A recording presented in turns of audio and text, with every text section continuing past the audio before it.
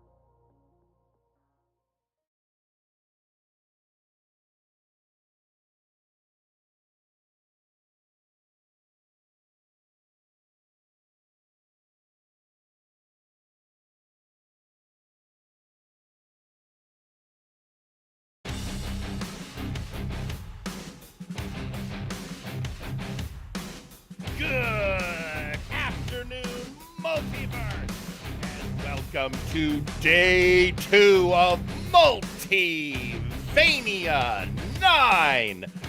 I am one of your hosts, Warzone General Manager, thankfully still, Jerry Aldini. And with me in the broadcast booth is Eric Jenerickson and Pete McPherson. Hello? I'll tell you what, if ever we needed a hashtag thank you, TJ. We're free. We are. And, yeah, you know what? Let's not, yesterday was an amazing day. Incredible things happened, but that was yesterday. Today is today. Really quick, should we go down the card, Eric? We should definitely talk about this card because it is stacked. In our opening matchup, I'm sure you have a lot to say about, Jerry. I absolutely will. It is going to be Sasquatch Wing challenging Johan Mjoln for the Big Oof Championship. But then, you talk about that. What about the Interdimensional title? Well, the Interdimensional Championship had its roots completely uprooted, so to speak. We thought we were getting a match between El Pollo de la Muerte and Spike, but Deadpool, yes, Deadpool of the Multiverse of Marvel, decided to insert himself with the help of Mr. Lawson, and this has now become a triple threat match. And folks, we have never, and I mean never, had an invader win this championship before. Will they retain, or can someone save us? We're going to find out. I mean, the implications are mad, but then moving on to the next matchup, well, folks, it is going to be, I'm not sure what order, I don't know if I have the right sheet for the order. We're just going over the card, Jerry. The order is unimportant. That's fair. Today, we are going to have a grudge match, a Robro grudge match when R. Sawyer faces Zeta in a rematch with special guest referee Chaz Lee. What makes Chaz the right ref? He hates both of them equally. Yeah, that's... Sure, we'll go with that. Just like a real family. What? Fair I'm enough. sorry, is there something you want to tell us, Pete? No. Next, well, another belt on the line is the Nexus Titan Championship, and this is special for both Warzone and Flashbang audiences as the Ginger Boy, Tommy Black, challenges the Dagger Daggerick for the Nexus Titan Championship. Tommy vowed to claim a title by Multivania. Now's his chance to make good.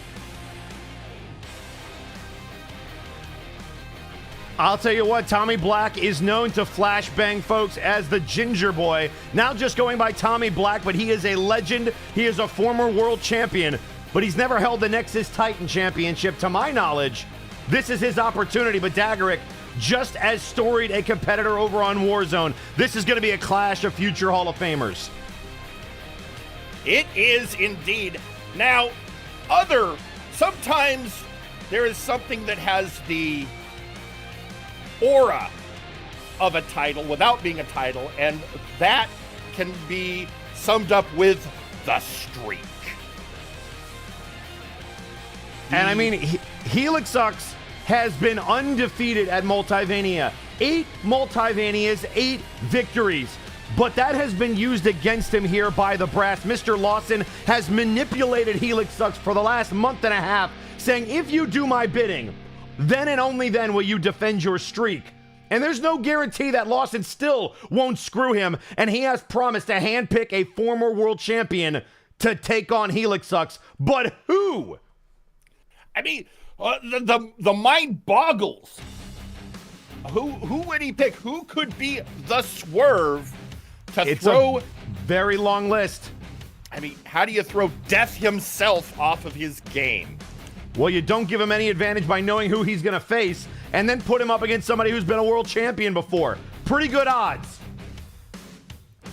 Now, unlike what happened with Warzone, Flashbang gets to have its tag team belt defended, but not making it easy on the champions Vaporwave, because they have to take on not one, not two, but 3 other teams to retain their belt. That is true. The Guild, Hell's Kitchen, and the Forces of Nature, all 3 teams have never held championship gold in MNW. And the only thing that stands between them and that gold is Vaporwave. Vaporwave has been in the pocket of the brass. Apollo Hades has been doing favors to help out his teammates. Can Aqualung and Rico Rose retain the belts when they don't have to be pinned or involved in the decision in order to lose those championships? We're going to find out. There's a lot on the line. There is. And also, we are having, is this a first for us on a Face Your Fears match? Yeah, I don't know if we've ever done one on Multivania, but we're going to get one here tonight. And all I can tell you about this, Lucius and Macabre hate each other. And it's gotten to the point where we've had Macabre stealing souls with his lantern. We've had Lucius Constantine trying to appeal to the multiverse, saying, look at what Macabre has become. I'm not the bad guy here. Well, I don't know if there's any good guys, but what I do know is that this match is so volatile and we don't know what kind of super secret powers these two are going to bring out. It is a Face Your Fears match, and it is not even on the premises. I don't know where they are or what's going to happen. All I know is we'll have a camera there. And the Trios title on the line when the Cyberbots defend against the Princeton. And this match is going to be extremely important for the Princeton, because in order to secure this title opportunity, Sarah Reginald and Sarah Percival had to put Sir McCheese's contract on the line. If they lose, the Princeton will be split. McCheese will be sent back to Warzone, and the Cyberbots will have retained their Trios championships. But If the Princedom can overcome those odds, they will put championship gold around the waist of Reginald Percival for the first time in MNW. And it will once again make McCheese a champion. And then in a match that has some extra weight, the brass briefcase ladder match. And by extra weight, once this match happens, Defunct's brass briefcase is invalidated. What is he going to do, if anything, before this happens? But in the meantime, 8 competitors striving for the brass briefcase, which will hold in it a contract, which no one but the briefcase holder will know what belt it's for. And I'll tell you what, I was handed a note just before the start of the show. Mr. Lawson continuing to get involved. Fear Strikes, one of the legendary competitors from over on Warzone, the power armor that he likes to use, Lawson has banned it in this match. His armor is not valid. The hell? Well, you know what? Fine. Guess when you get to make the rules, you get to do weird stuff like that. But this means 8 people: Zericus, McMorgan, Red Star Roman, Damian Anderson, Wiley, Fear Strikes, Graven Allen, and the Smoking Mirror. This match has the potential to change the career of one of these 8 men, and you bring up Defunct. We don't know if he's still in possession of the contract inside that briefcase. He was beat down by M a couple of weeks ago, who then lied about it, only to reveal it last night that he indeed was the attacker on Defunct. And I'll tell you what, if he doesn't cash in that briefcase, nothing is stopping one of these 8 men from doing it here tonight. This is true, and that could potentially affect the last match we have to talk about, and that is the World Heavyweight Championship match. Victor Vicious has a record-breaking nearly 4-year reign as the heavyweight champion on Flashbang, and Crimson Phoenix is taking their second run at unthroning him. And in their first attempt, they were screwed out of that championship. However, they fought their way through the 64-man tournament, got all the way to the finals where they defeated Zericus for an opportunity to face Vic, and Crimson has said, this is it. If I can't do this, I don't belong here. So it's all on the line. Can Crimson Phoenix be the one in the last 4 years to take that belt away, or will Victor Vicious try to march toward his 4-year anniversary at Breakdown in October? This is going to be huge, and it could change the face of the multiverse in Flashbang with one match. The Executive Club has already promised they will do whatever it takes to help Victor Vicious, and he has accepted that help. Crimson Phoenix, by giving Satiris to Victor a couple of weeks ago, has secured a Cartel Rules match, so at least going in they know everything goes.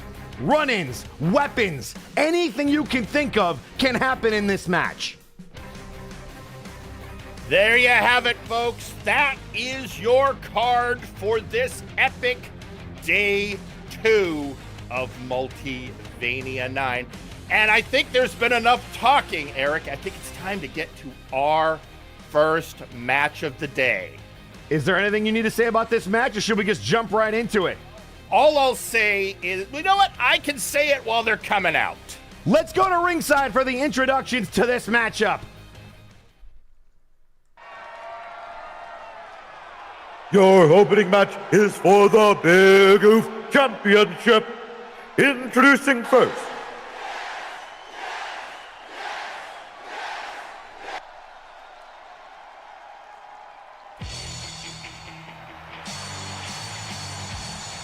Sasquatch Wing!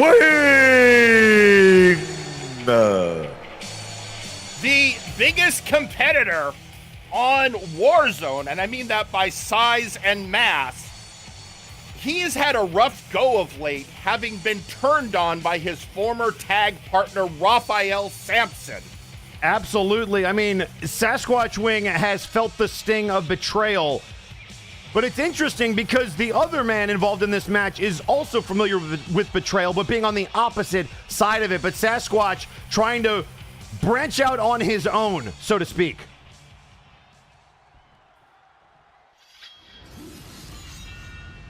And introducing their opponent, they are the Big Oof Champion.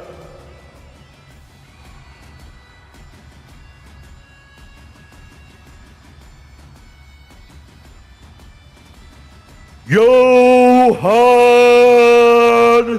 Mion.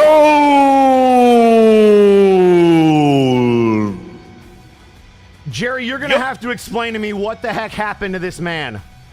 Well, he finally got a belt after 5 years, almost six in the Federation, and it went to his head. He declared himself a god amongst men. He is a demigod, and left his friends in Soul Train in the dirt, literally stomping down Tiki the Troll. And the thing that's made him angriest, since the Big Oof is an open challenge belt, he got tired of, as he put it, puny wrestlers challenging him. He has been demanding a worthy opponent and feels he's finally getting it with Sasquatch Wing, because it will let him show how truly dominant he is. Johan Mion was a flashbang legend. He stood against the Empire of Terror as a member of Fate. Remember, it was he that secured the victory over Earl King Wes inside an elimination chamber, a steel cage. And now this is what he's become, and I don't even recognize him anymore. And I feel like that's been a theme over the last couple of weeks, as we've just seen multiple people turning their back on their beliefs. It's been a sad trend. But with this, I mean, Sasquatch Wing looking to reignite the fire, prove that he can go on his own. Johan wanting to prove his dominance. Only one can leave with the belt.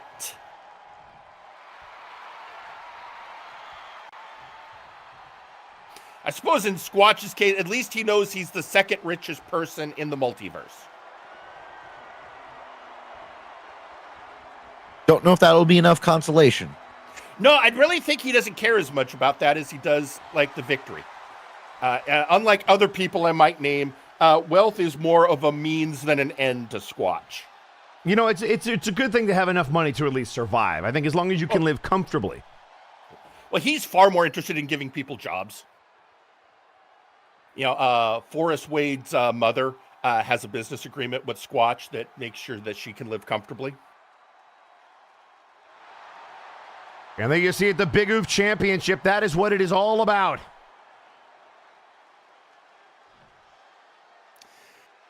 And folks, if you have on your bingo cards, yes, this is a hoss fight. And the Son of Thunder, coming out early. DDT, the viciousness. Just the right hands beating down on Sasquatch. I mean, he's beating on as hard on Sasquatch Wing as he did Earl King Wes. Which, honestly, at that time, I was a big fan. Not so much tonight. But Johan, a fierce competitor, and you can just see, by the way he holds himself, no hurry, no rush, just all power. But Sasquatch can match him power for power. In fact, that brings up an interesting point, Jerry. Have we reinforced the ring? Because this is a hoss fight. We took that into consideration. The ring crew knows we don't want a repeat of other matches. Johan has broken the ring before. He has. So, we do take that in consideration when he's coming out against a powerful combatant. Well, that's good at least. By the way, Theron is already tweeting out on social media, Flashbang better pull it together tonight. I have nothing but time on my hands, and I'll violate my ban if I have to get them on the same page. That's what I have one question for Theron, and that is, for the Outlaws work last night. Did you guys get paid ahead of time? I don't think they did. Oh, what a shoulder check. All the way to the floor. Brutal. Theron went on to say, if I have to get them on the same page to kick the executive club into their place, remember, We used to be the most violent team here. Jack, you know where to find us if you need us. Interesting that they're not opening up their doors for the executive call. Look at our referee trying to hold Johan back. Maybe not the wisest decision. Well, it's the Warzone referee. They're functionally immortal. It's fine. Well, that's good. And tweeting out on social media, M saying, whatever it takes, we will see 1,000 days of victory. And even McMorgan getting in on the action. Even gods can be, and sometimes need to be, humbled, Johan. Bring him down, Squatch. And that's coming from somebody. McMorgan is the person that broke the ring with Johan. So if anyone knows him, it's McMorgan. It's also why I asked if we had reinforced everything. Look out here, pump handle, back suplex. Squatch getting a little innovative, and Johan not even giving him the courtesy of a 1 count.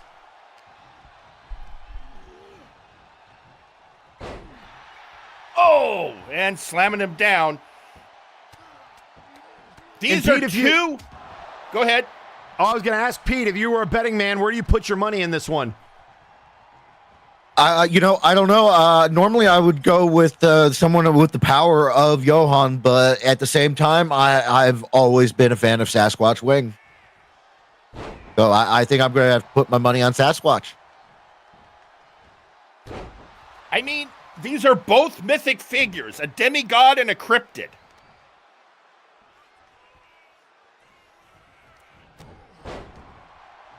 And the question is, how much? My biggest concern with Squatch is he focused, or how much is he concerned in the back of his head still with what happened with Raphael Sampson? Especially with Raphael adopting an attitude similar to what Johan has now adopted. Locking up in the ring. Oh, brutal elbows from the Son of Thunder. Just continuing to work over Sasquatch Wing. Look at the power just to lift him up in that Samoan drop. I mean, power is the key word in this match. With either of these wrestlers, you're not going to see a lot of finesse, is what I'm saying. No, not at all. This is, uh-oh. Uh-oh, that's how McMorgan did it. He suplexed Johan. And he just knocks him off the top rope. I was worried about the reinforcements for a second. I mean, little concern, especially because we have so many people that are paid for advertising. We're also only on match 1. We can't exactly just go home if they break the ring. That is a good point. That is a good point. I can, and the audience is, I don't want to call in favorites. I could. I don't want to. I know a guy. And back in the ring. Because, again, champion's advantage. He's got to win in the ring. But look at the result. How quickly Squatch gets back up after being put down. Oh, and the power. And down he goes. Trying to hook the leg. Squatch. And a kick out. There we go. And mindful of Johan's arm that close to the ropes. I mean, that's veteran savvy.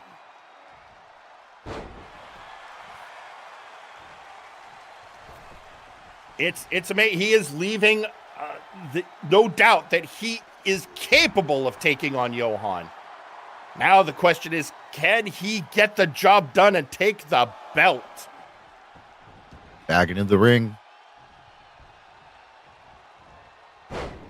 Luthez press. Luthez, the innovator of jumping on a guy and punching him. And a shoulder check into the back. And let me tell you, getting hit in that area of the back is almost the most painful thing that can happen to you.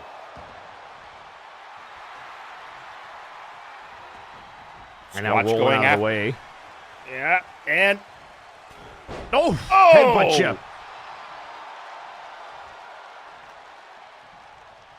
That's one thing. Squatch likes a good headbutt. I mean, who doesn't really? Honestly, fair point. Oh, what a power slam.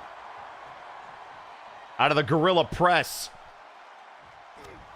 We'd also like to remind you that Multivania is brought to you in part by Squatch Roast Coffee.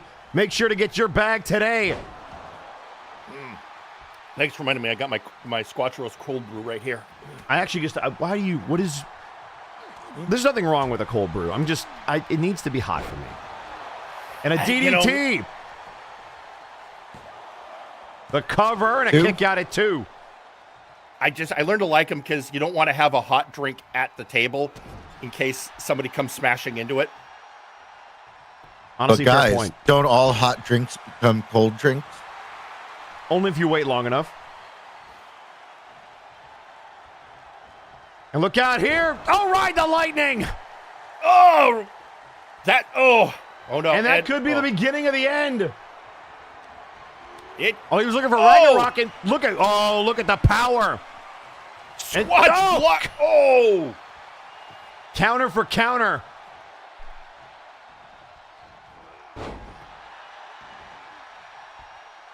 And these two used to be, I don't know if they were friends, but they were certainly on friendly terms, but that's way out of the picture now. The person Johan is friendliest with now, off the top! Big splash. I was going to say, the person Johan's friendliest now with is the Allfather. He literally came out with a hashtag, Arkolf was right. Sure. Huh. Which, considering Arkolf is, of course, a proud member of the Murder Cave. Again, I'd love for them to be the Extinct Cave, but we can't all get what we want. Nice crossbody there by Squatch. Body. Or the missing in action cave. I mean, recently, yes. My problem is when I don't hear from the Murder Cave, that's when I'm worried.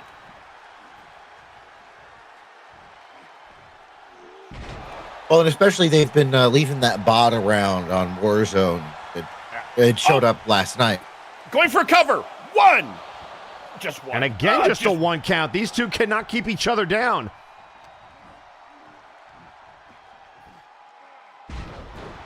Oh. And using the ropes on the way down, getting a little extra damage. Squatch has got to be very, very careful.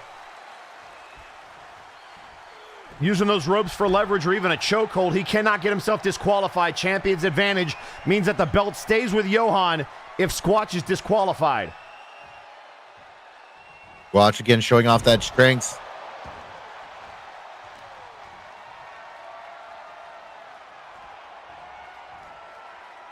And again. A second military press.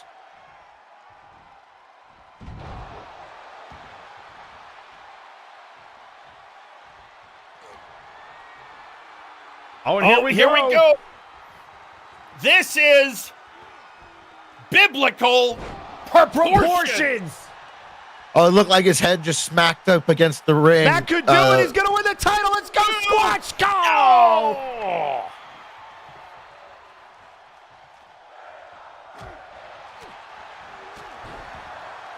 I would have thought that he might have given up on that move due to it being an homage to Raphael, but apparently his opinion is this one do it better.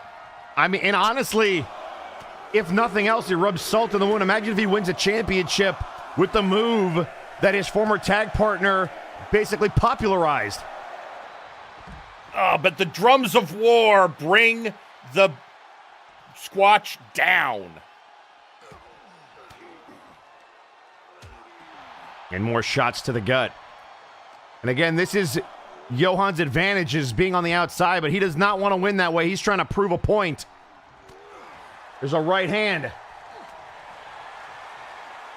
Uh-oh. Trading blows, and you can almost feel the reverberation all the way here at the announce table. We're over 10 minutes into this match, and neither one of these men seem like they want to give an inch. And Squatch might have been busted open, and they're still throwing haymakers. Neither willing to go down just yet. The Squatch getting a little... Oh, here they go! Just an all-out brawl, horse fight!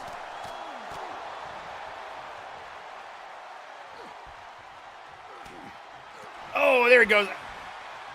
He's getting there, but at the beginning, I think Squatch is looking just a little gassed. Oh! Oh, you got to imagine both are at this point. We're getting down to the point of finding out just who has more in the reserves. Yeah, you're right there, Pete. See, Johan's struggling to get back to his feet. And out of the top row. Uh-oh. Uh-oh, Squatch. Look out here, a muscle buster out of the corner. Oh!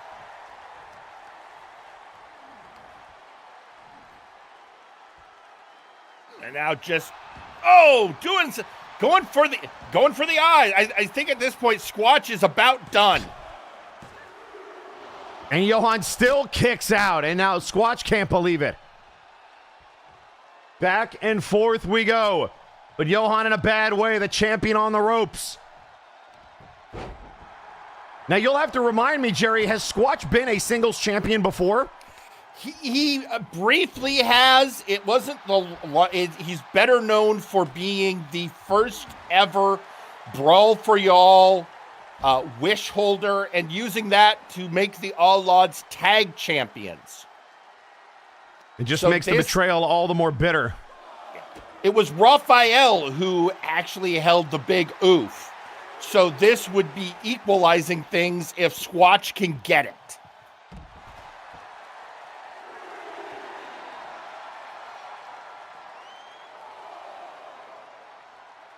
Johan taunting Sasquatch before getting back into the ring.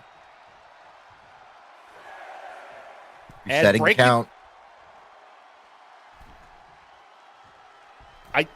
I think he's just messing with him now. And now off the ropes, the drop down. Again, the drop down. Oh, what a boot. Oh! And I think Johan's starting to lose his cool, a little frustrated that he hasn't been able to put Sasquatch away. Yeah, he said he wanted a worthy opponent, and he got one, and now it seems to be pissing him off. And now trying to put him down. Looking for Ragnarok. Squatch was able to counter it, but not this time. He hits it to retain. Oh, he did it!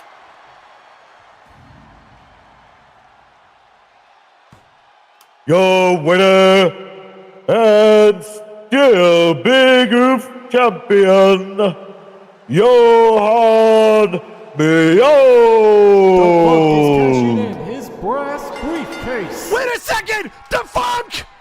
He's The cashing Funk is casting his briefcase! The Funk is here! It was the big I oof don't in the believe it! briefcase! The Funk out of nowhere! And Johan completely gassed after The fighting. Funk! Cover him! Count it, ref! I don't believe it! Two! We have a new champion! Well, I guess that answers that question.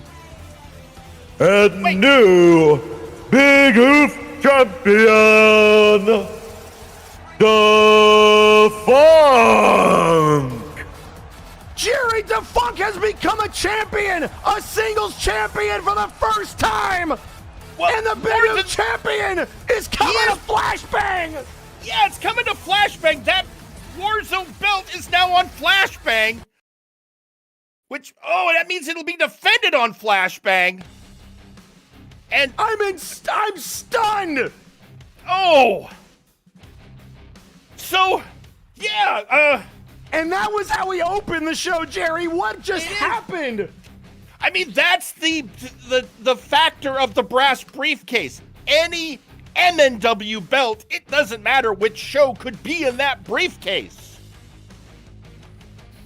So The Funk is the Big Oof champion, and he's taking it back to Friday nights. Johan never saw it coming. Karma's a bitch. on one hand, I'm really glad the belt's off of Johan because he was not a great representative. On the other hand, I guess my show's down a belt right now. Because by rules, we can't just have a Warzone wrestler challenge for the belt because of crossover rules. We can set up something, but we'd have to set up something. And already people are screaming about the referee's decision. Mr. Butler saying, quote, objection, his foot was under the ropes. And maybe your immortal referee missed it, but the referee's decision is final. He got out of there with the belt. Yeah, he did. And the Big Oof Championship is now held by the Funky One. Mr. Enigma saying, defend that belt well, Funk. A lot of people will come for that Big Oof belt. I speak from experience. And here's the interesting part. We saw on that Funk U, DeFunk looked hurt. And we know that he was beaten down by M. What condition is he going to be in on Friday nights? Because with a championship belt around your waist, a lot of people are coming for you. Especially because now this means, Eric, that's another singles title on Flashbang. There's a lot of people on that roster hungry for a title. Yeah, and you know what? There's 8 of them in our next contest because with that cash-in, we need somebody else to hold the briefcase. Oh, boy, you're right. And we have just seen how monumental that could be and how it could change everything. Could you imagine if the Multiversal Championship was in that briefcase? Can you imagine? How do you handle the TTV rules if it comes over to Flashbang? So many questions. Yeah, Jerry, Jerry, don't funk with my heart. Don't funk with my heart. Sir Uncle Dunk already tweeting out on social media, breaking rules, strange elderly gentleman running from the police after attempting to steal quarters from a child's lemonade stand. Interesting. And Also, tweeting out, I should have been more thorough with my lessons, Funk. Hold it tight, I have a young fighter coming for it. Hashtag Spectrum's Fury. Oh boy. I mean, I don't know. You know what? A story for another day. Let's put the is. briefcase back out there and figure out who's going to claim it right now.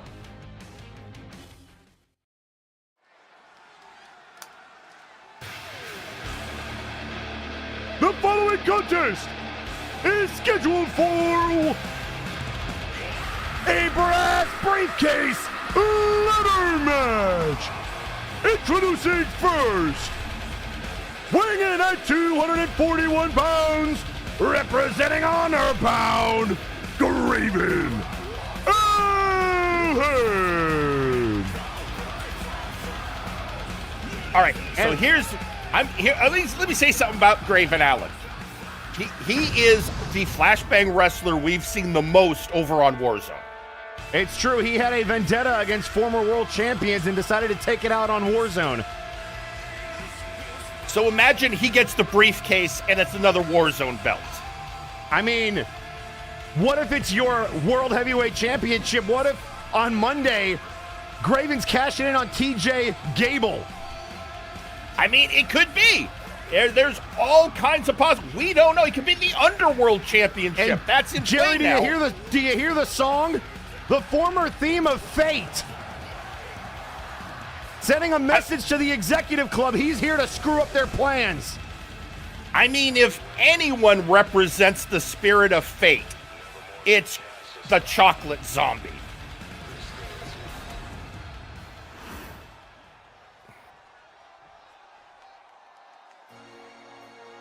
And introducing second, weighing in at 259 pounds, he is the fallen angel, Strikes. And remember, his armor was banned. So here comes armorless Fear Strikes. You know, here's what I'm going to say, having had a lot of experience with Fear Strikes in the past. I don't think this is giving people the advantage against them they're expecting. No, I mean, Fear Strikes uses that armor, but I don't think it's as much of a crutch as people would expect. Here's the thing, though. This was dropped on Fear at the last second, and it just shows you Mr. Lawson trying to stack the deck in favor of his hand-picked person, who we'll see later after these introductions are complete. Honestly, this feels like the difference between King and Armor King. Not that much.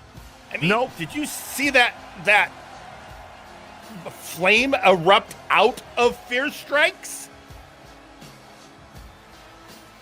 I'd say that maybe the armor was more for other people's protection than his. Or perhaps it was merely ceremonial.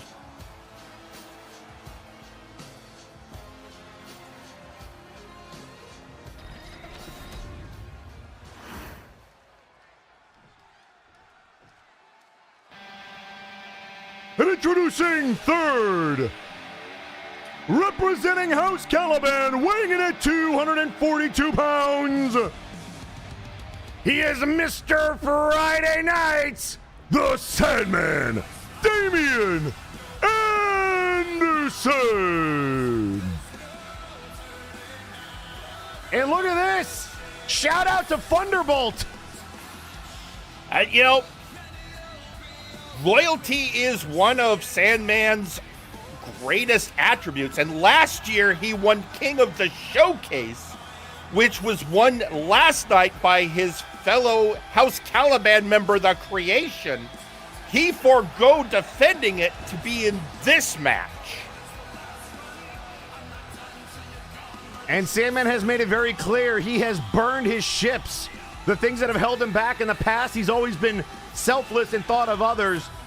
But he wants to be a world champion. And while the King of the Showcase is its own challenge and a guaranteed shot, he liked his odds in this ladder match. I think in part because it also screws up any plans the brass may have. I mean, Anderson had a title shot already, and, well, everyone who saw that match knows he was screwed. And tweeting out on social media before they come out for this match, McMorgan saying, you need to get your priorities straight, Em. I'm still coming for you. Whether it's in the ring or not. And then I'll cash in the briefcase when I'm done with you. Maybe even take the big oof too. And introducing fourth,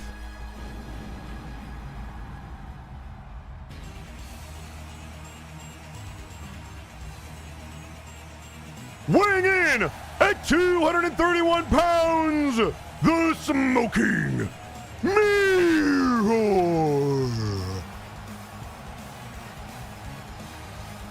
So I still am trying to get my head around this guy, Eric. Is he or is he not another wrestler on your roster in a mask? I thought he was, but now I'm confused, but I'm still confident that he is. But also the wrestler I thought it was suspended, and then he showed up and he didn't get suspended, and I don't know anymore, Jerry. I just don't. All right. Fair. Either way, he's somebody who does have a habit of making his presence felt with impact. I mean, Jerry, after finding out the truth about the janitor, I just don't know what to believe anymore. I tried to get a... Doing okay there, Eric? Eric, it's I just gonna need be okay. a minute. Can I just have a minute? Sure, it's okay. We're here for you, Eric. We're here. Thank you. Yeah, I'm trying to figure out if he's a mirror that's smoking or a smoking reflection. Or Yes. I'm just trying to figure out if I think the answer is yes. If this is a reference to Aztec deities or not, because that could have implications of its own. Because it's not like we don't have other gods and monsters on the roster.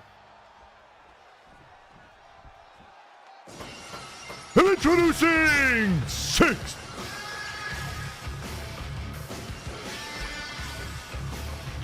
weighing in at 249 pounds, he is the Dragonborn Wily.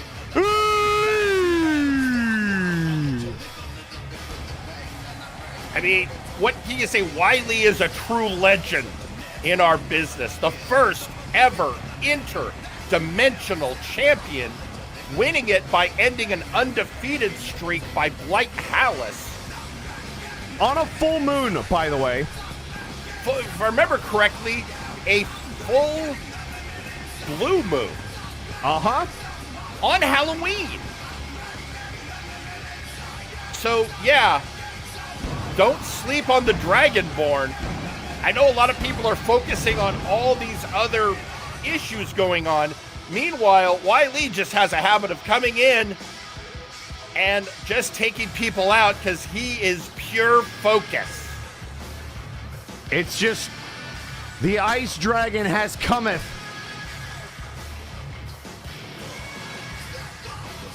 There is a calm presence about Wiley, but do not mistake it for kindness. This man is as brutal as they come, despite the composure. There's the reason the term Mighty Glacier exists.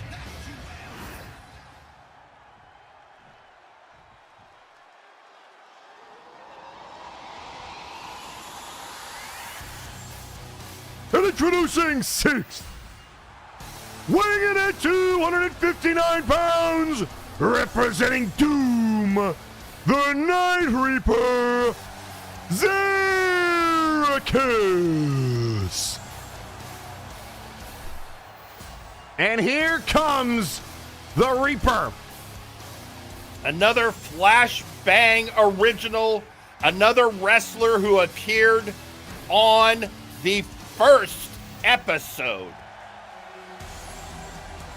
He and Majak came over from Warzone following the Inquisition era and the beginning of Flashbang, and Zeracus has quickly become a star, the runner-up to Crimson Phoenix in the 64-man tournament. This man has had it out for Victor Vicious and maybe wants to grab that briefcase for one more shot. He's never lost to Vic.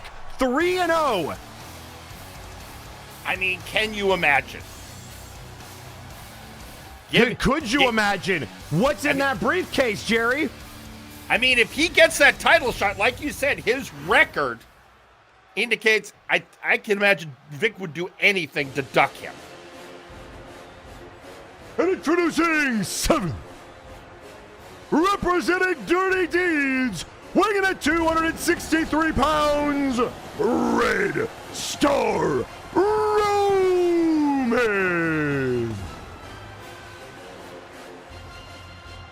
And here he is.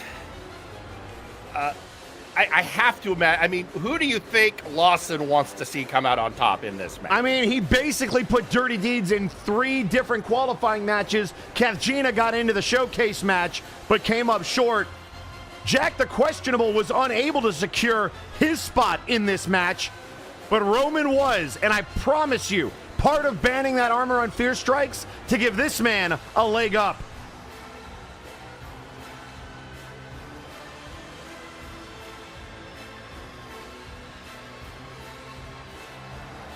Yeah, and you know, it's I've seen him in the past. He is an impressive competitor, but this last person,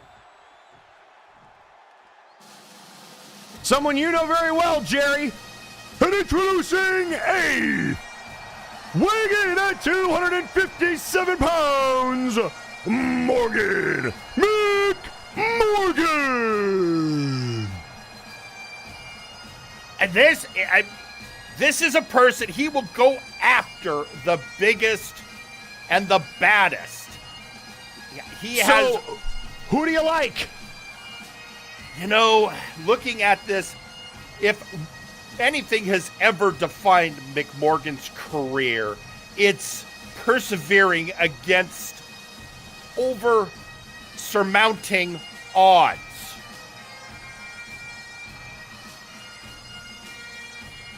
So McMorgan, you know, you got to keep an eye on him. I like the fact that we have 8 competitors in this match, but I'm sorry, I lost the thread. I was trying to make the fact that we have 2 wrestlers in this match with only one eye. Oh, yeah, actually that's, you know, Yeah. it is weird that it happened twice. It is. Well, at least in McMorgan's case, we know he took out his own.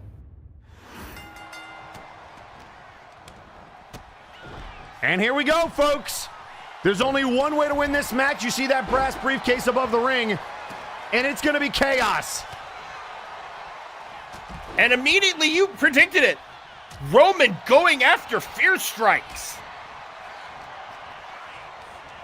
And now Zerkis going after Fear, and now Roman trying to deal with Sandman, who's been a thorn in the side of the Executive Club and all of their goons.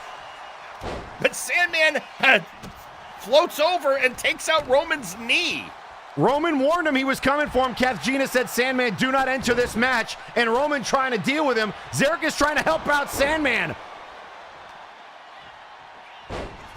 And taking his time outside the ring. Tweeting out on social media, El Pollo de la Muerte saying, I've been told by many people that I have no chance of winning the Interdimensional Championship. Given the match is now a triple threat, my odds are even lower. Yet, I am still sitting here calm and confident that I will leave with the Interdimensional belt tonight. I mean, you got to go into any match with that kind of confidence. If you go in thinking you're going to lose, you're going to lose. Yeah, you've already lost at that point. The mental game is over.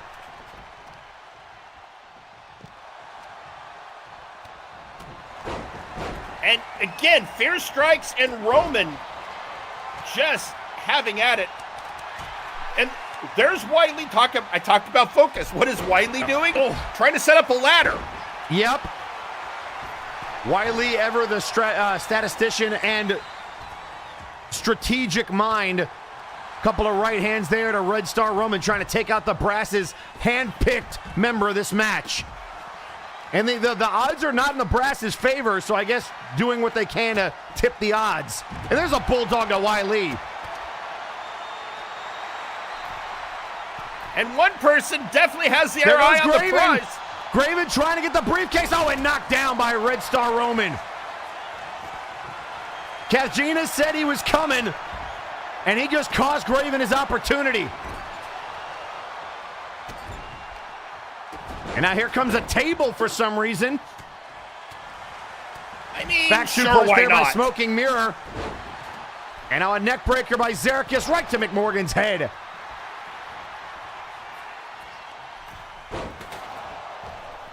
Springboard drop kick, nobody home. Fear back into the ring. Couple of knees for Graven. He had an issue with Warzone, folks. Well, Fear Strikes a Warzone vet. Likewise with McMorgan, a couple of Warzone veterans that a lot of your audience probably remembers. Oh, there goes the table. And then McMorgan goes head first into it. My God. Ah. And the Phantom announcers are once again a little upset. Yep. And Fear Strikes looks to be hitting as hard as ever. Armor or no. And now a running power slam. Oh! Did he bounce Graven's head off those steps? And Sandman going after Roman.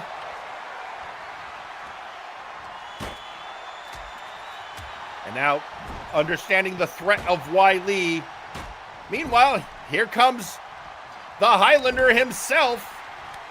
Yeah, look out here. German suplex by Anderson to Wiley. And now McMorgan going right back after Damien. I mean, at this stage of the game, the smartest move you can make is get people out of the ring so you can set up a ladder. And that's what Anderson's doing, but he forgot about Wiley, who just got back up. And that's the problem. 8 people in this match. You're always dealing with 7 other folks and their positioning around the ring. There's a cross body onto the table by Anderson. And now everybody back in. Now, I'm curious, because yesterday in the Mega Money in the Big Bank briefcase match, I think at one point we had 8 ladders out. Yeah, that sounds about right. So it's going to be interesting to see before this match is over how many ladders we get. And folks, tables don't count. They're a separate entity altogether. And Sergeant Major Payne tweeting out on social media, win or lose, McMorgan, I think it's time we have that ale, one Rogue Nation to another. I have an apology to make. And what is that about, Jerry? Well, both McMorgan and Sergeant Major Payne were members of the International Combat Club. And both have left. And when McMorgan left to come over to Flashbang, it was initially treated as an abandonment. But considering what's happened to Payne since then, I think it's more Payne saying, okay, I get it now. So abandonment issue. Gotcha. Yeah. Well, more, I should have listened to you when you were trying to tell me. Fair enough. So. Also, we just saw a light tube cracked over somebody's skull. The rewind from Sandman. And we still aren't any closer to having a winner. This is just turning into an Extreme Rules match, which we're going to have that in our main event already. A Cartels rule match. I think, Eric, the simple equation is you have a lot of people in this match that have a lot of beef with each other. And a perfect excuse to do a lot of damage. Now the suplex on a Graven by Wiley, and here, the super kick dodged by Wiley from Red Star, but right into Sandman. And Damian Anderson starting to cook. Oh, and he gets headshotted with that table. And now Zerikis. It looks like Zerikis and Anderson trying to keep Red Star from causing too much trouble. Look at the counter. Go behind by Zerikis, and now into the power slam. Look out here onto the table and the ladder. And now Zerikis gonna have Graven go for a ride into the turnbuckle, onto the ladder, onto Roman. Well, that's what happens when the look Night out here Reaper on the gets outside, going. Smoking Mirror going for the street sweeper, and McMorgan able to counter.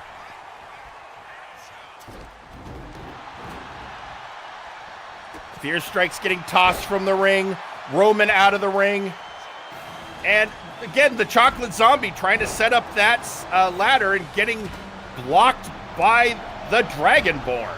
I mean, everybody's been doing a really good job. Oh, look out here, Nightmare Neckbreaker. Wiley about to hit the Frost Bomb. Oh, no, we got problems.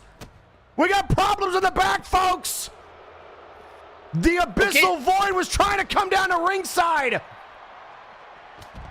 And it looks like AAA went no. Slamfibian and Sheepy trying to stop them. I heard somebody's music hit. V and Cleaver were being sent down by the brass to help Roman, and they got cut off at the pass. And all I can say is beep beep. And they're out in the parking lot right now. Oh, nice missile drop kick and back in by the ring. Oh, Graven in some trouble. We have to cut back to this match. And out of the steps. And again, that table being thrown.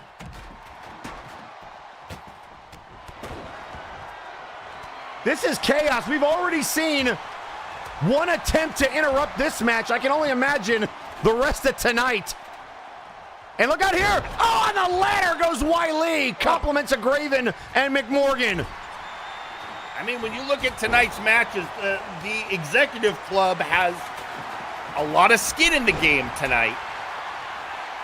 Well, that's the first attempt that we've seen.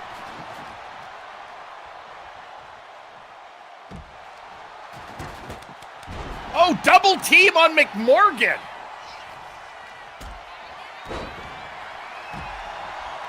And now Graven up. This could be a bad time. Looking for the Frost Bomb, but able to counter it. And tweeting out on social media, Michael Macabre saying, "My comrade Zerikis has my support. Fear has my respect. The rest, except one, are Flashbang brothers. As long as Warzone's reject of a Scotsman loses, I am happy." What? I didn't know there was a lot of beef there. Meanwhile, Graven not on our table. And there we go. Leave us out of it. Fear with Wiley up. Snake Eyes in the corner. Wiley the scoop slam. Or rather Zerikis, excuse me.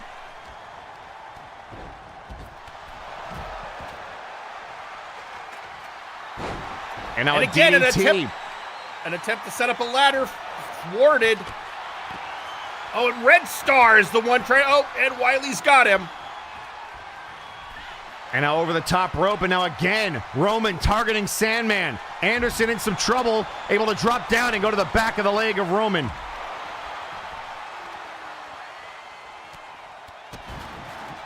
I have a feeling that if Red Star Roman had to choose between getting the briefcase and taking out Anderson. Oh, well, here goes Anderson. It'd be a hard choice. Oh, and into the table, or rather the ladder. Face first busting open Roman. When you talk about flashbang icons, Graven and Sandman now squaring off. And he gets thrown into the ladder. Fierce And now Fear's going to try to climb.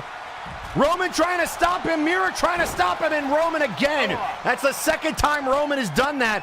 Almost like a security guard bouncing for the brass briefcase. And onto the ladder goes Sandman.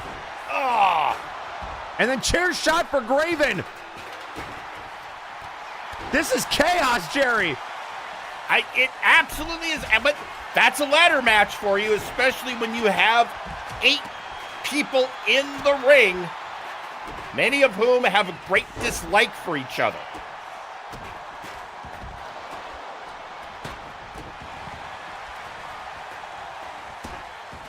And McMorgan going after the chocolate zombie. And another backbreaker to Roman by Sandman. Inside the ring, we've got Fear, McMorgan, and Graven Allen. And now a couple of Warzone vets, Jerry. Fear strikes and McMorgan. Yeah, fighting it out. Meanwhile, the only ladder that was in the ring is no longer in the ring. Zericus realizing that. And no, sorry, I meant... Yep, that's Smoking Mirror. Never mind.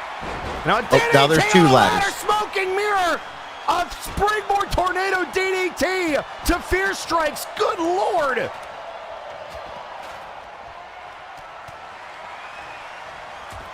And Damien throwing the Night Reaper out of the ring. McMorgan trying to get a ladder, and chaos in the ring between Sandman, McMorgan, and Fear strikes. It's true, and McMorgan looking for the back suplex, but countered by Fear. Oh, and there's a light tube to Zericus by Graven. And now trying to pick up Fear strike. That's probably not a wise idea. And a headbutt to Fear by McMorgan. That's just how a Scotsman says good morning. That's actually how a Scotsman says a lot of things. Fair.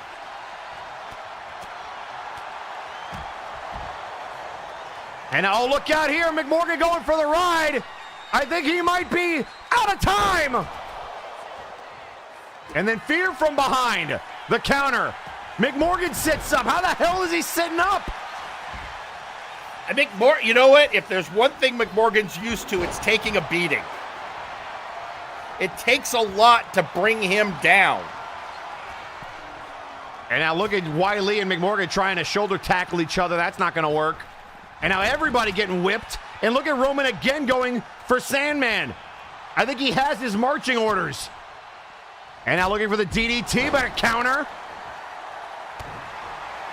And now again going for Sandman is Roman. Graven trying to get rid of Wiley. I think Roman is getting frustrated by the amount that Sandman is refusing to go down. And again, Kath Gino warned Sandman that this was going to be his life. Boot to the midsection. He was looking for the Red Star Powerbomb, countered by Graven. Elbow by Roman. Roman trying to take everybody out. The Brass's representative is going crazy. Death Valley Driver. And now after Graven. And now Sandman trying to get rid of him. And he's out of the ring, but here comes Fear Strike. So now it's Graven and Fear Strikes, the zombie and the fallen angel. Yep, and we know how Graven feels about former Warzone champions. Look out, this could do it for Red Star. He's about to have a fever dream out of the barricade. Oh my God! A divine strike from Fear Strikes too. But good God, how is Roman moving? I would think he'd need medical attention. Instead, he's back in the ring. This man is not human.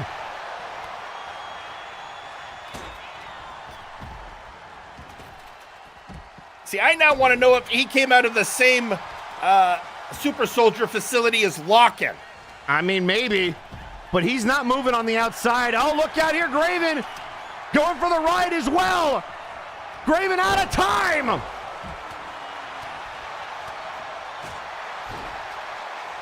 And now Sandman is trying to do it. Damian Anderson is going. Zericus stops him. He was fingertips away.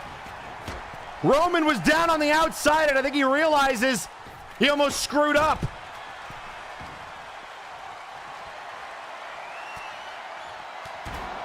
Or And just bodies laying all over the ring.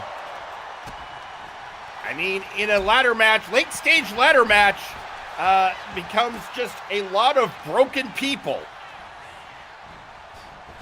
And now Sandman to the outside, Wiley to the outside. Graven doesn't see from behind. Zarek is able to stop Roman and throws him out. And now it's the Reaper and the Zombie. Poison Rana to Anderson on the outside by Smoking Mirror. Zarek counters. Clothesline, knocks over the ladder.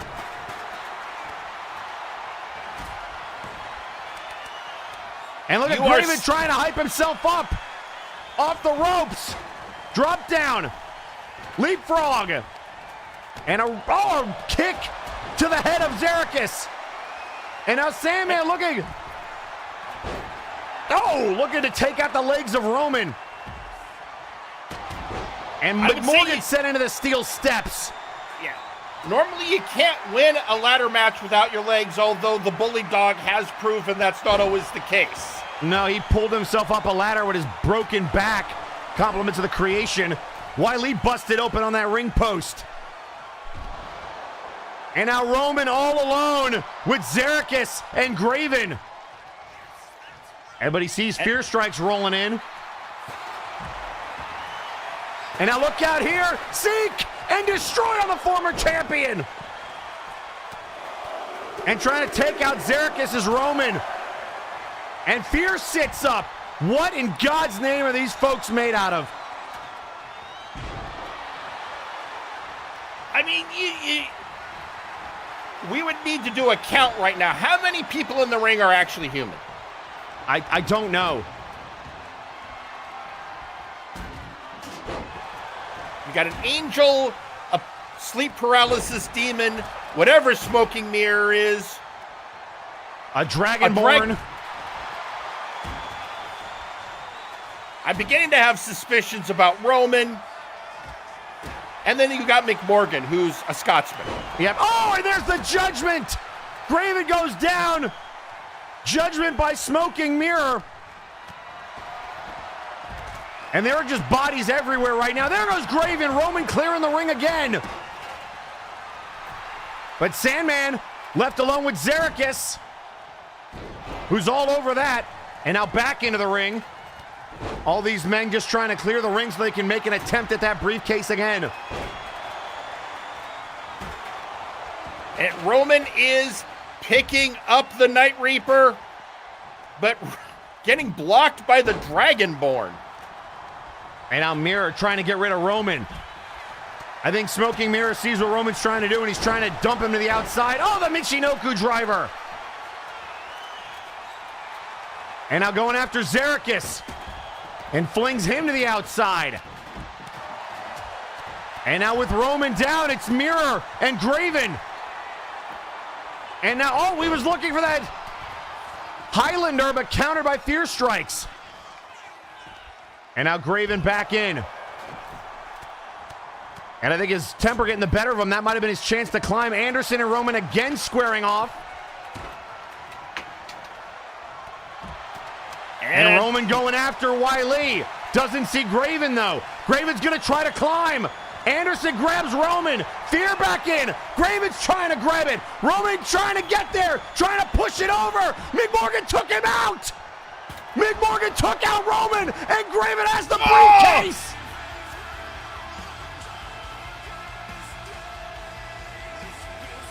McMorgan with the sacrifice play. And Graven has won. Here is your winner and the new holder of the brass briefcase, Graven Allen. I guess in the end, McMorgan decided it was better to screw the executive club than get the briefcase himself, especially because that briefcase in the hands of Graven Allen, of all people, means he can absolutely terrorize the brass with the power he now holds. I mean, the brass briefcase is a powerful tool, and McMorgan couldn't get to the ladder, dove at Red Star Roman, and it gave Graven the opportunity, the sliver of time he needed to pull down that briefcase. Interesting development. It was an amazing match, a lot of brutality. And now, I said at the beginning when Graven came out, he is the one person who could truly take that briefcase and run a reign of terror, because he's got beefs all across the organization. And we already saw some interesting developments. We now have the brass briefcase, which can be cashed in on one random championship in MNW, and nobody but Graven will know what that championship is. We already saw it earlier where Defunk cashed in on Johan Mjoln to become the new Big Oof champion. And while we are now getting the Big Oof championship, you, Jerry, might be getting a new member of your roster if the Princedom loses this upcoming match against the Cyberbots for the Trios titles. That's all I have to say. We're going to send it down to ringside. McCheese's contract versus the belts, and it's now.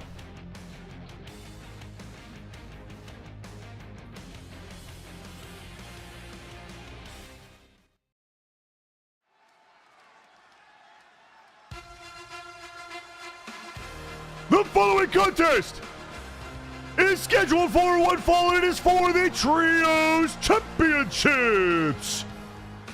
Introducing first, at a combined weight of 1,122 pounds, the team of Sir Reginald, Sir Percival, and Sir McGee's, the Princedom. And it looks like Sir Reginald is getting into the theme of the day.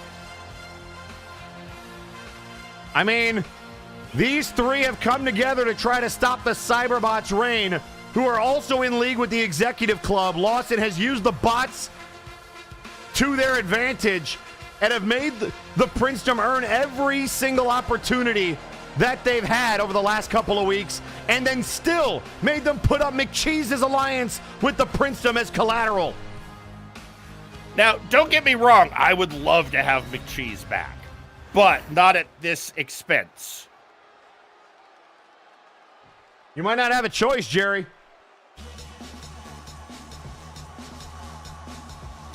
And introducing their opponents, at a combined weight of 1,372 pounds, the team of the Cyber Controller, Cool J, Kyo, and Talos Sid.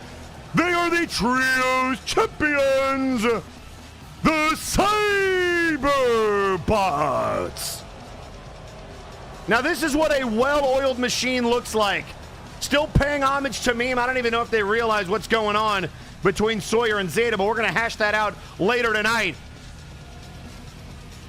I mean, but these two have been dominant Trios champions from the start when they won those championships. And they're always impressed. I mean, yeah, I always get a little weirded out by the Cyber Controller's goal to destroy all organic life. But I suppose everyone needs a hobby. Yep, and Graven tweeting out after his victory, "All I need is fate."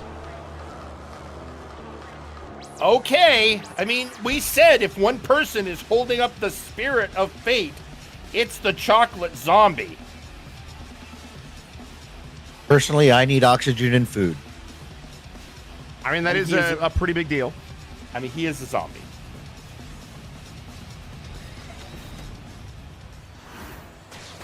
So here we go. It'll be one fall to a finish. The Brawl Trios Championships on the line. And here we go. Will it be the bots? Or will it be the Princedom? I mean, let's be...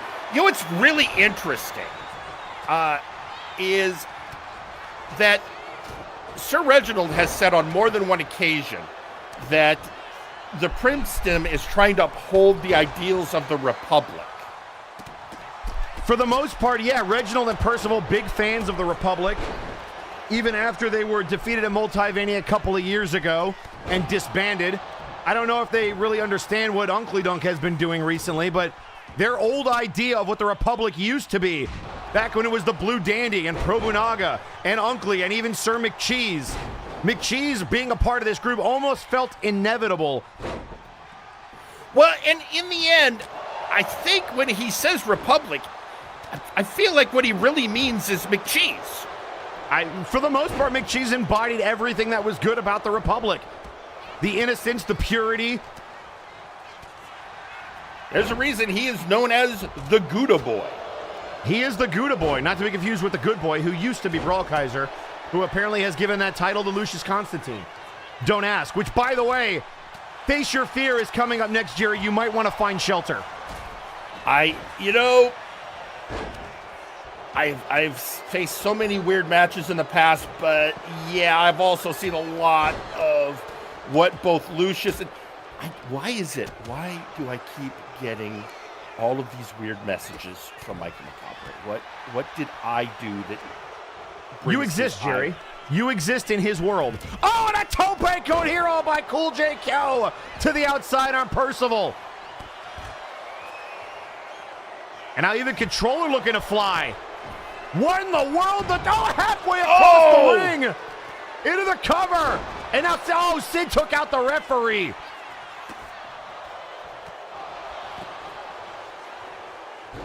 Sid and Controller with the double team. One took out Reginald. The other took out Poor Legs. There's another one I always try to wrap my head around. This Sid guy. Is he a bot? Is he a construct? What's his story? I mean, he is absolutely a bot, but he is, I hesitate to call him the powerhouse of the bots, standing next to Cyber Controller, but he doesn't say much. He's essentially the Malice of the Cyberbots. He just kind of goes about his business and dominates as Reginald with a belly-to-belly on Controller. Controller has always been the mouthpiece. Cool J Kyo has always been the, well, if Controller's the mouthpiece, I guess Cool J Kyo is the attitude. Okay. And then there's a choke. Oh, and he drives Kyo to the mat. Does Percival. And now McCheese, powerbomb into the barricade. Oh, and Percival with a jawbreaker from Kyo. And then into the cover. Two. Kick out.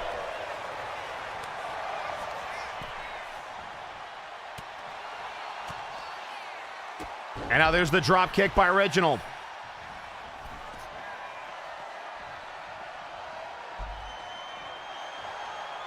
You know, again, speaking of the Republic, I tried reaching out to the janitor after everything that happened yesterday, and he said, I'm not a janitor anymore. I'm a professional, which I'm not sure what that means, but... Wow, shots fired at janitorial services. I guess. Yeah, seriously. Yeah. I mean, he was a professional as the janitor, but anyway, the power of Percival. I'm sorry. Yeah, no, Percival. Right. He's the one in the armor. Got it. Yeah. I'm good. The purple armor. Yes. Yeah. McCheese is the silver. Reginald in blue. And if I they're dare not say human, this is probably going to be robot. our shiniest match of Multivania. Yeah, I would say that's probably true. And Percival with an old school hangman across the top rope. Big elbow on the outside by Reginald. The Princedom have had their struggles as a trios team, have been trying to find continuity over the last couple of weeks. And certainly their biggest test today, can they get the job done here at Multivania? We've already had one title change hand, the Big Oof Championship here tonight, but it was not who you might think. Well, I mean, technically it changed hands twice tonight. From Johan to Defunk. And tweeting out on social media, your best friend, Aldini, Michael McCabre, and here's the cover on the chair, legs in position. The kill breaks it up. McCabre saying, Aldini, McPherson, I remember the days of firing line. You were gracious host, respectful even. I didn't forget. Man, even his compliments sound scary. I know, it's like, thank you? You know, even hearing it, I kind of feel like I hear him misspell my name. I don't know how that works, but I feel like it. Yeah, it's kind of weird. Well, you know, when you're a bringer of the apocalypse, I guess it's I'm just saying, I think he maybe holds some Addams Family values. And he was looking for the lance right there, that super kick to the face.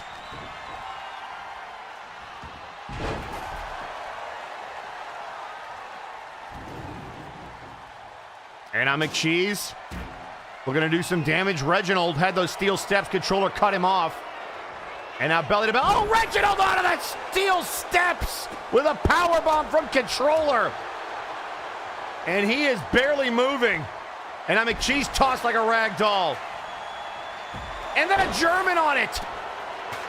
Reginald in a bad way. Oh, No, not on the steps. Not on the steps. Oh, God. Oh! And now Sid with McCheese up. Trying to delete. McCheese on the chair. 2. And he kicked out.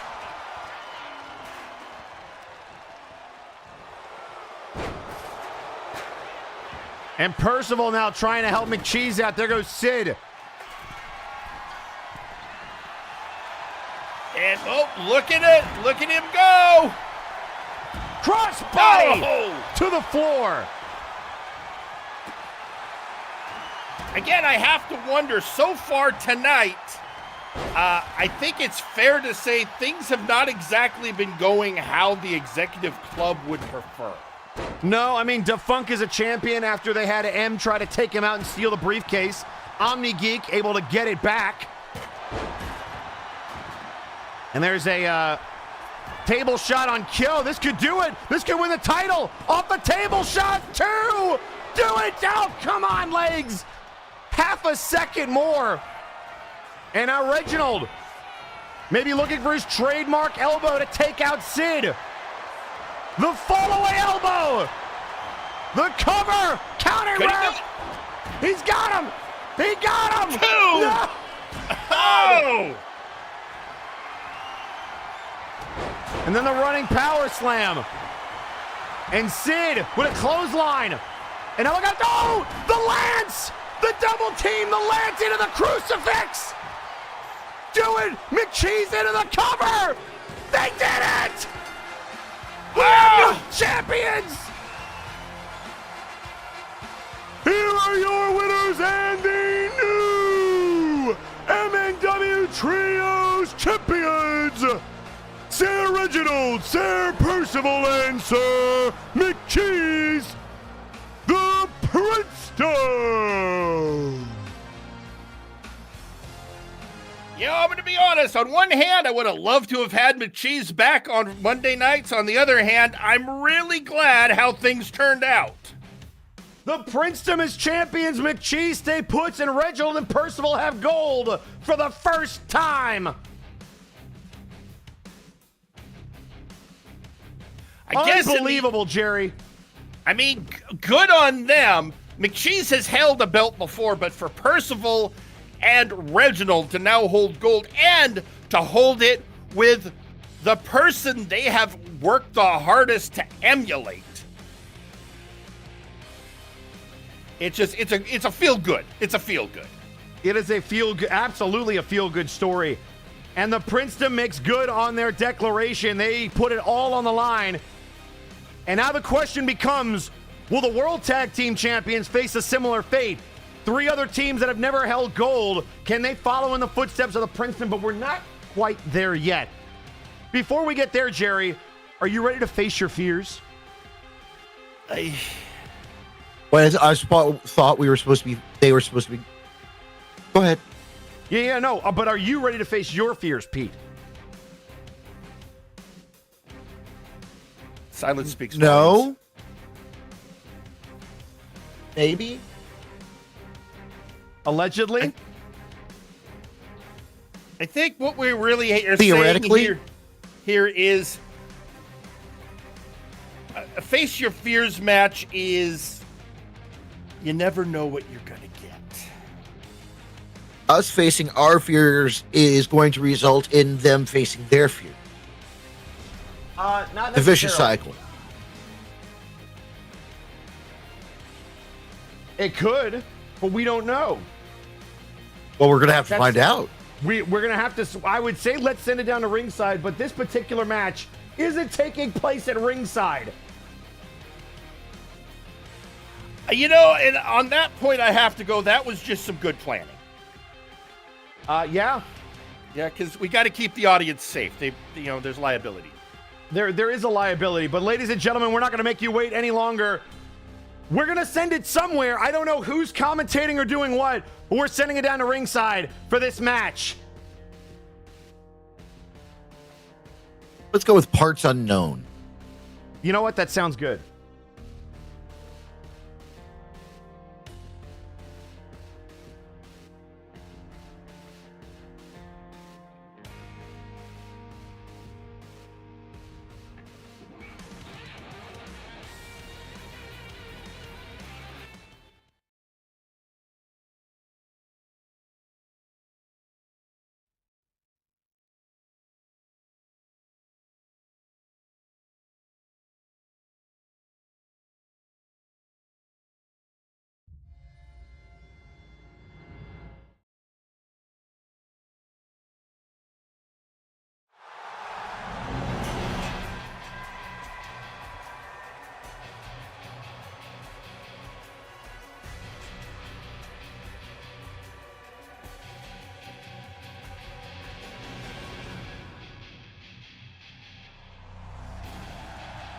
The following contest is scheduled for one fall. Introducing first. He is actual wrestling Satan, Lucius Constantine.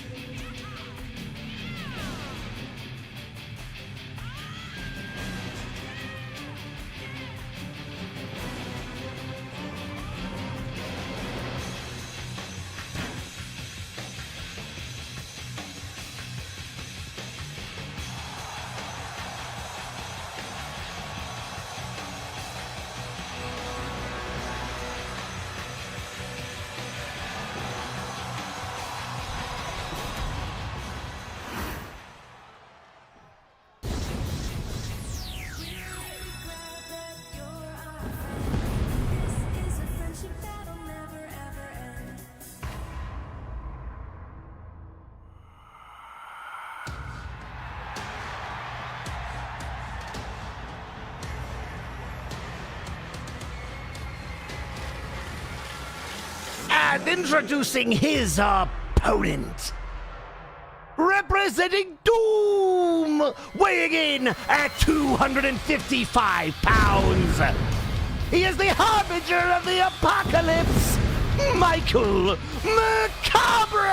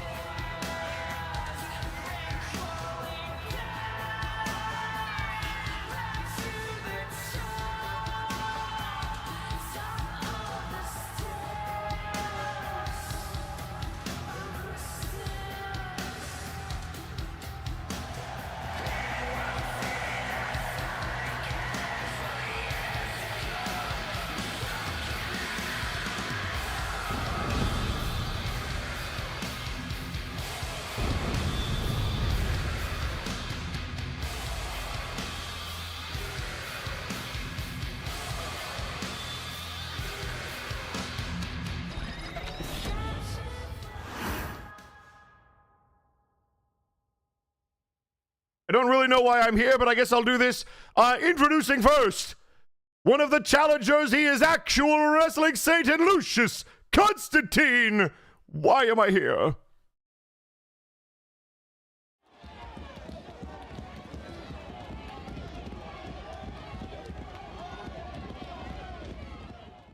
And in this corner, representing Doom weighing in at 255 pounds, he is the harbinger of the apocalypse, Michael Macabre. Can I go now, please?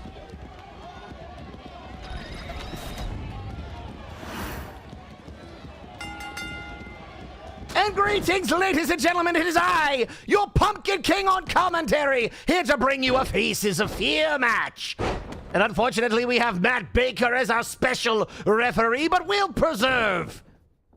I will be your totally unbiased voice of MNW for the next few moments, welcoming to nowhere, the place where all roads lead.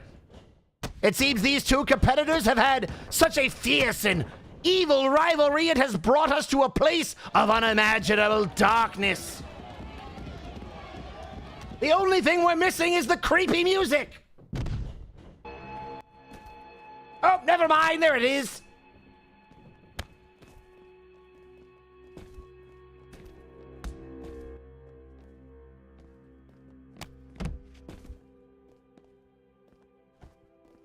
And if you're curious about our specters around the ring, we're not really sure what's going on. I'm certainly not that large in real life. Hopefully you haven't missed me in my absence here. Oh, and a big scoop slam there by Lucius. He's not as out of shape and fat as I thought.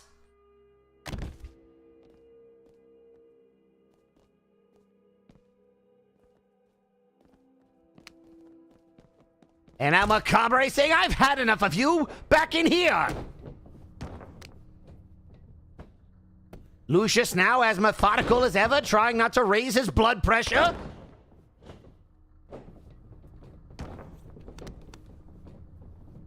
And now oh my goodness, just throwing him. There's not even any ropes to throw him into. Let's see if Matt Baker can count to 3. Only 1. To be determined.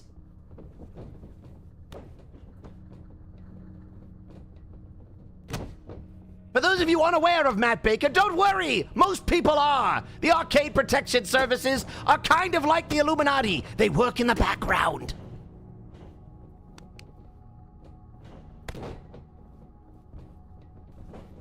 And there you see the false jester of MNW at ringside.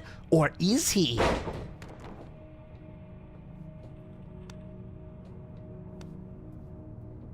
And now trying to rake at the eyes. I don't know how that works on a devil. Ooh, I had a wonderful idea. Do any of you like golf? Let's do it like golf. Ahem.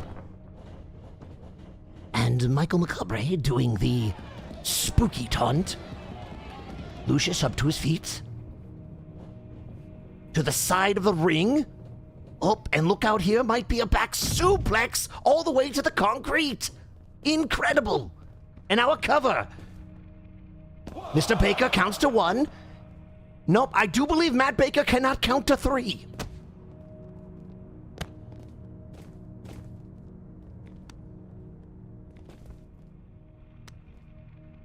And now trying to twist the leg. I don't believe it comes off.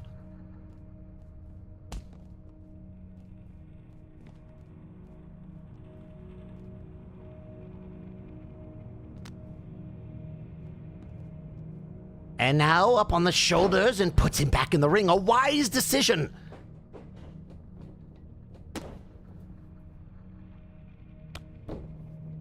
Ooh, that one's gonna leave a mark. Oh, apparently I still have access to the internets, which is unfortunate because I'm being tweeted out by the jester. Ramoon saying, quote, screw you, Mr. Pumpkin King, but there is only one true jester of MNW, and it is I, Raymond. I don't know if you could be a jester named Raymond.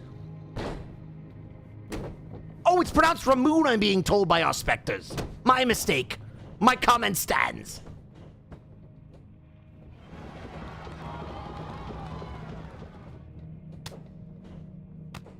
All right, enough of the golf nonsense. Kick his butt, Macabre.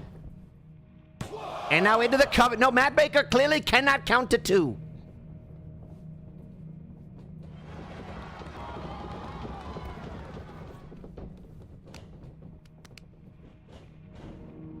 And now looking for the headbutt. Oh, Lucius might be bleeding. I don't know if devils can bleed, but we're going to find out. And now the choke bomb. Oh, how I love the choke bomb. Come on, Matt, you can do it. 1. Now what's after 1? 2. And then up. There's one more after that one.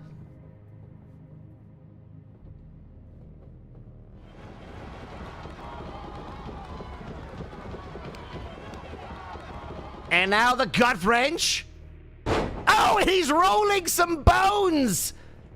Let's see if Baker can get to 3 this time. I highly recommend it.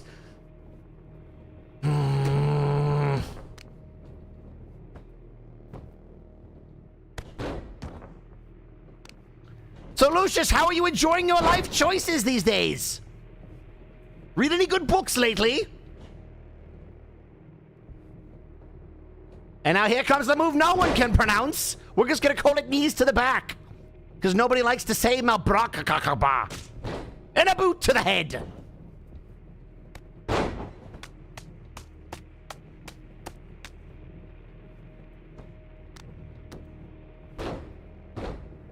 I do have to wonder, why would you want to wrestle on a mat that's bloodstained and moldy?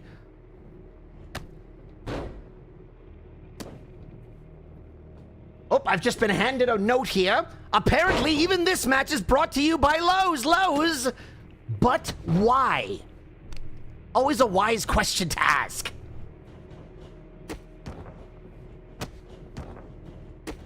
And now putting the boots to Constantine. The rabbit and the hog seem entertained.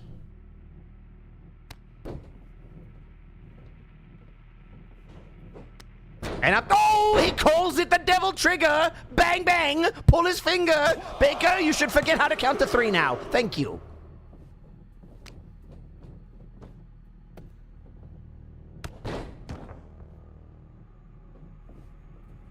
And now trying to rip off Macabre's head. I can assure you, he's got others.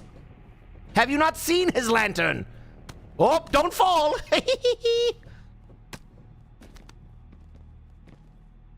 And now the headbutt.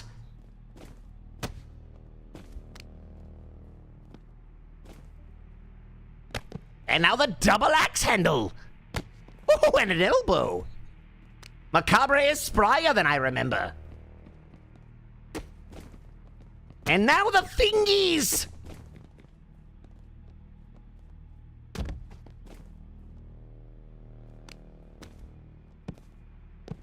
Oof. I don't know, Michael. I don't think there's much in there, but it could be effective.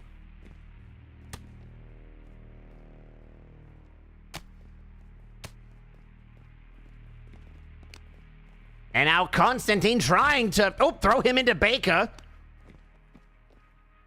And then whips him towards the Phantom. Oh, it's the Revenant! What is up, Big Papa Plutonium? How's Elsa? And now grow the mandible claw. How do you like them apples, Grim? He does it better. Count it, ref. Ah, you still can't count to 3.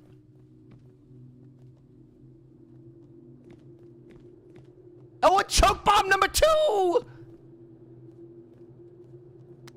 Lucius, I would recommend defending yourself.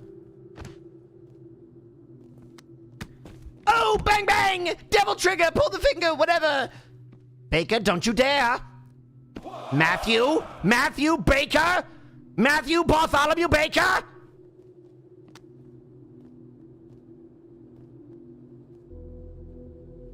Oh, no, not the barricade. We only have 4 of those. Lucius trying to break one of our 4 walls.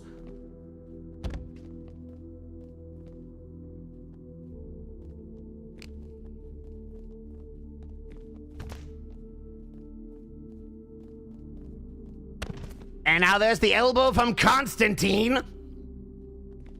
Oh, more boots to his legs, yes! You're a big fan of the sharpshooter, aren't you, Constantine? Uh-oh, here he comes again. To the back. It's French for I can't pronounce it. Michael, I'm going to need you to do better. Don't make me come down there a third time. Even I'm confused. Oh, another tweet on social media. Lasume. Oh, I'm such a fan. Where did Eric go, Mad Jack? That is a great question. I'll talk to you after this Lazarus stretch. Baker, if you could just be blind for a moment. Excellent. I don't know where Eric went. Do you want Eric? I can do an Eric impression. Ahem. Oh, the elbows to the gut. And that staggers Macabre, who rolls out of the way. That's Lucius. Throws him the... how does Eric do this? The big right hands. Return to sender. Oh, the big back breaker. Writhing in pain. Other notable expletives.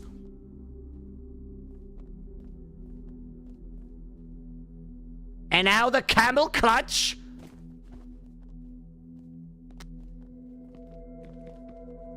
And now thrown. Oh, watch out, Spectres. Don't hit the Grim. Or do. Oh, a choke bomb into the barricade. Mamma mia, Papa Pia. Another. Oh! Soul Reaver. And time to roll some bones, Constantine. Time to go night-night. You may now count to 3, Baker. Excellent! Oh, right. I'll be right back. Here is your winner, Michael Macabre!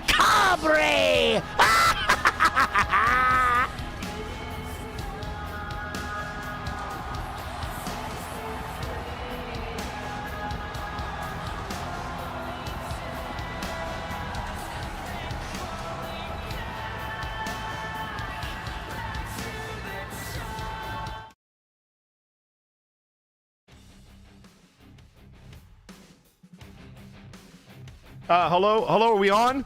Jerry, are you there? I'm here. I only saw the. What did we just watch? I'm not sure. I was having flashbacks to my early days of my wrestling career.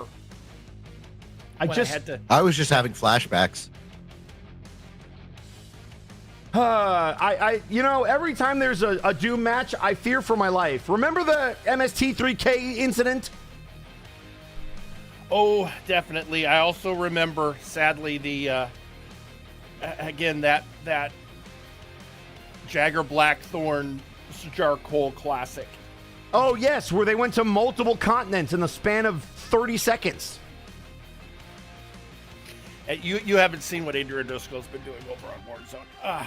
So how about this? How about we take Doom, we take Adrian Driscoll, we take Lord V, we put them in a room, and we just lock the door. And nobody ever speaks of it again. I just, that's good on paper, but I have one concern. Adrian Driscoll's a deal maker. He might unite them. Yeah, but Mad Jack is also a deal maker. So what if he united them, but then didn't? Again, sounds good on paper, but I have been doing this long enough to try and look for the part where we get screwed. I feel like this is maybe a conversation for another day, because coming up, we've got another championship match, Jerry. Remember how we just saw the trios titles go around the waist of the Princedom for the first time ever? Well, Vaporwave is trying to prevent the same fate against 3 teams that have also never held championship gold: the Guild, the Forces of Nature, and Hell's Kitchen. And we're going to send it down to ringside to talk about that one right now.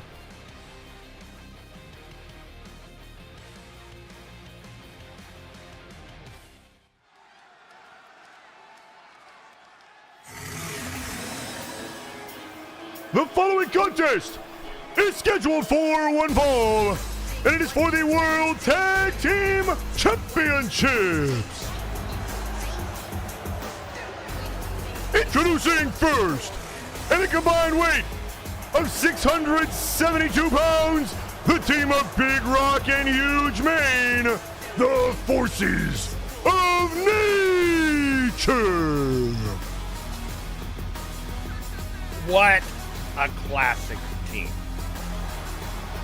Particularly, you can never forget that Big Rock won the first ever match on the first ever Friday Night Flashback. I mean, that was an over-the-top rope showcase, but nevertheless, he picked up that first victory. And it seems almost criminal that despite that fantastic accolade, he's never held gold.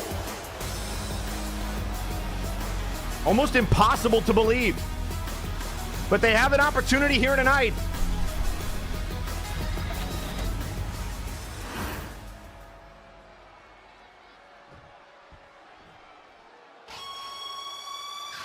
And introducing second, weighing in at 597 pounds, the team of Samuel Manatee and Suicide Gemini, Hell's Kitchen. And then there's these guys. You know what? I have memories of a lot of shenanigans, particularly from Gemini. Remind me, have they ever held the tag belts? They never have. No, none of these teams have. Not them, not the Forces of Nature, not the Guild. They're all getting their opportunity here tonight. It's going to be interesting because another team, you'd think they would have held them before. And introducing third, and a combined weight of 752 pounds, the team of Zach DeWeaver and Lasume, the Guild.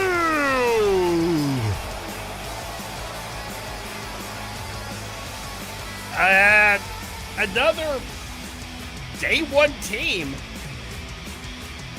And like you said, possibly the only nice robot in professional wrestling. And speaking of which, Multivania is brought to you in part by Lasume 01 Craftwork for all your crafting needs, now offering blacksmith lessons on the weekends. That sounds interesting. I mean, not for me, but I'm sure somebody will. And the Fey Queen is once again offering tea, so the answer is no.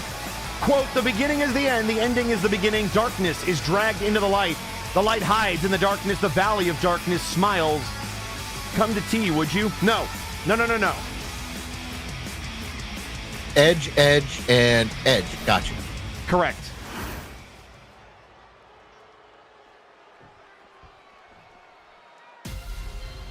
And introducing fourth,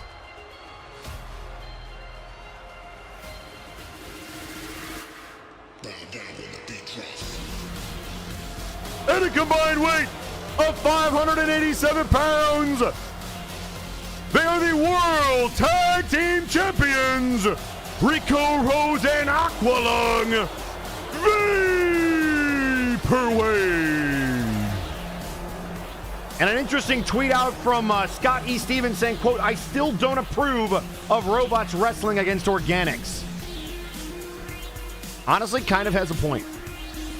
I mean, there is that, although everyone has to go through testing to make sure that it's an even balance. Yep. I mean, look, But I don't think pineapple should be on pizza, but that doesn't mean I just don't think anybody shouldn't be able to. I mean, how can you say something so controversially daring?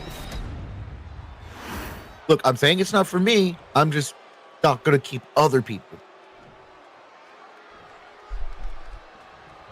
So anyway, this match is about to start. We've got three teams looking for gold, one team looking to hang on. And here we go. Rico already running into the wall that is Big Rock. Lasume with the big gorilla press. Manatee on to Gemini. I mean, when you come into a situation like this, you're at such a disadvantage. Because not only do you have three other teams vying for you, you don't have to be involved in the decision. Absolutely not. It is not impossible. I've seen it done. And now a quick cover, but the problem is right there, so many people in the ring, and outside of your tag partner, everyone wants to break up pinfalls. It's one fall to a finish. It is not elimination. And not falls count anywhere. You got to do it in the ring. Exactly. Not a lot of real estate in there right now.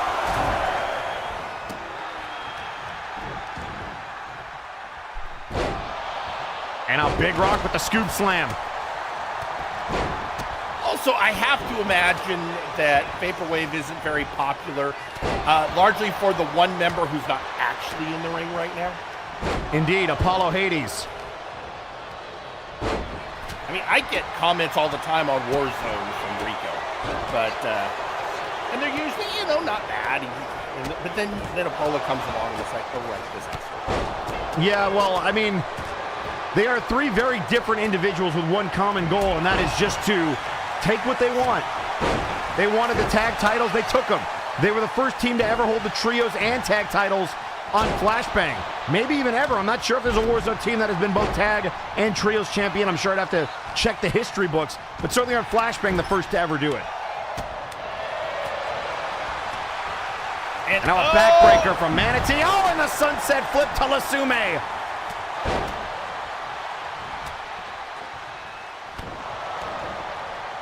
And there's always a temptation to want to think well of Manatee, but that's mostly because of, the great meals. I mean, Manatee is the head chef of MNW for a reason.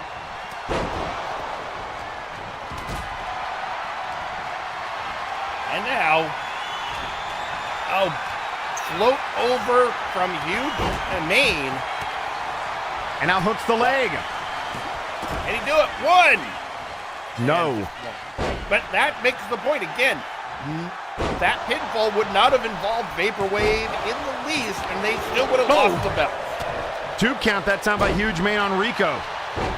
They do not have to be involved in the decision anyway. They don't even have to be in the ring for the decision.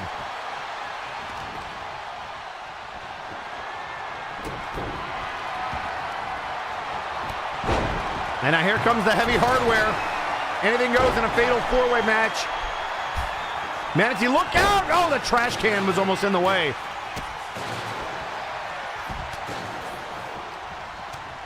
And a right hand, Huge Maine. Big uppercut. And an elbow by Maine. Big Rock looks like he's trying to do a little bit of house cleaning. That is a very, very large man. Oh, and the double axe handle to Suicide Gemini. Look out here. Lasume! Slam! And now the payday!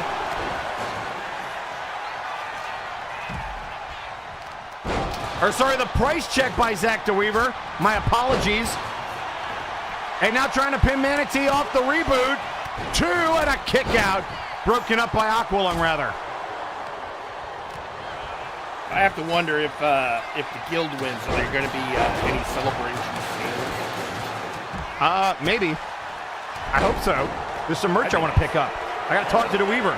And now into the cover. Off the combination 1. And there you see Aldini. Maine right there. Oh! And with that neck breaker.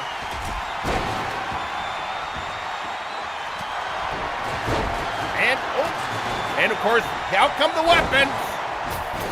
Oh, and a leg tube to DeWeaver.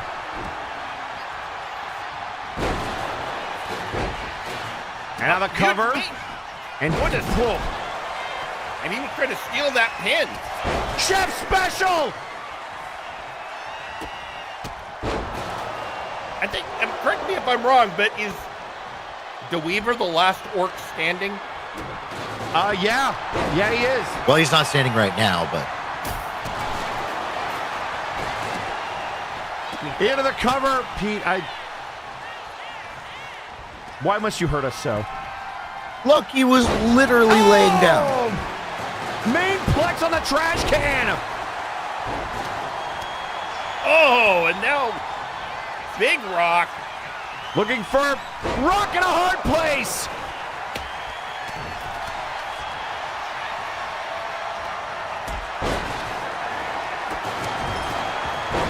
And now the DDT.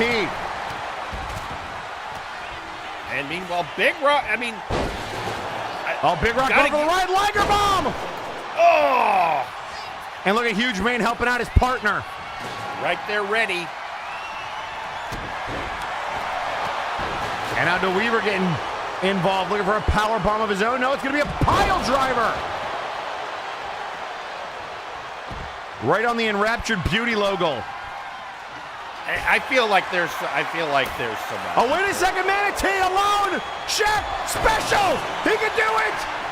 Into the cover to win the title. Big Rock all over it. That might have been Manatee's best shot. He didn't see Big Rock get up. I mean, that's the challenge in a situation like this. And look at DeWeaver. Double takedown.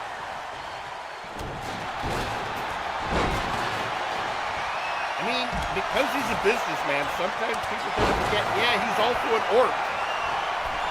And he knows how to brawl. And now look out here, May in the uppercut. Gemini back in.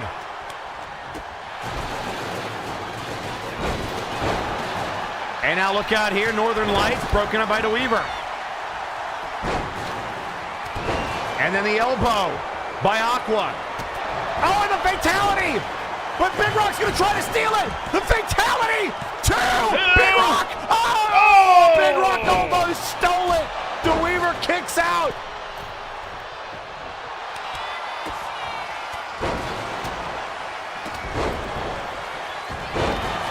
And down goes legs! Uh-oh. That's always rough in a situation like this. Yeah. Oh, wait, a kiss! The kiss of despair! Gemini taking out Rico. Fatality! Everybody's going down. Onto the lid! And now it's huge. Right now it's actually Huge Mane and Big Rock versus the Guild. And then here comes the reboot on Huge Mane. And now going for the ride is Aqua.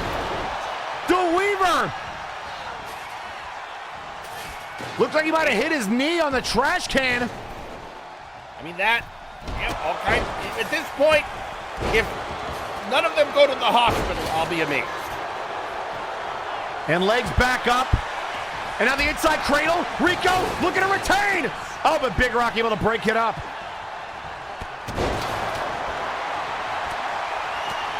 And now Manatee. Oh, he was looking for Big Rock for that chef special. Oh!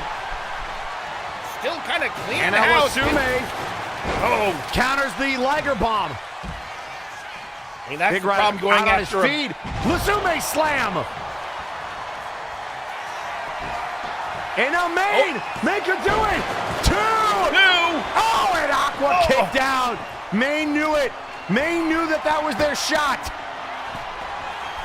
Mane's been showing great ring awareness this entire match. Oh, on the table! Rock in a hard place, but Manatee and Aqua both break it up.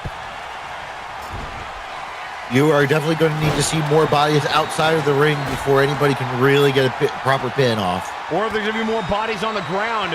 And now Chef's special! Gemini up to run a distraction. He got it. He blocked Mane. And Big Rock kicked out at 2.5. How? I mean, at this point, I think the biggest thing I've been talking about, the ring awareness we're seeing from the forces of nature. But at this stage, I can't call a favorite. I just can't. It is anyone's match at this stage. Yeah, but here's Wasume with a choke slam. The cover. Broken up. And now DeWeaver. Clean up on aisle 3. Cover. Manatee breaks it up.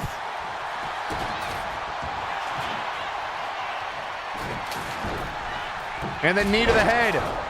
Gemini boots DeWeaver. And now he's got Rico up. Maybe looking for the rings of Saturn. Going for it again. If Rico taps, it's over. but able to get out of it. And then Lasume slammed onto the table. This is chaos. DeWeaver going down. Backbreaker. We assume that was the plan. Yep, and now lifting up. Oh, Aqua to the table. Gemini throwing weapons. Headbutt to Manatee. Uppercut. Big Rock trying to do it, but Lasume looking for the reboot, but a counter. Was looking for it on the table. On the table. Rock in a hard place. There it is. One, Two. They did it. 3. We got new champions. Here are your winners and the new MNW World Tag Team Champions, Big Rock and Huge Mane, the Forces of Nature. They've Well, finally Eric- done it. I said it at the top. It's a crime this team hasn't held gold considering the storied history. That injustice rectified. The Forces of Nature, Big Rock and Huge Mane have been here since day one. All those teams have, and they can finally call themselves champions.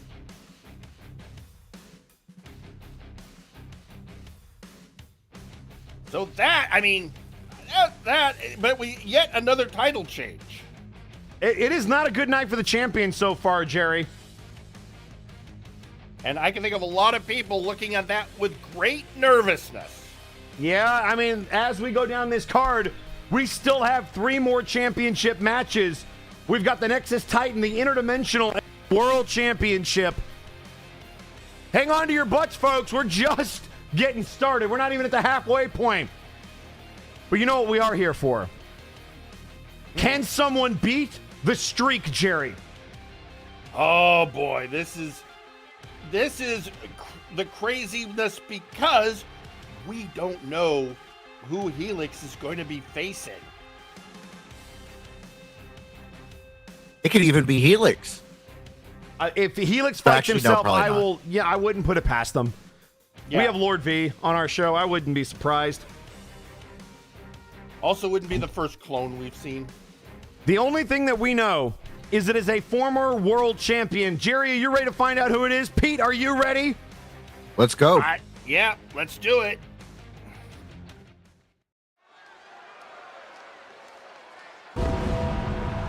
The following contest is scheduled for one fall, and it is a Beat the Streak match. Introducing first,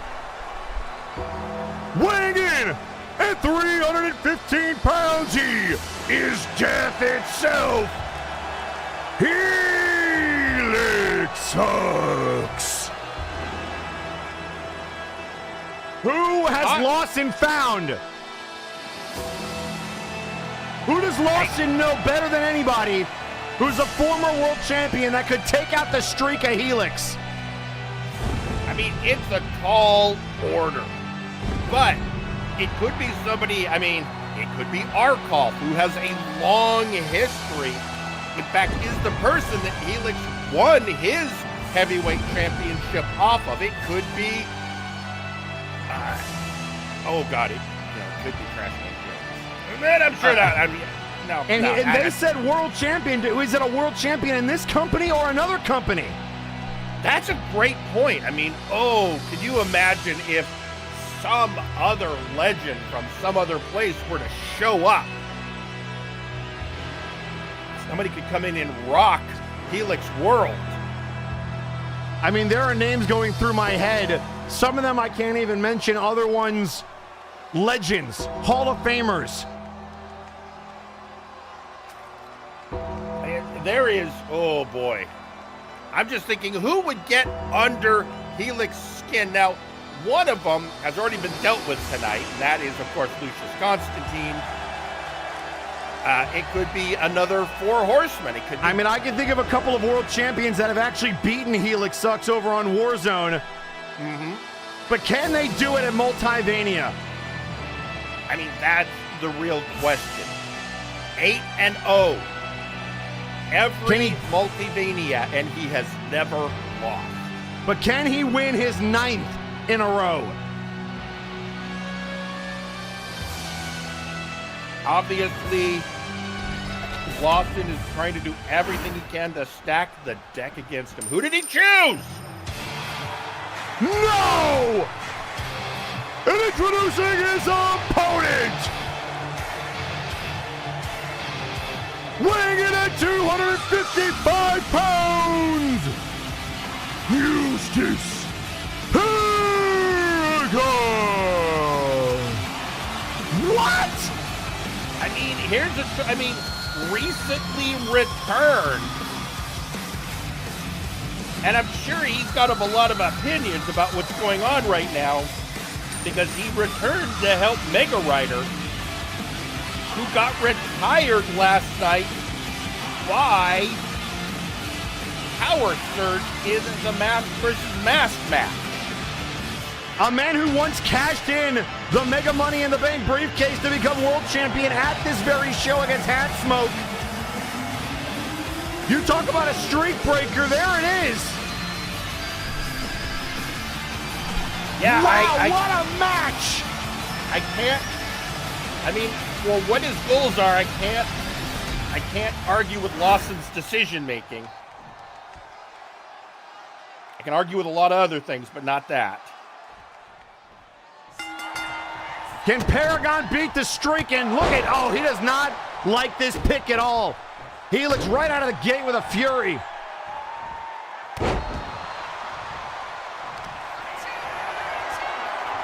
Both of them did time on Warzone at the same time. Both survived the Inquisition. And I'm being told just prior to this match, the betting on this match has exploded. The announcement of Paragon, his return to the Multivania stage.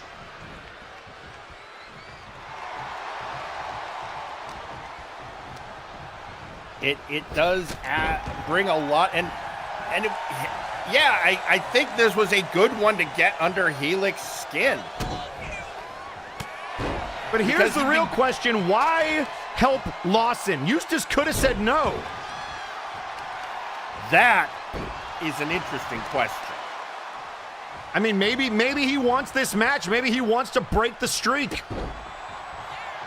Whoever breaks the streak is automatically a legend. We've seen some very famous wrestling streaks come to an end. Helix putting his 8-0 record on the line against the former MNW heavyweight champion. Both of these men, former champions on Warzone. And now the claw! The claw to the head!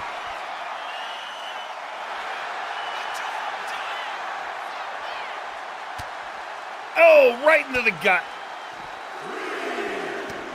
Eustace is, was known for a time as the hero for hire. Then the merciless Merc. What version of him are we facing now? And will it continue to have alliteration? Good point.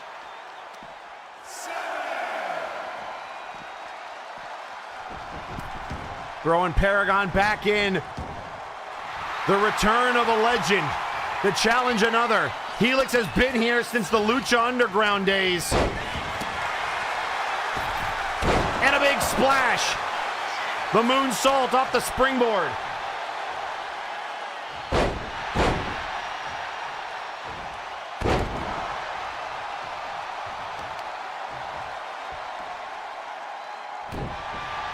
Eustace getting the big man down, but death comes for us all. But will it come for Paragon on this night? Running power slam, hooks the leg. Paragon, kick out.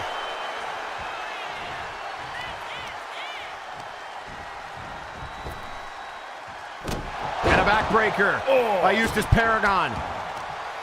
Jerry, tell us a little bit about the evolution of the man who was once known as Justice Jake. It's been a rough one. before his last run here in the company, he had abandoned the concept of justice and was just absolutely a threat to all who beheld him. But he seems to have come back with a renewed sense of justice to stop. He came back specifically to stop the evil reign of one Sir Unkley Dunk. And there's the choke slam by Helix. That could do it. Paragon down, count of 2, but a kick out. So I guess the question is, with Unkley dealt with, what does that mean for Paragon's goals? That's a great question, but he's on death's door right now. Again, the cover. And he kicks out again.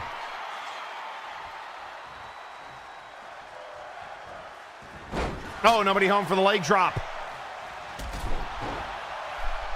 Bringing him down. I mean, all it will take is one Utaku slam, and this could change the course of Multivania history. And now the ripcord knee.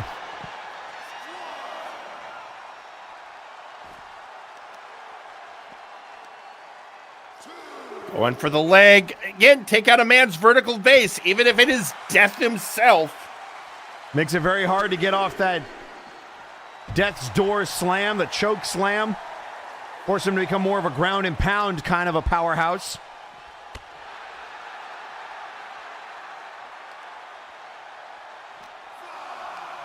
But at some point, probably want to get it back in the ring. Oh, hey, looks like I think he heard you. me. Yeah. Oh, what a knee!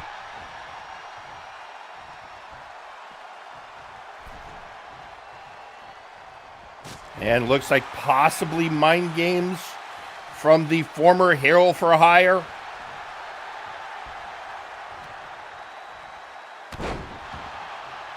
Oh, but here's a lesson. Don't play games with death. No, he might be calling for that choke slam right hand, double axe handle. And now maybe softening him up for that cradle to the grave submission move. And that's the thing about Helix, a surprisingly competent submission wrestler. So even if you take away his power, he has other tools in the toolbox. One of the reasons why he's so hard to beat at Multivania. But something Jake has probably done a lot of studying, because Jake had the advantage of coming into this match knowing who he was fighting. And having fought Helix before. And now looking for the power bomb. And he got it. But can he get him up for the Otaku Slam? This is going to be the big one. If he can set that up, he's got a shot. Oh, what has he got in mind up here? Where is Paragon? No, not off the top rope. Otaku Slam off the top rope. He got him up. He's going to beat the streak. Paragon, go! Oh. And I mean, that's right there why Lawson chose him.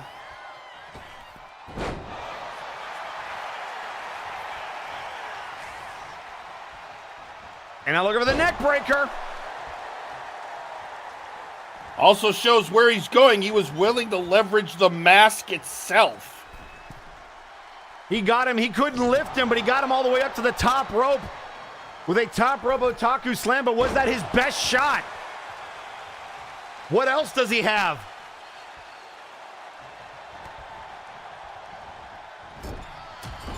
I think we're about to find out.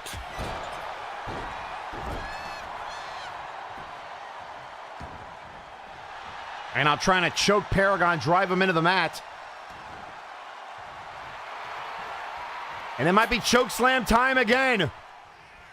I mean, if it works, keep going for it. Oh! Yep. Oh! Maybe trying to trick him, though. You know, a he fake called out for is it. Always in order. Signaling again. And then the body blow.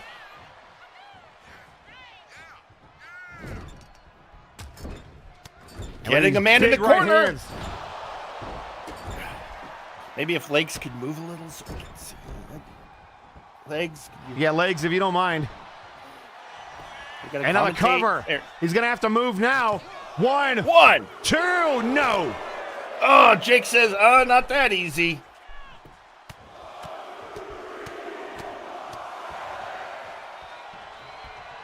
And I think, the elbow. And I'll tell him to get up. He's checking both ways just to make sure Lawson isn't looming somewhere. We have seen the executive club inserting themselves when they feel it's to their best advantage. Understandably so.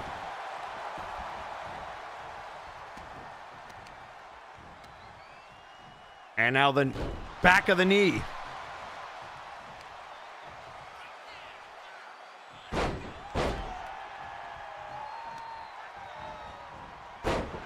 And now elbow to the knee. Paragon in some trouble. And now Helix is getting frustrated. Again, can't blame him. He cannot put away Eustace Paragon.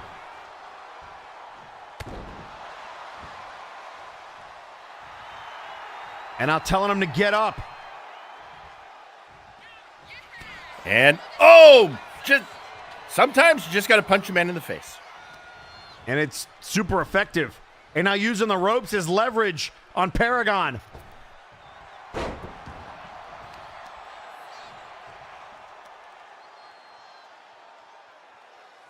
Now stretching out the neck. Oh, that's the reason why we hire a chiropractor to be backstage. Understandable. And it's not him. I would not want to go to a chiropractor appointment and see that mask come in. No. And now the leg drop.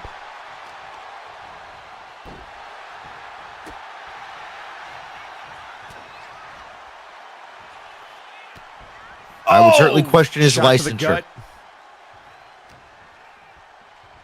The power of Helix sucks on display. Paragon again busted open in the corner. You want to play with the big man. Uh-oh. Oh, he's signaling for the end. It might be near for Paragon. Oh, the big knee. And again, the boot. If there's And one out thing of the corner. one thing Helix takes seriously, it's his streak. And now the boot to the midsection. Paragon not done yet. Sunset flip.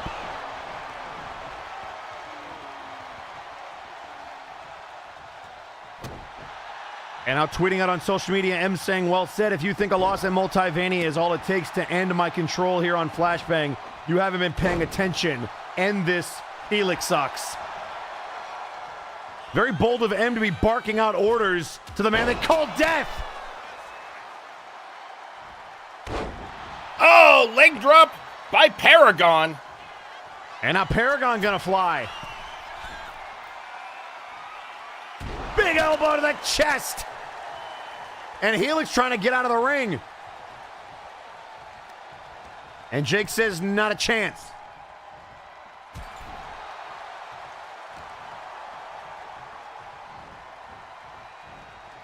Bringing him to the corner. Looks like he's Another trying right to return. hands. I think he's trying to return the favor of being busted open, but it's not going great.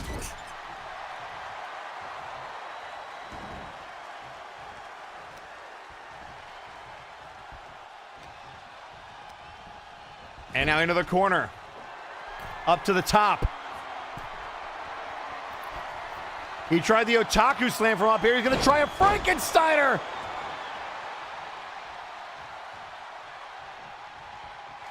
And out of the corner. Looking for the indie boot to end the streak, and he got it. He got connected. Indie boot for the win. Can Paragon do it? No. No. Oh! Death lays down for no man. And out from the outside, the kick. And out of the top rope. What is it going to take? Both men using their best shot so far. Nobody home. Off the ropes. The hip toss. A big double axe handle. And now Helix poised and ready again. Looking for a second death door, and will that be enough? Into the cover. And he got him. Here is your winner, Helix sucks. Jerry, 9-0. And what a nail biter that one was. But the legend continues, and he's got another year. And next year will be the 10th year of the streak. Trying to go 10-0, but that is still 365 days away, and we're not even done with this Multivania. And by the way, not even this close. Next match might have some implications for you, Jerry. It's the Nexus Titan Championship. Oh boy, yeah, this one gets interesting. Because earlier this year, Dagerick used some underhanded trickery to manipulate Mega Rider into giving him a title shot that he used mind games to win. But after he had what I guess you could best call is a humbling feud where he and Gorm went back and forth for the title, reminding Dagerick of the pure thrill of honorable combat. So he put out an open challenge a few weeks ago, and the Ginger Boy Tommy Black stepped up and accepted, as he's been on a decent streak of wins to get a good title shot. Because he hasn't held gold since he moved over to Warzone. And frankly, he's frustrated because times he's had shots, he's been cheated out of his wins. But he really feels that Dagerick will give him a clean, fair fight. So that's the setup. Now it's time to see if that is how it will play out. Well, we're going to send it down to ringside for the introductions for this match. One more title match. It has not been a good night for the champions. Can Dagerick prevent the inevitable?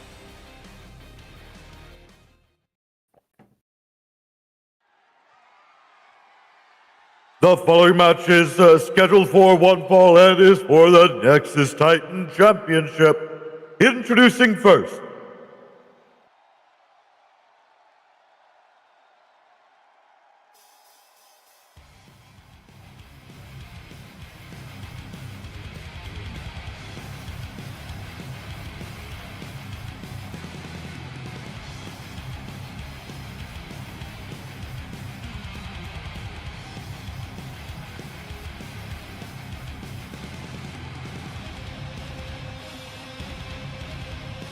Tommy Black.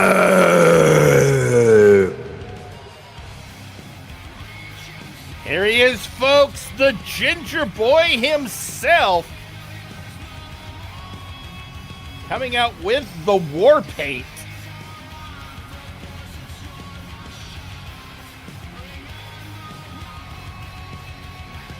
Now, everyone, I mean, again, the Flashbang audience has to remember this man. He was your first ever heavyweight champion, winning the first 64-man tournament to get there. And now, since being transferred to Warzone, he has tried several times to win a belt, always to be thwarted, usually by somebody playing some underhanded tactic. And he's no stranger to that. That's how he lost the World Heavyweight Championship, by interference from a debuting Satiris Basilicus at Multivania to hand the belt to Nero Napier. And that, of course, well, we know where that went, but for now, let's see if tonight can have a different story. And introducing their opponent,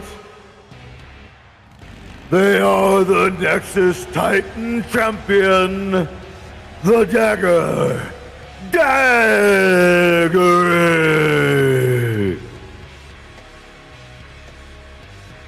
The Dwarven King, the Nexus Titan Champion. He is Daggerick. And he has, after a brief moment of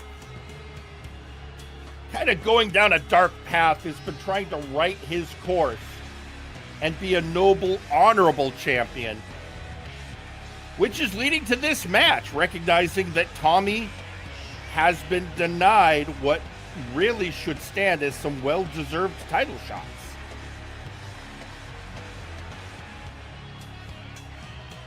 So I'm going to ask Eric, who do you like for this matchup? I mean, I'm biased. It is hard for me, having watched him most of his career, to ever bet against Tommy Black. But I've also seen Dagger. He is a former Warpgate Hardcore champion. This man could take a beating like no one in MNW. I mean, that is a fair assessment. I mean, and very true. Former hardcore champion. And you know, the sad distinction, first person ever imprisoned by the Inquisition, which led to some of the more hardened attitudes he's adopted. Although I'm sure he's led some of it, though. I'm sure. Yeah. Tech is asking us to check your mic, a little feedback there. Okay. Yeah, I checked. Okay, good. There he is, the Ginger Boy. When he took some time off, but ever since he came back, a still immensely popular figure in the world of wrestling.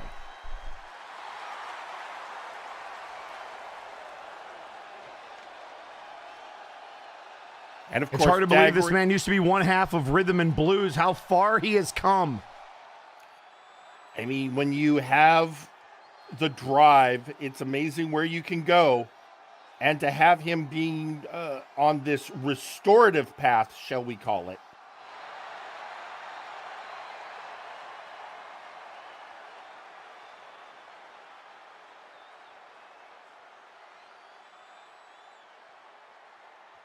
Tommy Black, of course, you know, the only thing I'll say to everyone is don't make fun of his tattoos.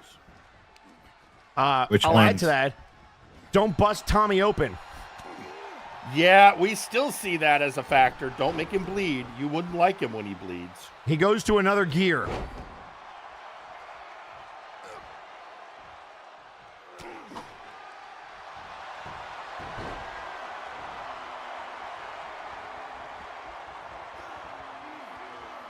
And you're seeing the submission specialist already going to work.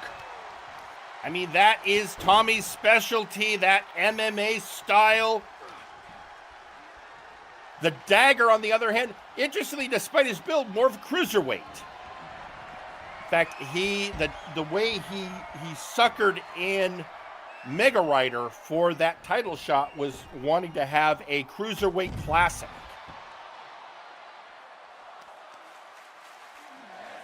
And just in case anyone's concerned, he and Mega Rider have made their amends.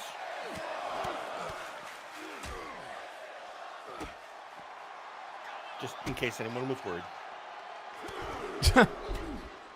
Oh, look at these clubbing blows there by Ginger Boy. I mean, Black has always employed a very, very brutal style. And I see no reason for that to change now.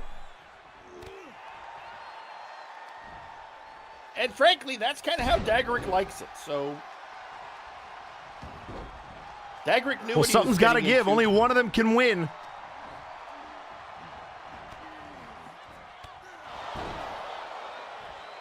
Now, I'm sure a question that might be lingering in some minds is, that the last time Dagerick said he was going to have a match like this was that aforementioned match with Mega Rider where he tricked him. And I know some people just don't like to trust after it's been broken.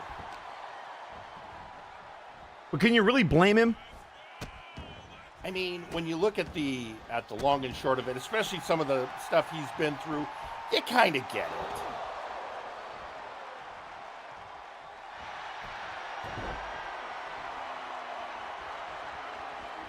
And again, going for that submission maneuver, if Black is going to win, this could very well be how he does it.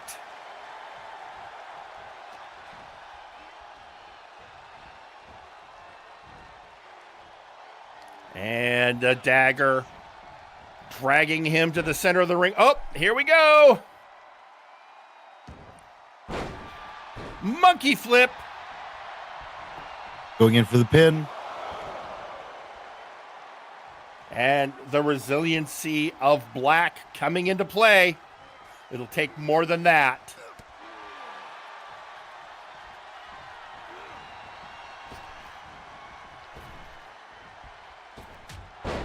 Seeing the dwarven acrobatics.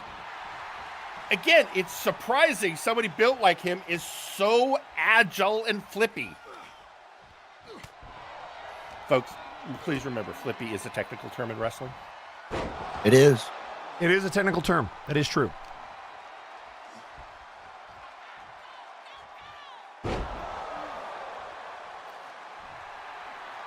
Black pumping himself up. And, you know, so far no one has made the mistake of making him bleed. Yeah. And by no one, I mean Dagger, obviously. Well, it'd be a little concerning if the ref is who made him bleed. Honestly, yeah, a little bit. And clearly the ref got hurt in that earlier match since they've now regenerated back to their male form. Wait, they can do that? That's part of the functional immortality, it turns out. Huh.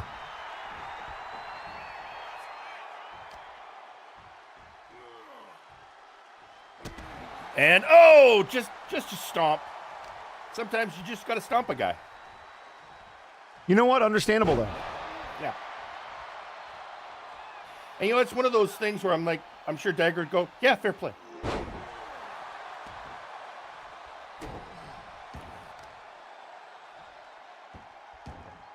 And here is... Now, the question is, what's he setting up for? Because at any moment, you got to keep your eyes open for the Mad Lad dungeon. Well, there's the London dungeon, that guillotine choke, and then the Mad Lad roundhouse, which can come out of nowhere. You got the Mad Lad lock, which is almost like a triangle choke. He's just got so many ways that he could beat you. I mean, an impressive repertoire, why he is one of the top MMA-style fighters in wrestling.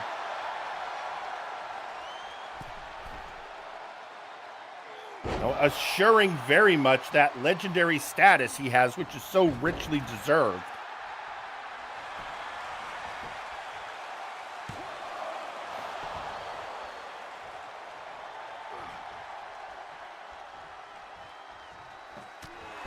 Oh! But, you know, you can't be a dwarf without having a headbutt somewhere in your arsenal. I mean, honestly, probably true.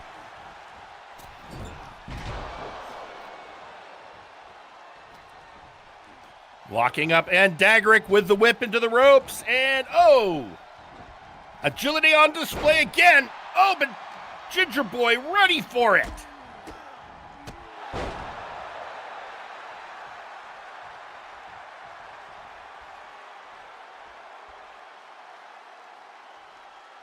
And looking like Dagerick might be getting just a little gassed. I mean, you can only go hard for so long before it starts coming with a price.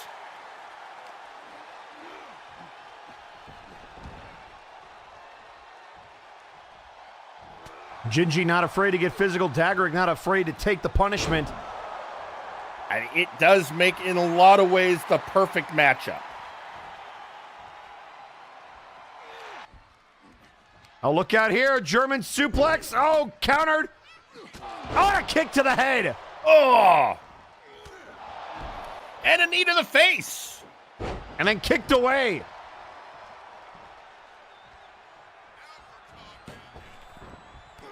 Oh, what a clothesline. Going for the pin. Kick out at 2.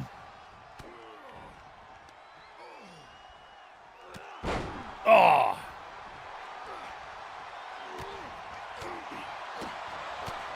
Just the back and forth in this match.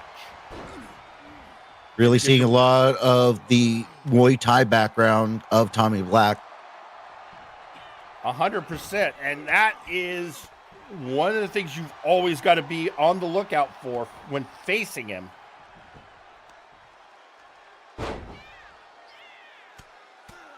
Now, but the dagger going for the leg, which that can affect that London Dungeon.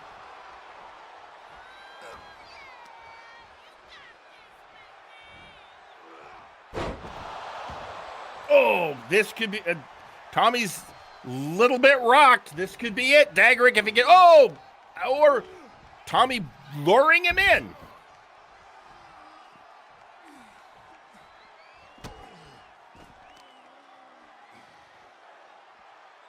And at this stage, both looking for that advantage, but still keeping it relatively clean.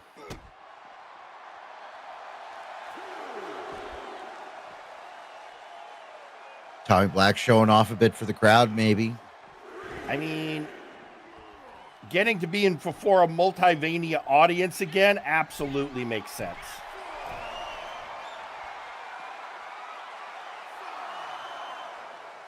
Setting up.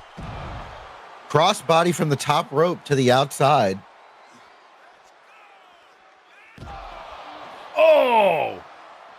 Good, but at some point, I think they're going to want to get this back in the ring, especially if Tommy wants to win the belt. That's the champion's advantage.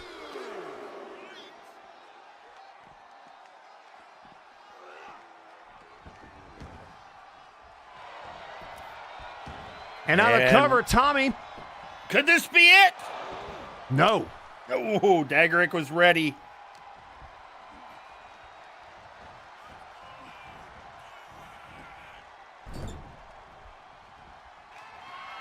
And now Tommy into the corner. Up top. And giving him a good hoist.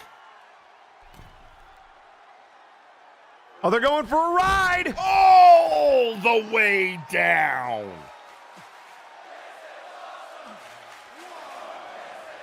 That was an epic level of brutality.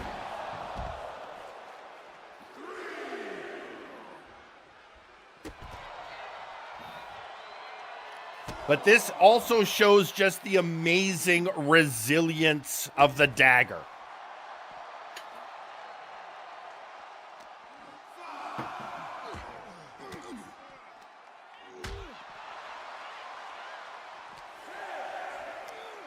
Ginger Boy. Again, something has to give.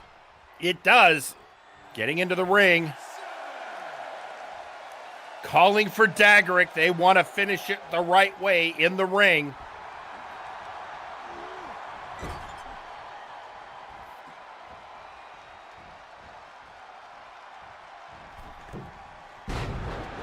Oh, good crossbody. And I notice, again, Daggerick is very mindful of making his opponent bleed. He knows the danger.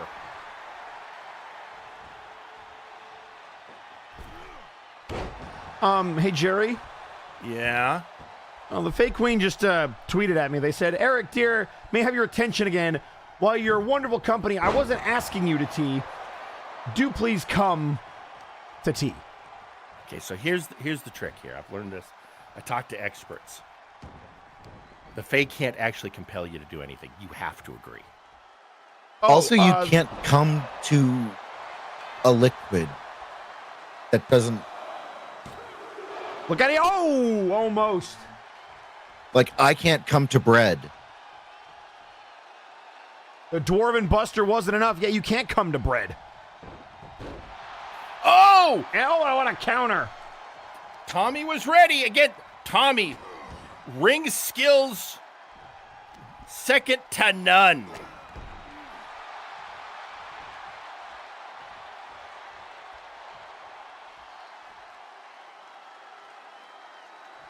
And, oh, knocking him off out in front of both announce tables. Typical. And, oh, slamming him down on those unforgiving outside mats. There's not a lot of give in those, and there is concrete underneath.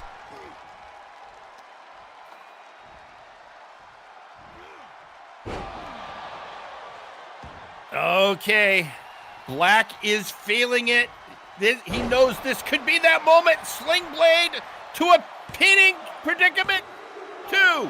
No. Ah. Nearly had him.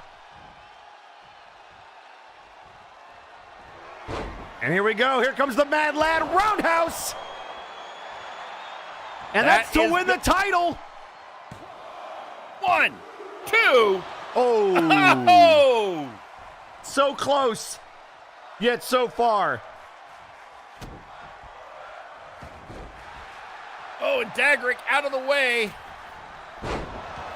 Oh, no. Oh, boy. Dagrick. There will be Crimson blood. Mask has been applied.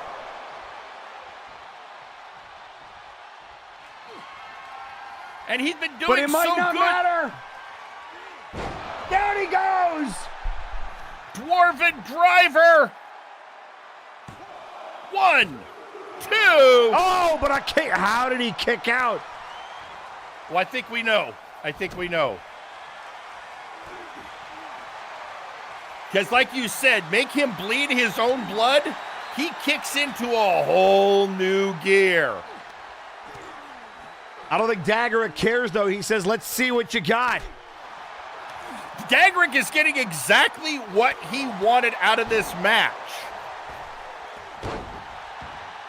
Competition. The combat of two great warriors meeting on a field of honor. Uh-oh, look out here. The Book of Grudges. He's going to retain off the Book of Grudges. The pile driver. No. 2. Oh!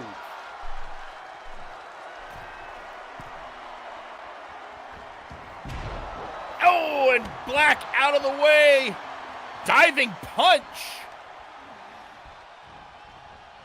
And now countered.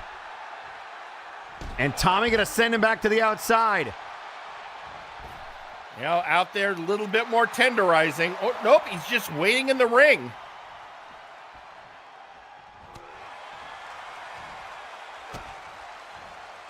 Punch. Up, kick. ducks underneath. He went for the Mad Lad Roundhouse again. And there it is.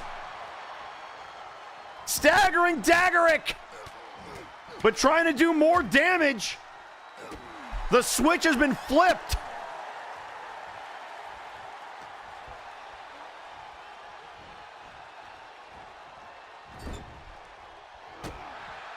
And to the ribs a couple of times. Uh-oh. Oh, right to the leg. knee. And that, again, is a good way to... Yeah, it's hard to pull a pile driver if you can't stand up. Oh, hung out to dry. Or breathe. I mean, there's that too.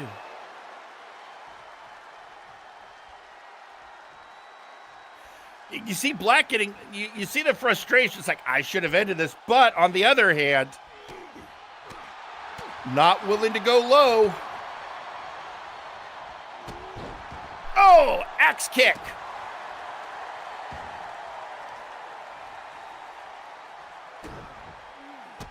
One, 2, 3.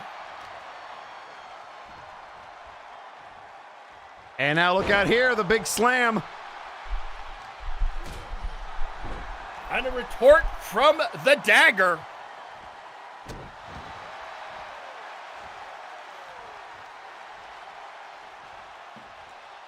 And now the springboard into the tornado DDT. Oh, there we go.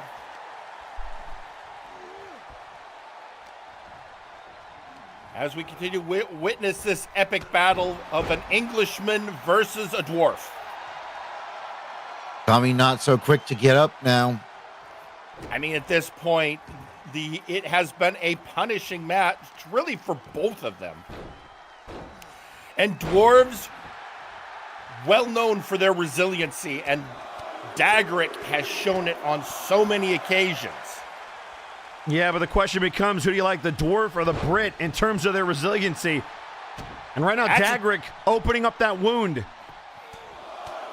Which, in most cases, is logical, but this is Tommy Black. Tommy Black just has another gear, as we mentioned. What a clothesline! They're both going over. Oh, and Dagrick lands on his feet. That dwarven agility coming into play again.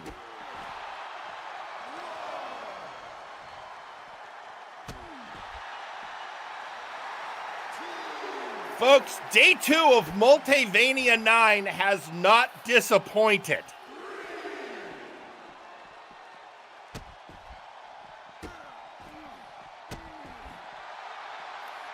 The question now is, could Dagrick be the first champion of the day to actually retain his belt? Bouncing Tommy off the steps might be a step in the right direction. But he doesn't want to win via count out. Nope. You mentioned him trying to change his ways. And he did. He's waiting for Tommy in the ring, but he broke the count so that Tommy can get back in without disqualification. Although now he's given 10 seconds to Tommy Black to catch his breath. I mean, Dagrick said this was going to be honorable combat, and he has thus far kept his word. And now the big chop. Another one.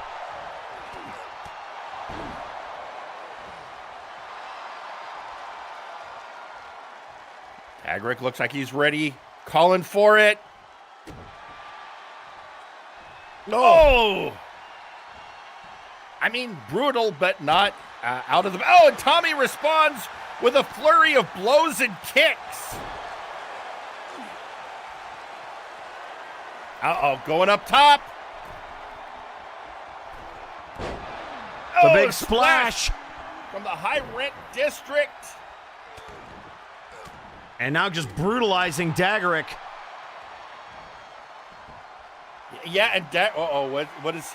Looks like Tommy's got something in mind. He is. He's going to go for that London Dungeon one more time. Will this be the one? Tommy Black to win the Nexus Titan Championship. 2, he got it.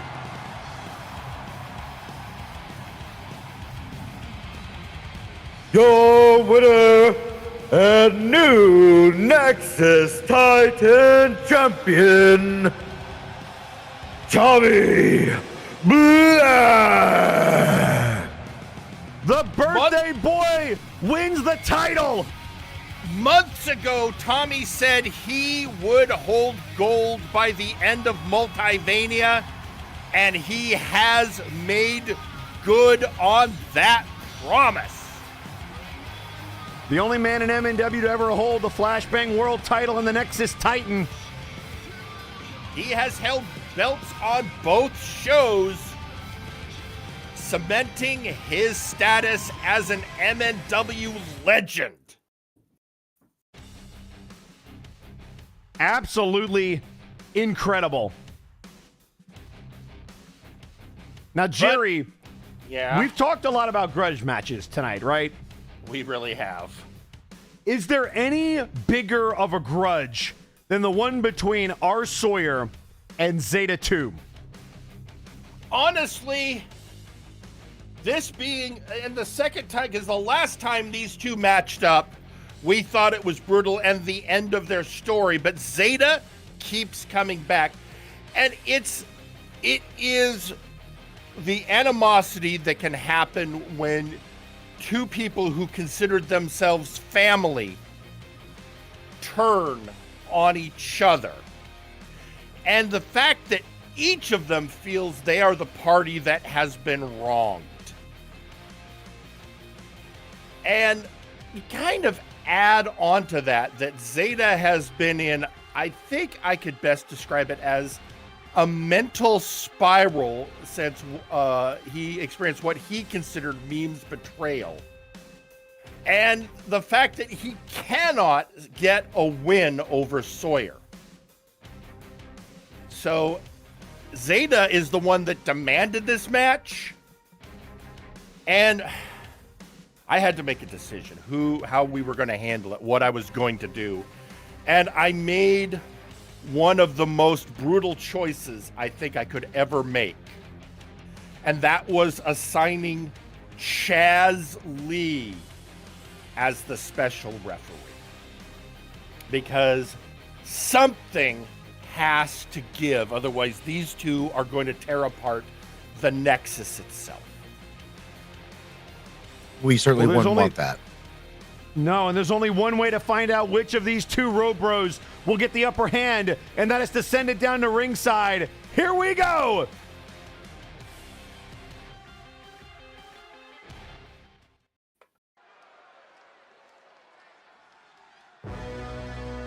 The following match is scheduled for one fall.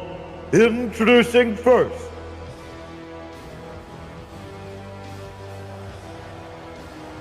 special referee Chaz Lee.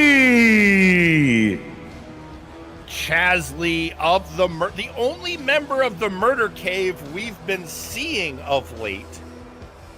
And to explain the weight here, a temporal variant of Chaz Lee from the future built Zeta. And back in the days of High Voltage, Chaz was a teammate of both Zeta and R. Sawyer, and has since then, Sawyer feels Chaz betrayed High Voltage. He's gone after him. Obviously, there's the issues between Chaz and Zeta because he feels he was demanded to try and be a father to a child he never created. And then, of course, there was when he turned out to be an ally of the Murder Cave. And Chaz's claim to impartiality is he hates both of the bots equally. I mean, I guess that's one way to guarantee an unbiased referee. A real piece of work. He's promised to call it down the middle, but he's also said he hopes they destroy each other. You know it's all about Introducing first,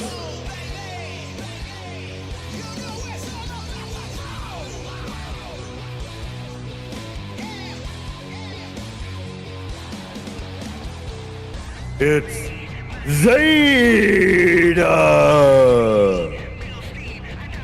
Zeta, the self-proclaimed ace of MNW. If he wasn't in this match, he could have been one of the choices to face Helix because he is a former multiversal heavyweight champion. He has gone, his sent back from an alternate future to save the multiverse from Dr. Grimm, succeeding in that mission, ensuring he had no home to go home to, worked to make a home here, befriending other bots, forming meme, and then things just sort of spiraled out. And now you see the bot you see before you who might be a little mentally unhinged. A little, Jerry? I'm trying to be nice about it. I'm trying to give him a benefit of a doubt. This man has had Chaz Lee living rent-free in his head for years. And now he's the ref, with Sawyer also occupying the other half of the real estate in there. And introducing their opponent,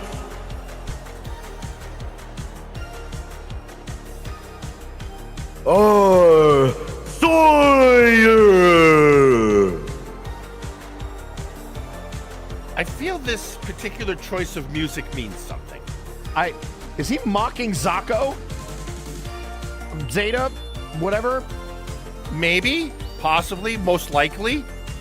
Also, that's new. Folks, just so you understand, Zocco is a pure bot. Our Sawyer is a Terminator, which means a bot covered in artificial flesh. Yet out he comes in armor that, as Eric points out, is very reminiscent of an old model version of Zeta. Well, he's taking his time getting the match, Sawyer. I mean, this match is as much psychological warfare as it is going to be brutal in-ring combat.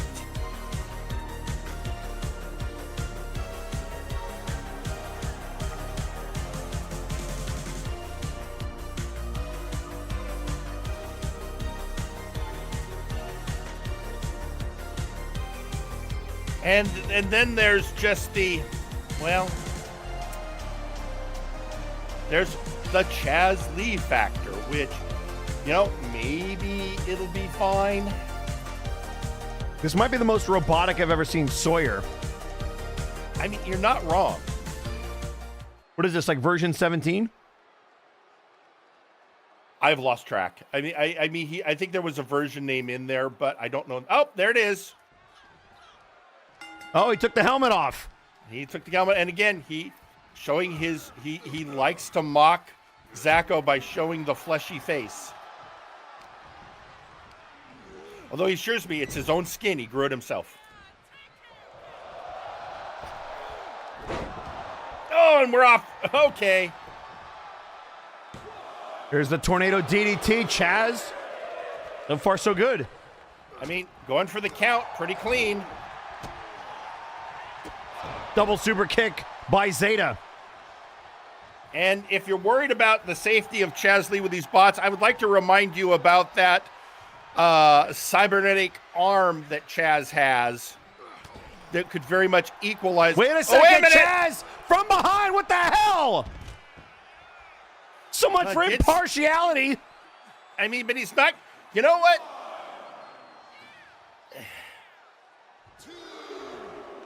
I knew there were possibilities when I made this choice. So it's a handicap match. That's what this is. Look at the smug look on Sawyer's face. And Zeta back in the ring. About to be a beatdown. I mean, I figured, I'm going to be honest, my assumption was Chaz would be hating Zeta more than Sawyer. But again, what do I know? But look at Zeta stumbling there off the springboard, but making Chaz prove where he's going to be for the rest of this match. Multiple pin attempts.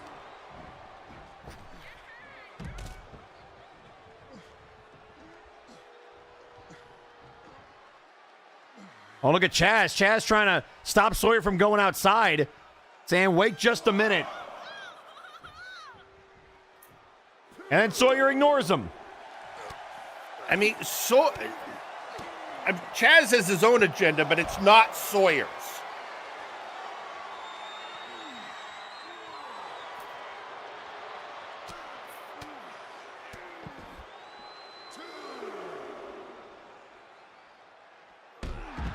And Chaz is telling him, get back in the ring, boys. They've been out there for a while. He's only up to a 3 count. Okay, now he's picking up the pace. We're already up to a 5 count. He's just beating the crap out of Rosso. So I'm getting told some terms here. I don't know if I fully understand them. Gunbuster and Eve unit. Oh, the bird unit from Monster Hunter. Oh, is that what that is? Apparently that has something to do with their outfits they're wearing. Interesting. Well, there's a cover off the stunner. A cyber stunner variant and a kick out. Okay, again on the counting side, Chaz has been, I have no arguments with his counts.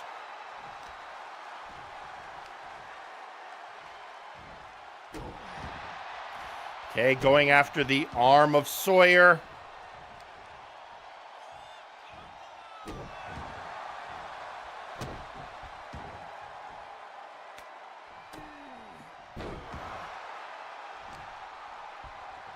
Looks like there might be a coolant leak on Sawyer.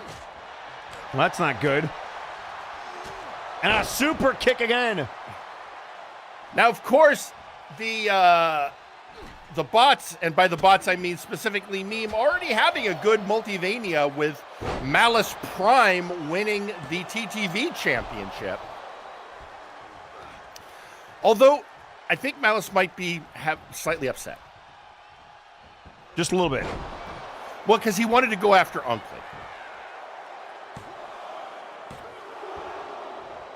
But I'm sure he'd be satisfied with having a match with TJ. Provided he can fulfill the conditions.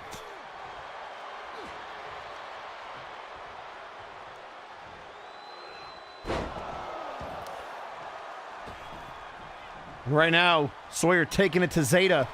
Oh, wait a second. Tonta bodied from behind. You'd think after all these years, Sawyer would know that. I think it's just something in his core processing. He just can't help himself.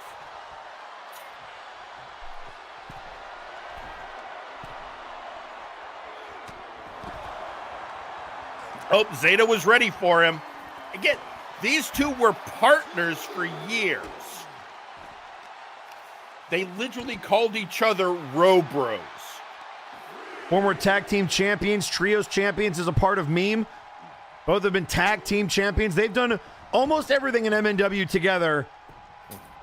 And now this. Yeah. Oh, worth noting, both former... Actually, all three people in the ring. One, two. All right, as I was saying, all three people in the ring have been the multiversal heavyweight champion. And look at Zeta doesn't like Chaz Lee getting involved in what he thinks was a bad pin count and now daring him to disqualify him. Oh, and there it is! The off switch by Zeta. Which is great, but the ref is down. And unlike our normal ref, I don't think Chaz Lee is functionally immortal, but I can't swear to that. He is part of the murder cave. And I apologize, that was the reset button, the off switch, that thumb to the throat. Right. Although, to be fair, if Chaz dies, I'm sure Dr. Grimm could bring him back. Yeah, especially in return for Chaz making all of those Grimm bots. I don't even want to think about that.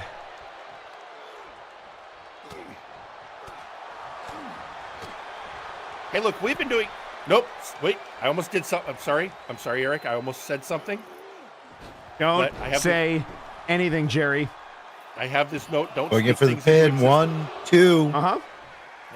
Good. Yeah, Pete's on task. All right. Right. Thank you, Pete. Yeah. You know we're in trouble when that happens. Oh, Chaz taking out Zeta's leg.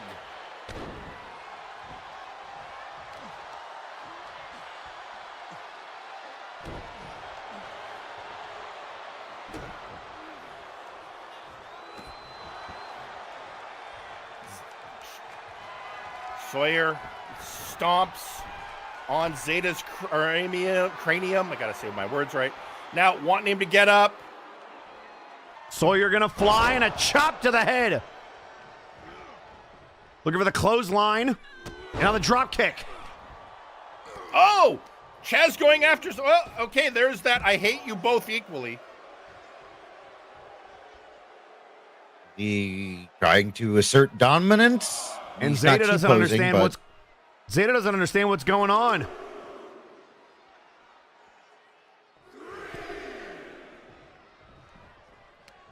All right, back to it.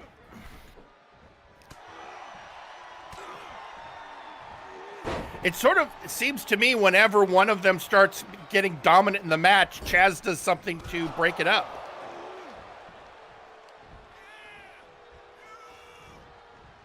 And now Sawyer taking Zeta to the corner.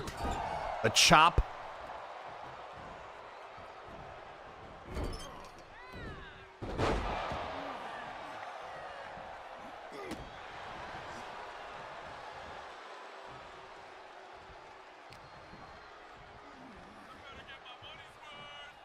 And a counter.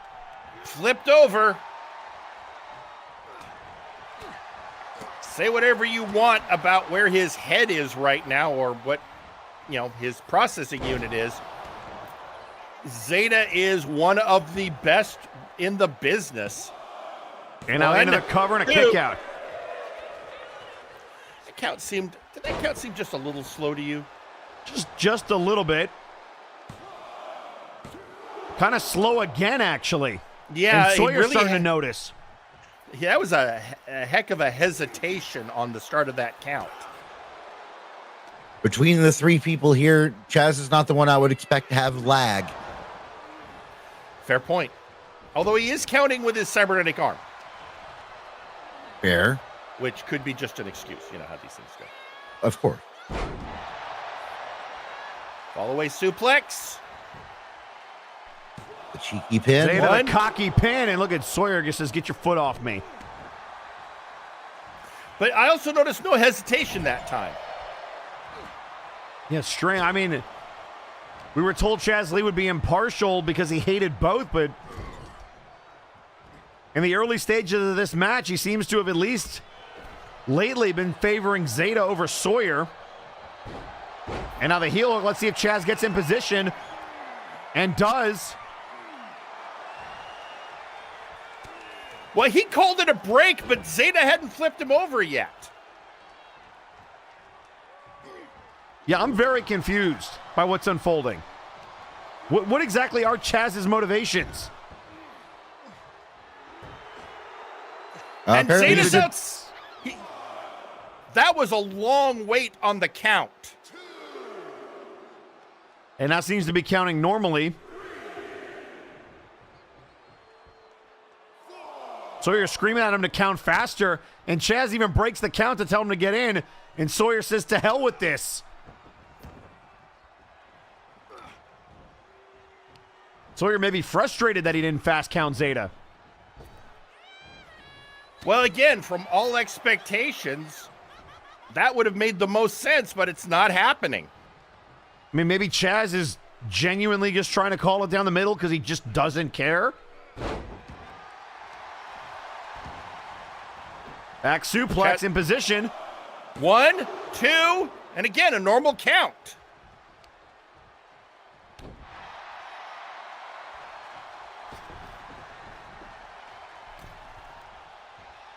Sawyer coming back in. Oh, the knee to the gut.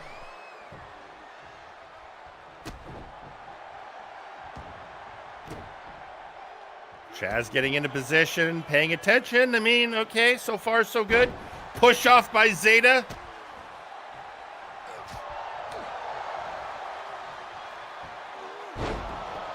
Sawyer bringing the pain. And Sawyer, having rebuilt Zeta enough times from injuries, knows exactly where his weak spots are. And I'm just lighting him up in the corner. Kick to the midsection. And look at the go, the Canadian Destroyer. The cover. 1, 2, kick out.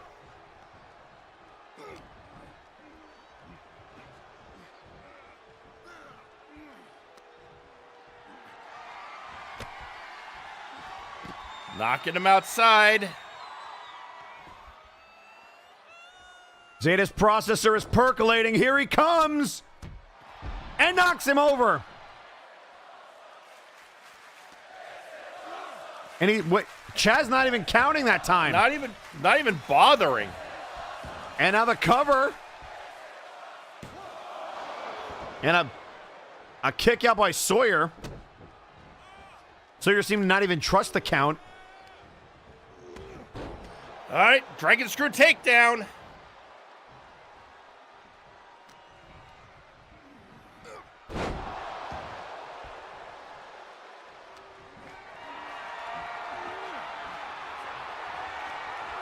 And Snake Eyes. That time seemed like a little bit more of a normal count. Oh, well, look, he's trying to break up Sawyer and Zeta. Right when Sawyer seems to be dominant. And again, calling it a break, but Zeta hadn't turned it over yet. I mean, Jerry, you know Chaz better than anybody, having commentated on his matches for years. What is going on? It's weird because, again, he has had nothing but disdain for Zeta for years. But, well, both of them. Again, both of them. Let's see what he does here. Just a one Interestingly, count, and again, Zeta with the cover, and Sawyer not trusting Chaz to count properly. Only a 1 count. I mean, Sawyer did really go after Chaz after the betrayal of High Voltage.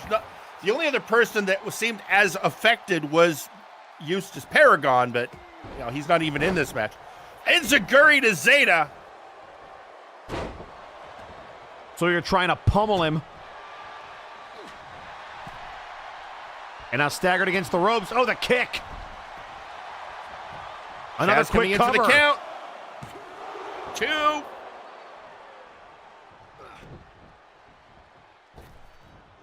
And the stunner! Cyber stunner by Zeta! A second one, and Sawyer rolls out of the ring to avoid the pinfall. And again, Chaz not even bother. Oh, there he goes.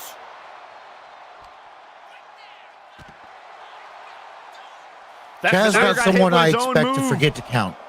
Yeah, he's just the long pauses on those counts.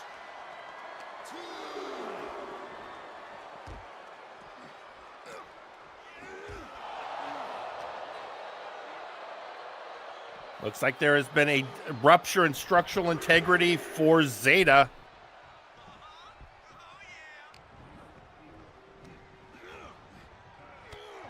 Oh, a knee to the gut. Wait, And Chaz look at Chaz. laying hands on Sawyer. Now sending Sawyer him was- outside the ring. And then starting a count. I don't even know if Zeta saw it. He just put him in timeout. Oh, and a tope! Suicida!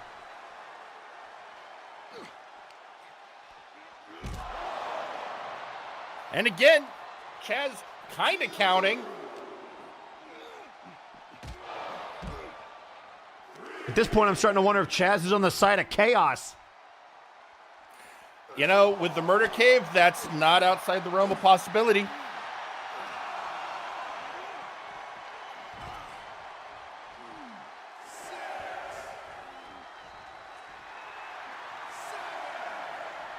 Up to a count of Zeta 7, taunting though. him. Is Zeta going to win this way?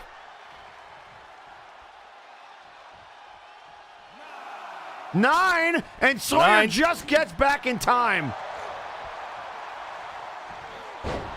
And I'm going to force him to count again. 2, and a kick out of 2 again. And Zeta thought that was slow, and then immediately goes over to Chaz and says, enough of your nonsense. Yeah, he wants Chaz to have has this been a little- match. Go ahead. Chaz has been a little inconsistent on the pin so far.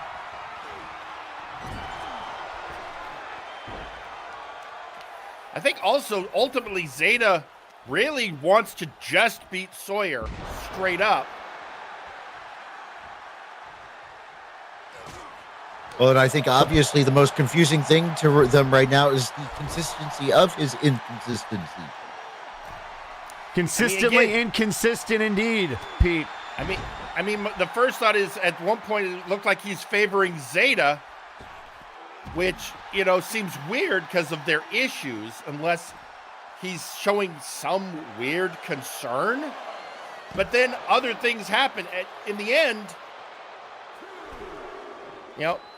Chaz is doing the thing a ref shouldn't do, getting physically involved. Double axe handle.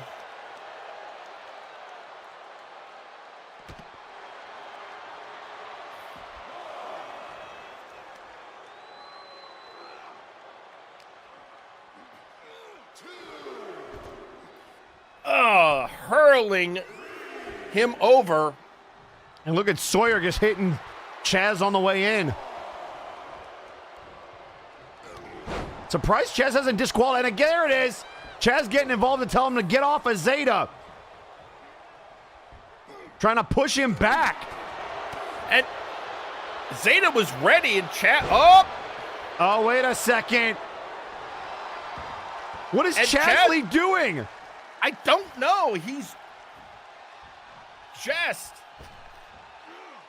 And a cyber stunner. And now into the cover. One, two, and a kick out.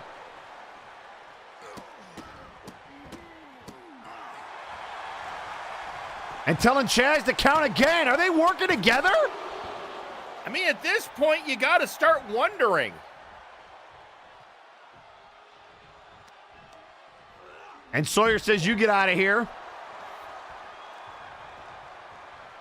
And Chaz just sort of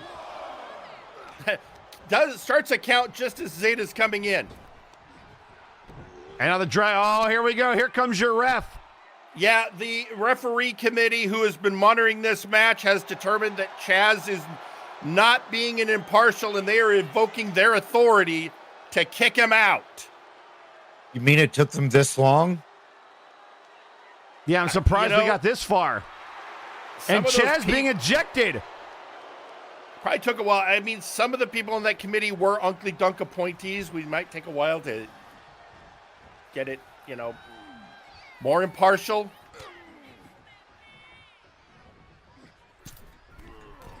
But now we've got our regular referee. The question is how much damage has been done in the meantime. And now here we go again. Another Panama Sunrise. Canadian Destroyer, call it what you want. It is effective.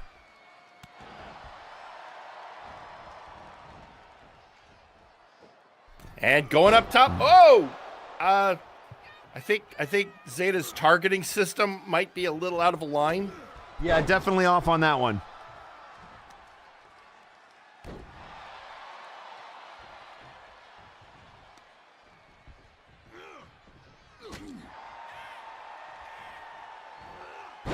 And a Russian leg sweep. The cover.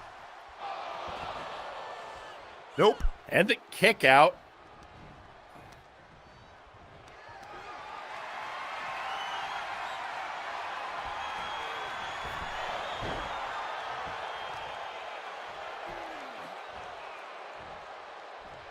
Yanking away at that arm unit.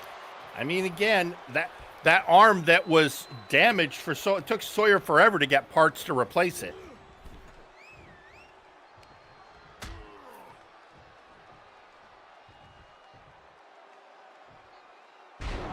Oh, slammed on the hardest part of the ring. Now Zeta in trouble again, getting beat down on the outside.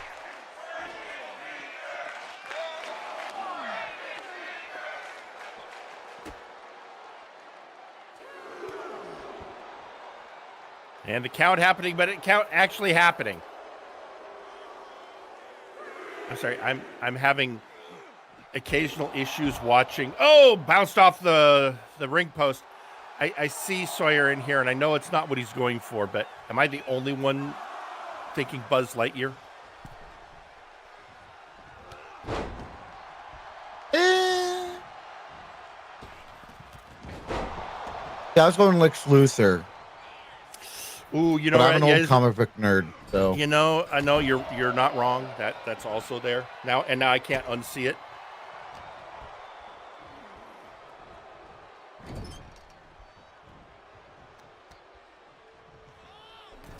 Working over that arm unit of Zeta's. And Zeta does not like it. not one bit.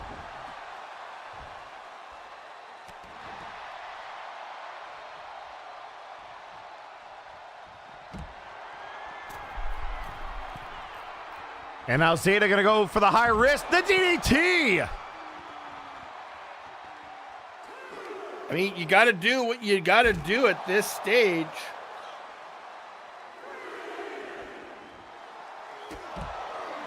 Especially after everything that's happened, all the interference.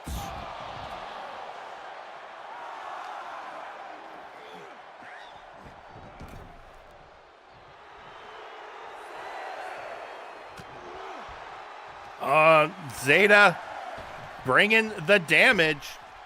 Oh! Flip on the outside. I don't care if you're a bot or not. Those pads are not comfortable. No, they are not. Oh, and a pile driver. They do nothing other than help prevent you getting cut up too much. No give.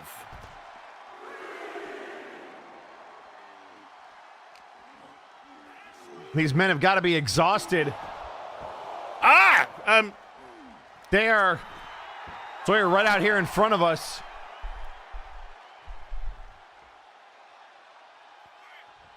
Looking like the Green Lantern on a Nickelodeon show with all the purple.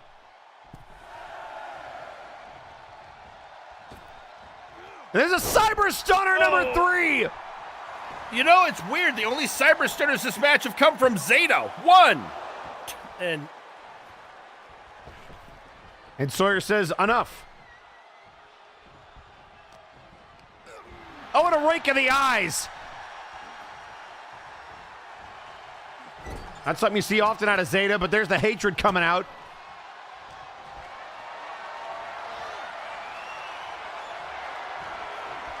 And up, hung out to dry.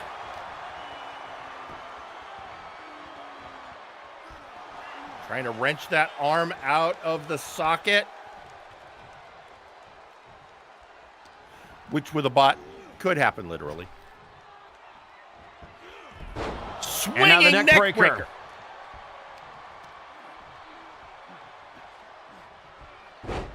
And now going after the arm. It's been his prime target for a while now.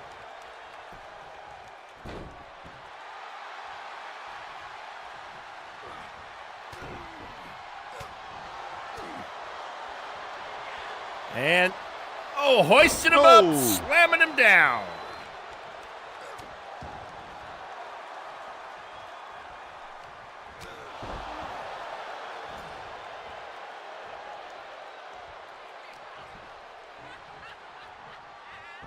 And now the cravat suplex by Sawyer.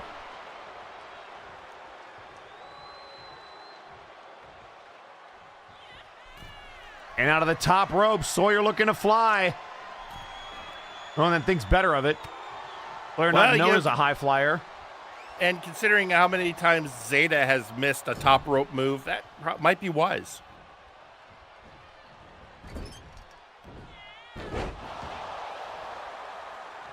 Belly to belly Zeta. overhead variety.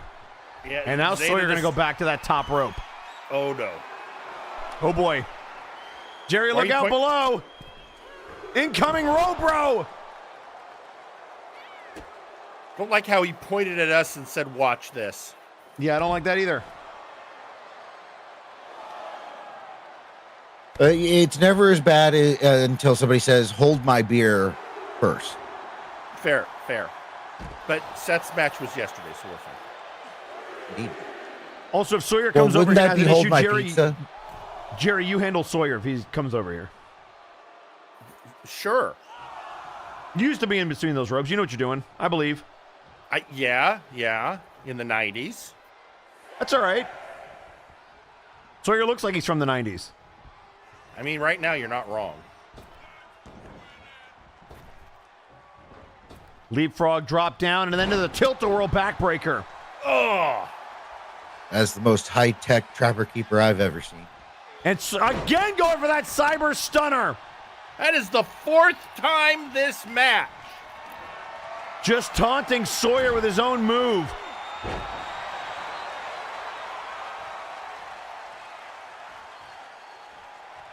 And again, Sawyer doesn't let him get the pinfall, so he's going to dive out there with a neck breaker. That one hit.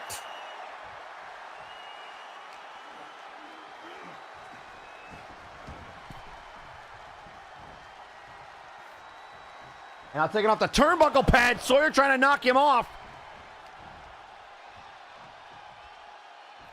And now Dragon Suplex into the pin. And this could be it. Nope.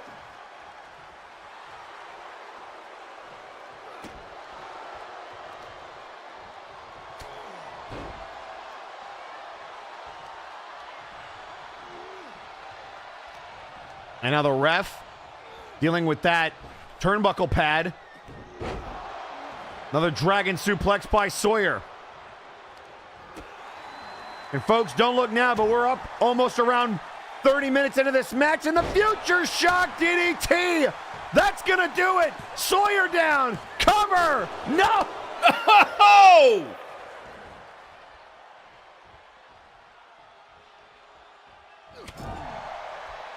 30 minutes in, and we still don't have a winner. I mean, that's a testament to their resiliency and how much they hate each other. And now a knee to the jaw. Also, Chaz's interference through a majority of the match. Nut shot to the Robro. Right into the. I don't. Wow. I spent so long. I don't even have Whatever's a good nut down joke. there, it hurt. Sawyer is hurt. Right in his nuts and bolts. Right in his judgment days. Zeta gonna go for it again. It Back works up so top. well.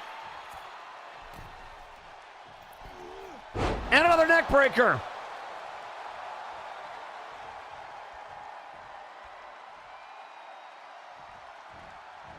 And now gonna nobody home. So you're able to scout that. And there's a DDT by Sawyer, his own variety.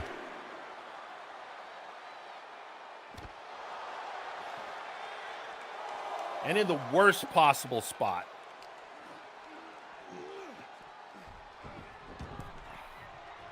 Sawyer coming back in. Sawyer going uptown. And he's gonna throw the big elbow. And now he's gonna go for the cover out of it. Zeta kicks out. These two have been wearing each other down. The mind game. Oh! Sharpshooter! There you A go. sharpshooter by Sawyer! Zeta with nowhere to go! I don't think Sawyer wanted to win that way. Oh, an RKO! A cutter! A boss KO even! Out of nowhere! And he got him!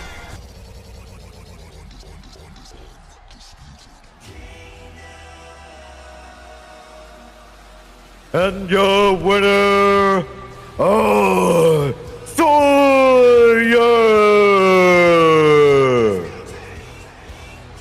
Zeta continued to use the Cyber Stunner over and over again. So he pulled out a move from both of their past, the cutter.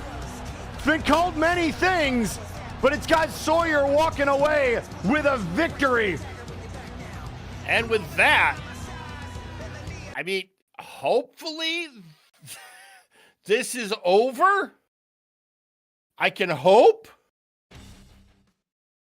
Zeta wasted no time getting out of there. Yeah, he wanted no part of the retribution that was probably coming his way. But you got to also wonder now, is our Sawyer going to be looking at anything else, like perhaps payback on an biased referee? I mean, a story for another day, perhaps? Oh, absolutely. We got 2 matches left, right? Wrong. What do you mean wrong? Remember how I said not to speak things into existence? Right, and I was very careful. Guys, all hands on deck, we have a problem! Not again!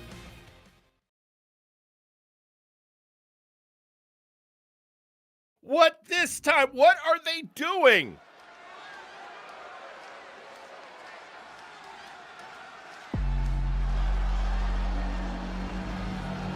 The following contest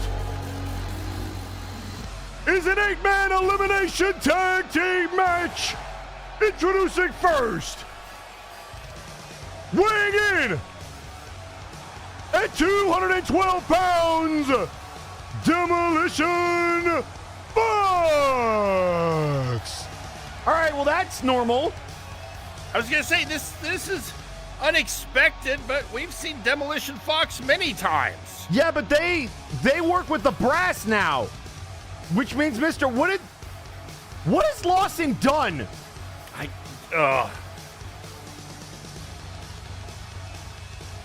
They said 8-man tag, which means who's with Demo? I was so happy to see him yesterday when he kicked out Unkley. But obviously, Lawson will still Lawson. This is just... Oh, boy.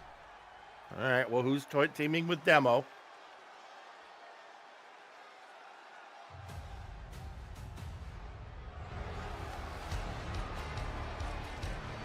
Introducing their tag team partners at a combined weight of 1,272 pounds, the Grim Fairy Tales.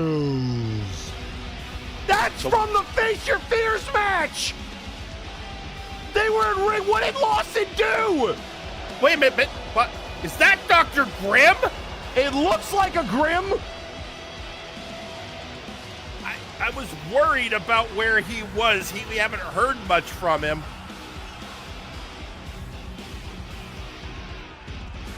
I don't like this at all. I don't like this. This might be worse than the clown. What the hell are those things? Well, I mean, that's a rabbit, and that's a pig.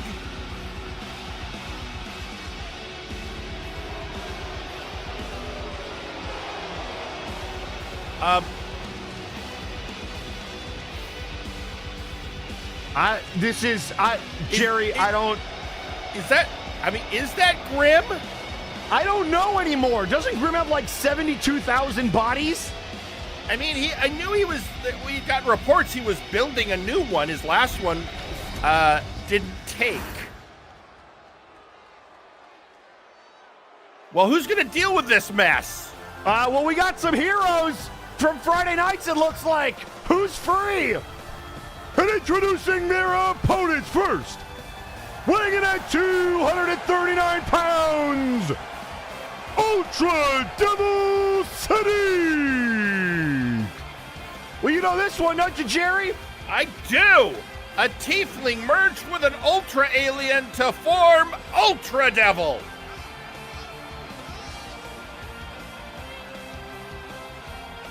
The man once known as Rapture New Road, he's still here helping Friday nights. And boy, do we need it. Also,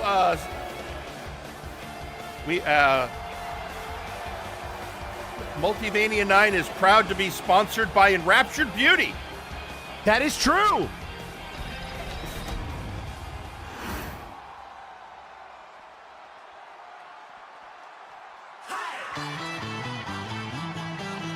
And introducing second, weighing in at 263 pounds, Bastion Butler.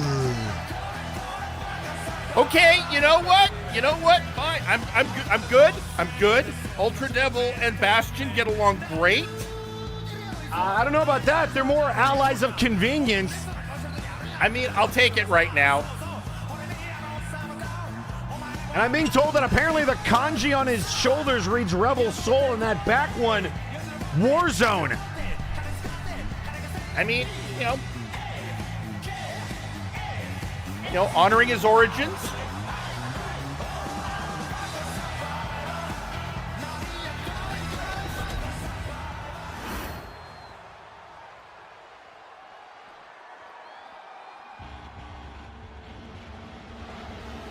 And introducing third. Oh my God! Weighing in at 241 pounds, Mr. Enigma! Holy crap, Jerry! I mean, Ultra Devil and Enigma have both been members of Hero Time. And they're the heroes we need! Look at the new drip! It's practically dripping off of them. Mr. Enigma is not messing around!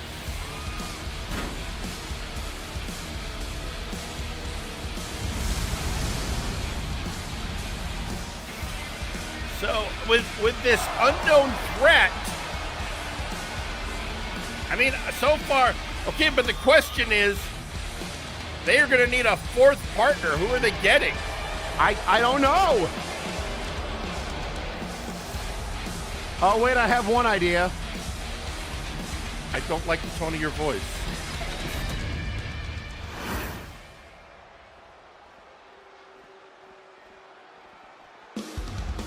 And introducing fourth,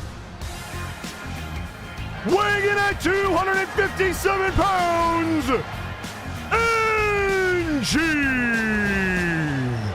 It's a Multivania tradition. Look who's back. Never mind. I'm sorry. I doubted the tone of your voice.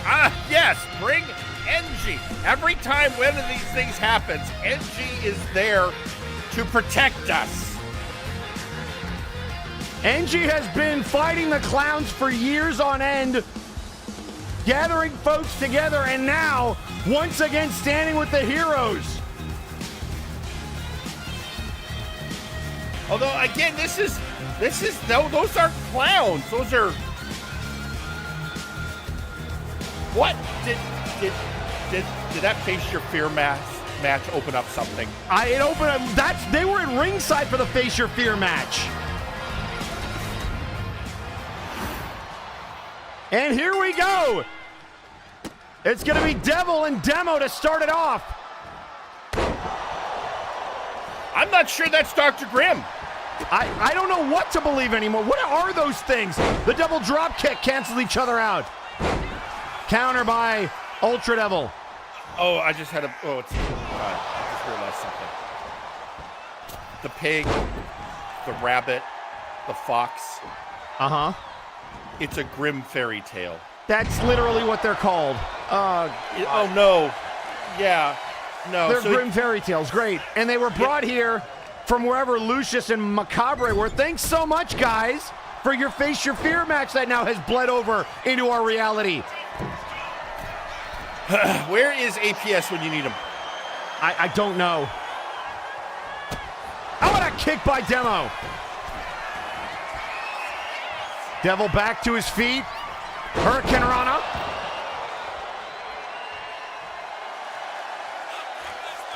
You can't blame me for this one. No, I blame Macabre and Constantine. Yes, exactly. This is, we worked all night, all yesterday to not invoke the name of you-know-what. And then this happens. Wait a minute. I think there's one other culprit. A certain trickster entity we all know. Boy. Yeah, but why would they? Well, I guess just because it's funny. Yeah.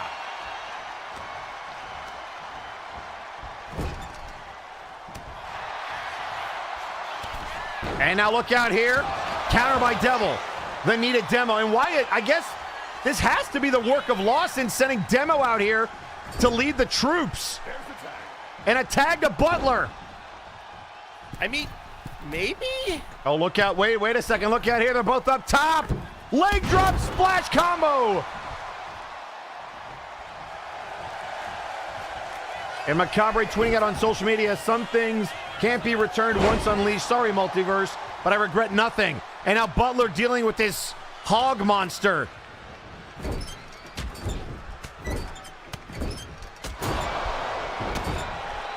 This is, Jerry, this is insane. Oh, go for the ride, Demo.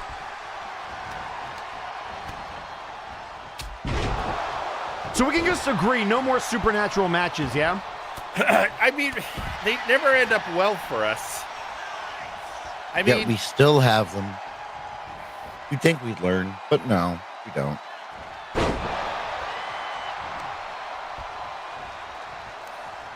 I think the last time we had a somewhat supernatural match that worked out okay was the time Graven Allen buried Prinny.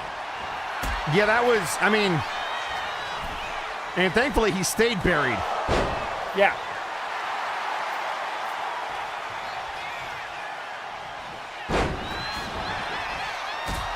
And now a kick to the head. I don't look at, what is that thing? I mean, I'm trying to go through my fairy tales, and nothing good is coming out.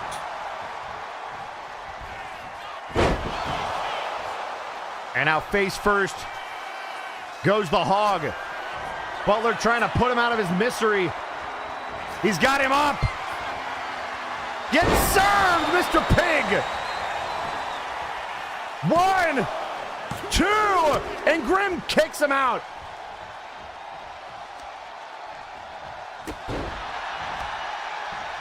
So, Emmett, if this is a Grimm fairy tale, is he Father Grimm? I mean, that would make sense, wouldn't it?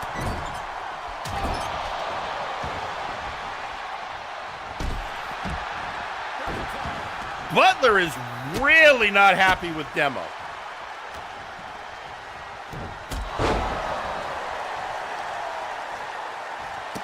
NG wants in the match so much. NG wants Enigma we haven't seen either.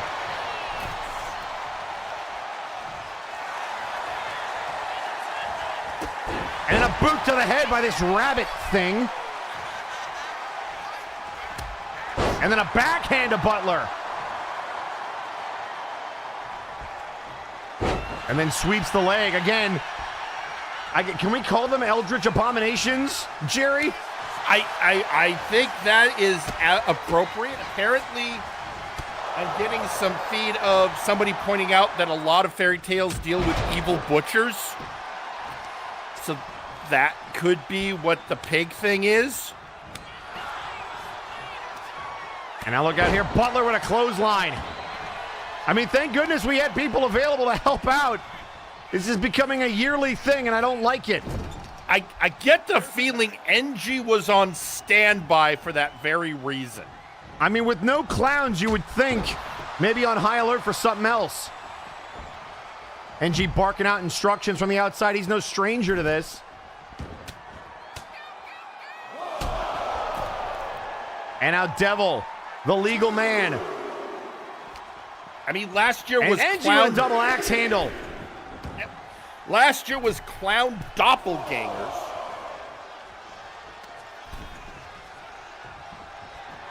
And now there it is! The Ultra Dynamite! Bye-bye, buddy! Got him! Thank goodness. Banu has been eliminated. But what? Okay. And now look out here, the power slam. Doing the ultra pose. I was worried it was some kind of twisted reflection of Mr. Rabbit, to be honest. And then the kicks to the face. Devil trying to deal with Demo now. In off the ropes. That kick. And Grimm still has not tagged into this match. We've seen everybody but him. Typical Grimm behavior if it is him.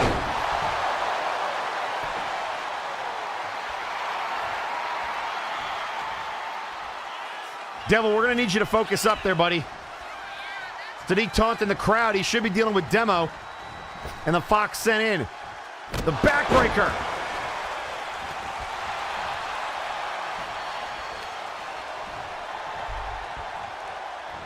And there's the big uppercut. The Zetton crash. Oh, but then the Hail Mary. The Hail Mary and then the last resort. 1, 2, kick out. Thank goodness. Devil stays alive.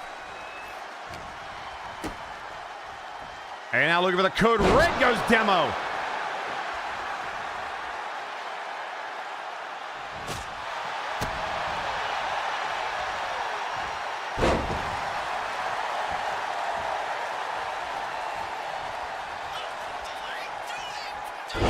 And there it is, the Hail Mary. 1, 2, and a kick out. What? Okay, is this affecting the cameraman? I don't know what's happening with the cameras. And now looking for a last resort, number 2. Down goes Devil. Demo into the cover.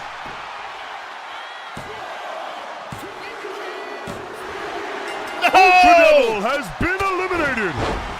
And Devil goes down.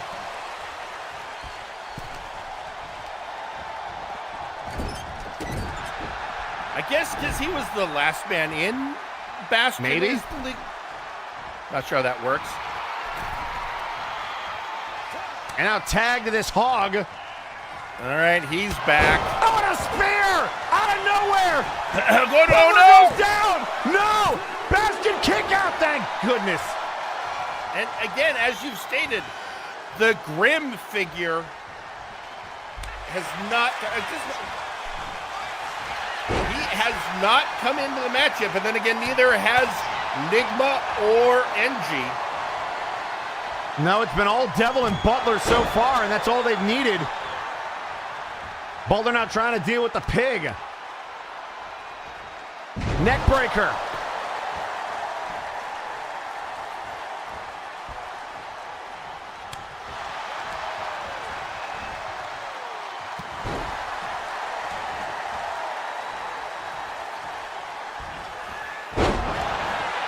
And then slamming now him he down. knocked him out.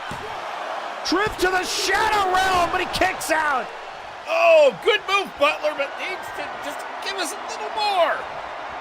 Well, he's going to get him up. It's time to take a trip to the Butler's pantry. 1, 2, got him. There you go. Hog has been eliminated. And now it's 2-on-3, and I'm liking our chances, Jerry. Shoulder breaker. Oh, especially because Butler seems to have been particularly pissed off Yep. Oh, there goes Grim. at Demolition Fox. I suppose because Demolition Fox is an actual member of the roster helping these abominations. Yep, and look at NG and Nigma both want it in. Butler's been in there for a while. Tag me. Oh, here comes Father Grim, as you called him. Double team move. Shoulder tackle. Oh, And the double team.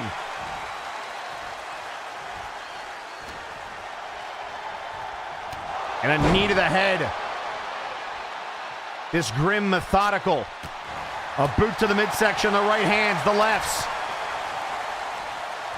And a kick.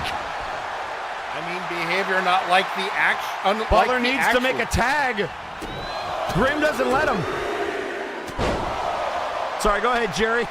I was going to say it's a lot like the Grim where I mean, we still don't know that this isn't actually Dr. Grim, but, you know, here's the thing. He seems smaller, and Grim's been going bigger with his bodies. Actually, not a bad observation. In fact, he almost looks like he might be close to the size of Grim's original body. Oh, look out, he's got him up! But that's the vaccine! Dr. Grim, the vaccine! And now the quarantine! He hit him with the vaccine! And now into the quarantine he goes! And Butler able to hold on. Butler is a resilient wrestler.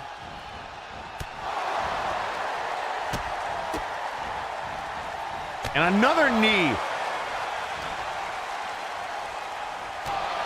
Oh, God. Oh, wait a second. There's that mandible claw. Mandible claw. Butler with nowhere to go. Bastion Butler has been eliminated. And now it's Mr. Enigma. New drip and all. Belly to belly.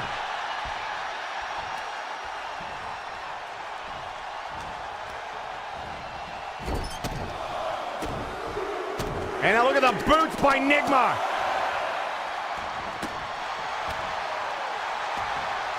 And I'll tell you what now, Nigma, NG fresh. Grim and Deno have been in this match since the start. It is an event, you know, they could be arguing, and that was a strategy, except Nigma and NG have been wanting in this match for a while. And here comes NG. It's going to be a double team move. Nigma and the Warzone vet. And now Grim trying to make a tag. NG to the top rope. And he's trying to get this crowd hype. Tag the demo. And the Fox tried to knock him off, and then he missed. Off the ropes. The drop down. Oh, he got caught. Oh, and a shot to the gut. I mean, that's to be expected. Russian leg sweep. And now look, he's going right for Grimm. Oh, who headbutts him? Talking trash and got headbutted. But if you mess with the bull, you're going to get the horns.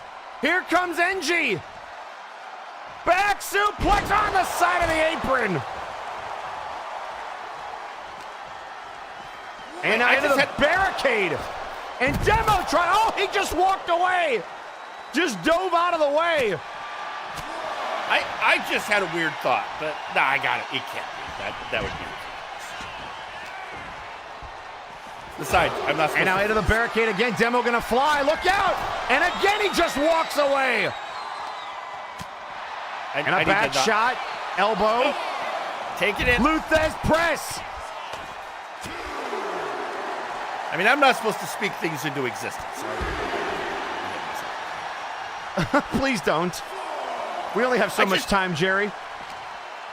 I was just, last year, all of the clowns were doppelgangers of wrestlers they faced in the ring, except NG didn't have a doppelganger. Instead, it was Mr. Dunkums, a doppelganger of a wrestler no longer on the roster. We don't, it's not, why would you speak into existence? I'm just wondering, last year. I mean, who is in that, is that really NG under that helmet? I mean, it is a Red Bull motif. You could ask the same thing about Nigma. Who's under that hat? Oh, look out, Crucifix.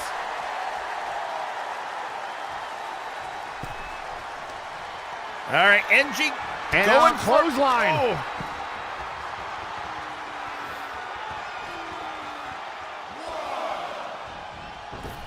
Nigma, look out here. Just shoves Demo.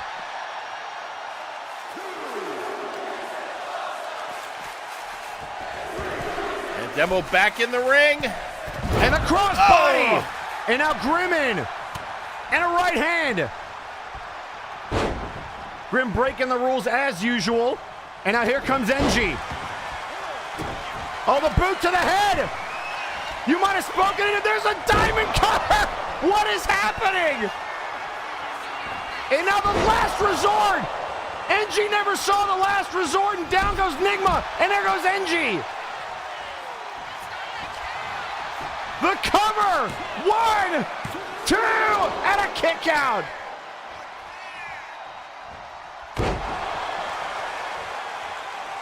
Nigma in a bad way, staggering to their feet. Whipped in, dropped down. Look at the Fox. Okay. Nope, not gonna speak it, not gonna speak it, not gonna speak it. You know, you keep saying that. To the corner. And there's a tag. We saw this work earlier. They're gonna try it again. Oh, the elbow backbreaker combo. All right, MG, put this Fox down. But first ask what it says. I don't know if we're interested in what it says. There goes NG over the top rope. And now here comes Grimm. All too excited to go after NG. Ducks underneath the boot.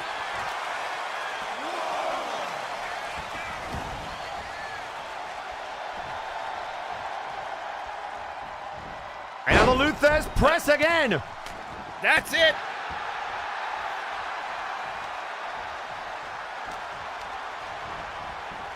And now to the corner. Oh, was looking for the tag, but blocked. And now the knees. Oh, Edgy gets knocked right in the face.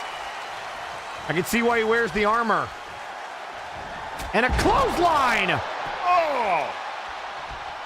Come on, NG.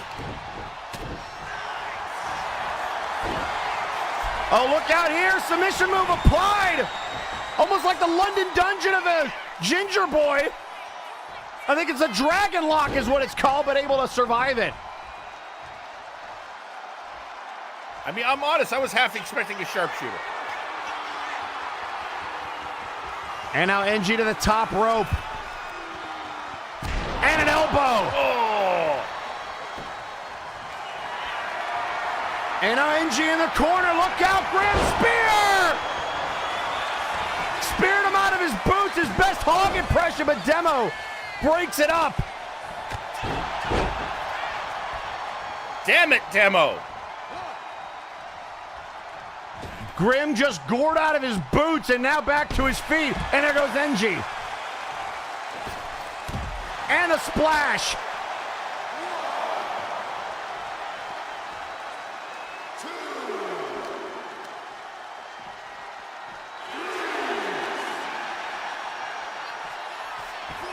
Grim trying to keep it outside. NG's like, nope, we're settling this in the ring.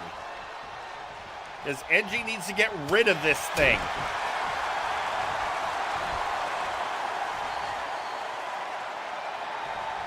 And now the neck breaker on Grim.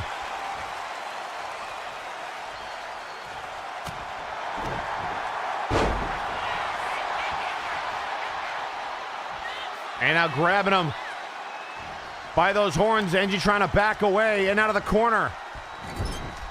There's the Tag to Enigma. Come on. And now double back body drop.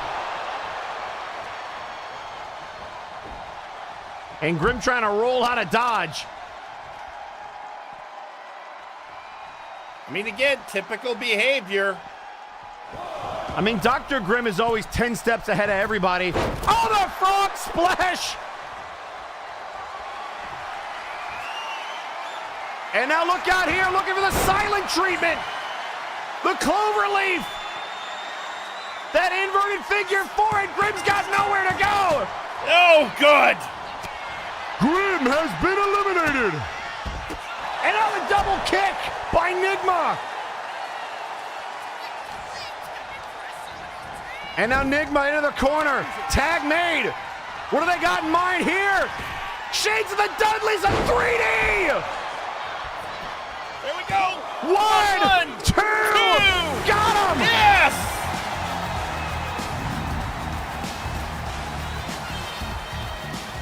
Here are your winners, the team of Ultra Devil, Bastion Butler, Mr. Enigma, and NG. I shudder to think what would have happened if those invaders had prevailed.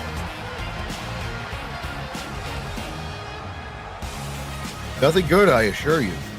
You know, maybe these invaders will start to learn this is not the show to mess with. You'd think. Well, now, Jerry, there are 2 matches left. Whew. Well, and I know where we're going next. And Eric, I understand the provisions of the interdimensional belt. I understand its importance. But this is honestly the most dire situation I've ever seen with an interdimensional invasion situation. We've never had an invader actually win the championship, whether it was Spike, the Grim Reaper. Heck, even during the Lord V reign, we never had an invader take our championship. Until last night. Should I say Friday night?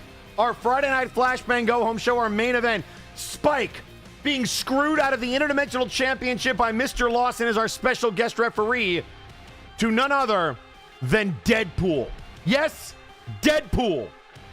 And now it has thrown this match into complete chaos, a triple threat match. El Pollo won the right to challenge for this belt at Multivania. Spike now, still in this match. It is now a triple threat match with Deadpool now the defending champion. And I guess what's going to happen is going to happen. Let's send it down to ringside.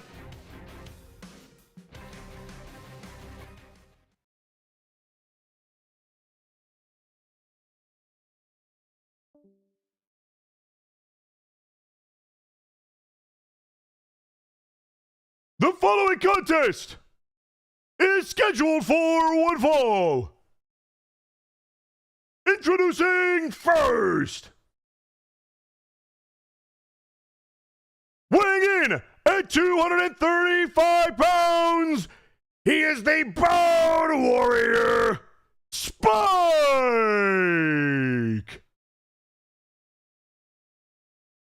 So Spike making his way down to the ring. And it would have been just 48 hours ago that he would be the defending champion, but Jerry, no luck. No, and there is an eerie silence over the auditorium.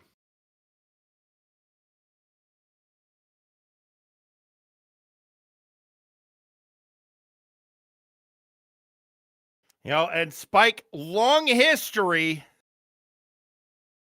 in the business. He's been on both Warzone and Flashbang.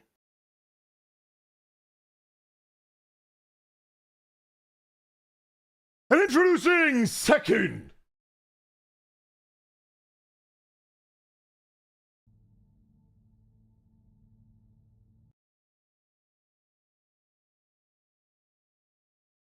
weighing in at 241 pounds, El Pollo de la Muerte.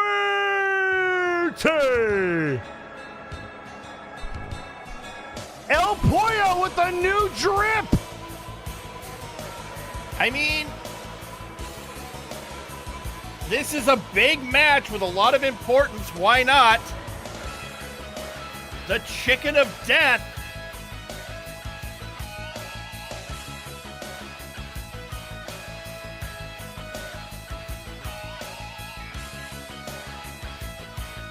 No, The number one contender who was ready to face Spike until that little wrinkle was thrown in. And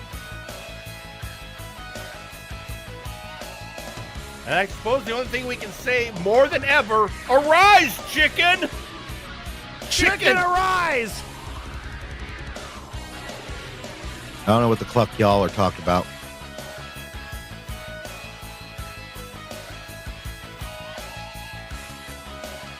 And, you know, let's put it, because there's two Flashbang wrestlers in here, I like the odds except for who they're facing.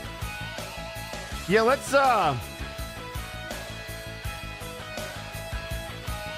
don't even want to think about it, actually.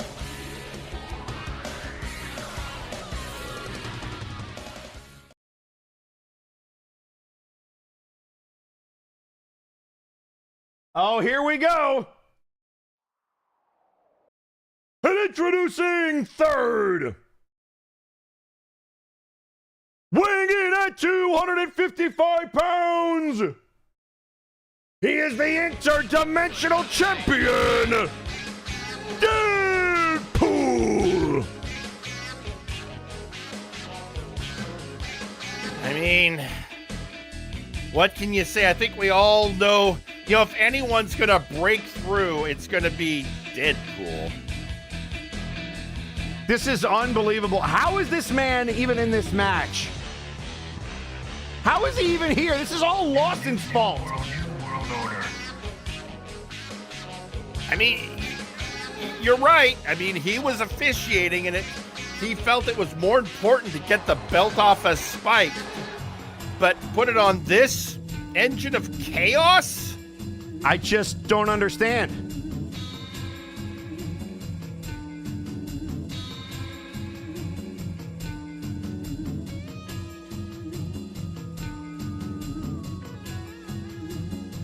And of course, posing, because why not?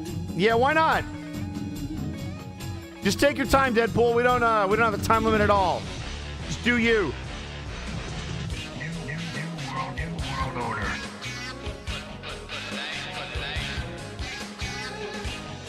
Again, the first invader that has ever won that championship. And Jerry, personally, I hope it's the last. I mean, the whole idea of the interdimensional belt is to be the front line of defense against interdimensional incursions. And this is the first time it fell flat, but not because the defender wasn't doing their job, but that the official decided it was more important to screw Spike than to preserve interdimensional integrity. Yeah, well, let's maybe preserve it right now by beating Deadpool. All right, here we go.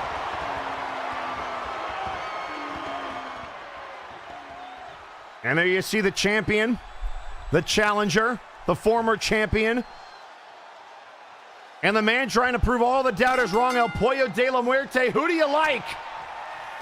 I mean, this is an interesting question because, you know, Spike has the experience, but El Pollo has the most to prove. Look, I like Deadpool. I just don't know if I necessarily like him for this match. Well, and I feel the issue with Deadpool is always, if there's one thing that stands out, it's exactly how hard he is to put down. And right now, Deadpool doing some work on Spike, the Bone Warrior. And tweeting out on social media, Bastion Butler saying, man, I wish it was Trash Man instead. That would have been bad for different reasons. Yeah.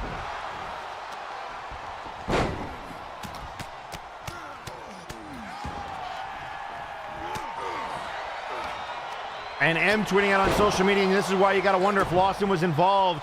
Talking about that previous match, quote, enjoy our little event, Multiverse. That's great. Yeah, that's just...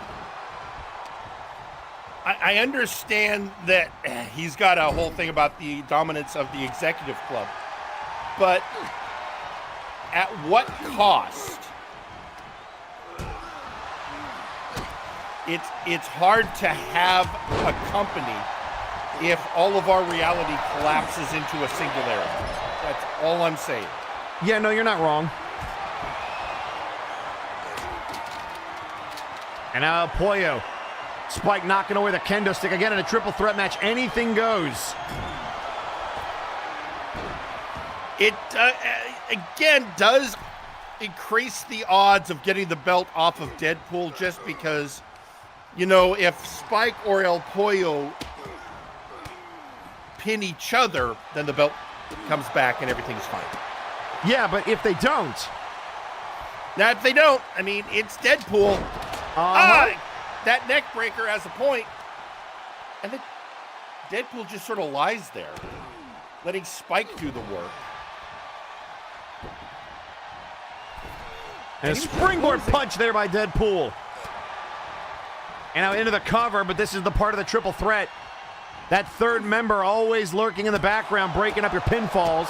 You got to have eyes in the back of your head.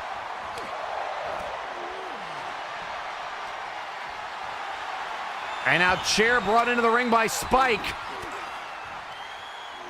The Bone Warrior. Chair shot to the back of the head. And now Deadpool kicks to the face. Springboard and a right hand.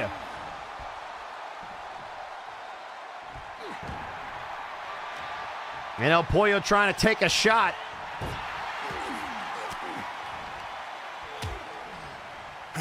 El Pollo's trying to entice him to come out, but Deadpool is very Spike-focused right now.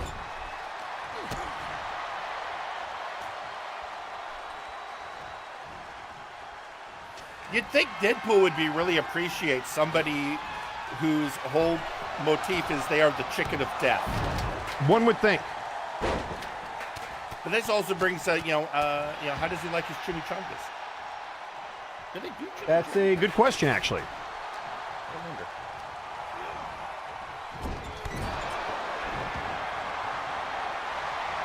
And now the cover by Spike, hooking the leg. Count of two. Deadpool able to kick out by El Pollo.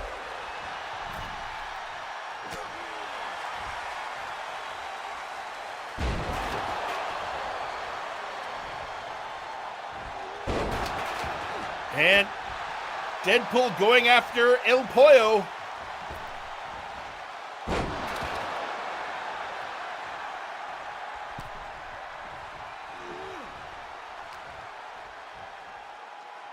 And now they're going to look to maybe double team. Double choke slam, maybe. Down goes Deadpool. All right, now they'll deal with each other. And I think that's one thing. These two have respected each other. Remember, a couple of weeks ago, they helped fend off an invasion by the Executive Club and the Authority. Well, you know what? In wrestling, you can respect the hell out of a person, but once you're in the ring, you go all out. Absolutely no doubt.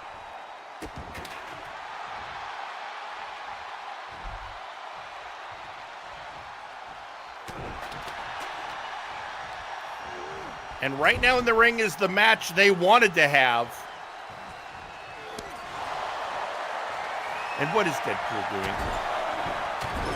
And now Spike with these headbutts in the corner. Oh, and a kendo stick by Deadpool. Beating the crap out of Spike. Well, that's because they made him put away his swords. And now Pollo trying to get out of the corner. Knocks it out of Wade Wilson's hands. Oh, here we go. Chicken wing. One of the most devastating submission moves in all of professional wrestling is locked in on Wade Wilson. But able to get out of it. That move is how El Pollo won the Nero Napier submission tournament. Establishing that move as probably the most deadly submission move in the multiverse. And now the clothesline onto the chair. Spike down, but a kick out. Ooh, good, because, again, I don't want to think what happens if Deadpool retains. Yeah, I really don't either, actually. Fortunately, we do have a luchador in the ring, and as we all know, all luchadors are trained in super science. And now Spike is looking for that elevated DDT. And a chair shot to both men. Down goes Spike. Down goes Deadpool.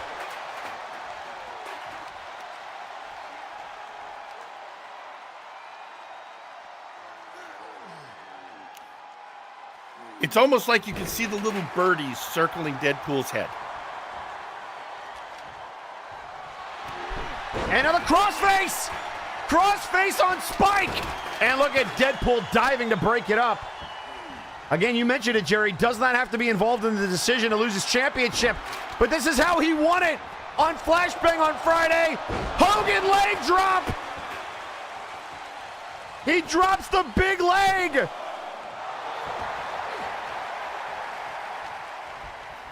And right into the waiting arms of Spike, who's got a kendo stick now.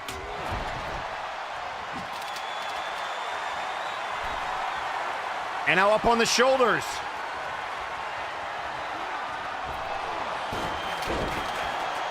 And then Spike able to dive at El Pollo.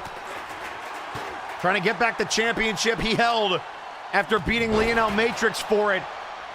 With a roll-up on Friday Night Flashbang, held it for a couple of weeks. Deadpool comes out of nowhere and lost it, ensures that Spike doesn't head into Multivania as the champion, but can he leave as the champion? Look at Deadpool just letting them fight, pacing around outside. El Pollo with a drop kick. And now here comes Wade. He's got a kendo stick, but he sees the pin. You got to be careful, Wade. That's how you lose your belt. I mean, you can be as cheeky as you want, but... Oh, and there we go. And a flying punch. And then the Luthez press.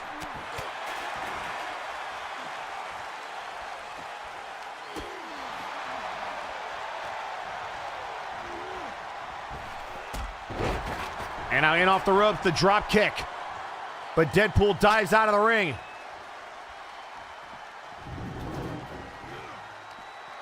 From behind, body blows, staggering El Pollo. Here come the knees, the elbow, the kick, and a shove right into the barricade. Knee to the head. And here comes Spike dropping him on the edge. Going for a ride. How do you like it? Wade, do you want to stick around?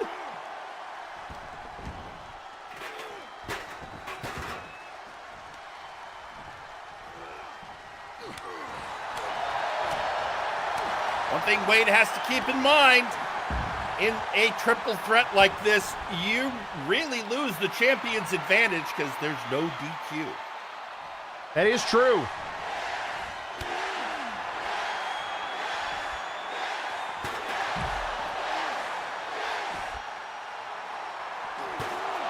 And this crowd going crazy as Deadpool goes crazy with a chair. I mean, the problem is, what's probably very confusing for the crowd is Deadpool is very popular. Which I don't know if all of them appreciate the complicated multiversal mechanics involved. I don't understand them, and I tried to take a class once on it from Dr. Caliban. Yeah, good luck. As soon as he tried to explain the time quangle to me, I had to check out. I was like, I don't. The what now? Yeah, don't. There's a kick. Look out here. Oh, there the kick to the head. Into the cover. 1, 2. Oh, a kick out. Would have been good. Maybe not for El Pollo, but for the multiverse. Patada de Pollo nearly sent El Pollo to the victory circle. Mr. Lawson said you can never win the big one. You've never been able to, and you never will. Spike into the cover. Trying to get his championship back. That Lawson screwed him out of it. A kick out.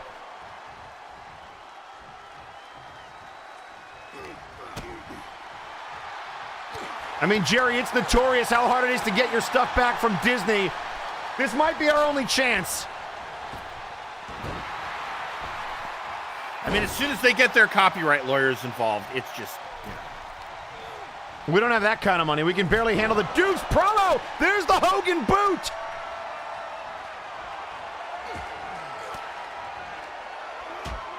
And now staggering El Pollo.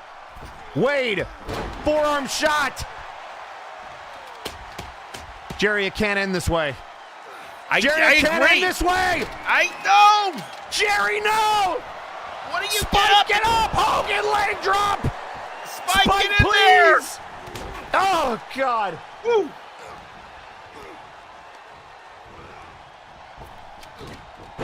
And now Deadpool getting chucked overhead belly to belly. Spike.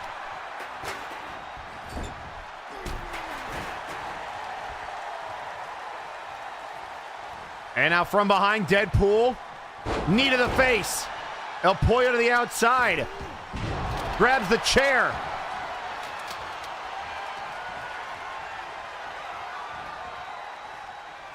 And a pile driver. Good job. Staple. Oh, and a shot to the back of the head by El Pollo. Now Deadpool trying to take advantage of Spike being down. El Pollo counters.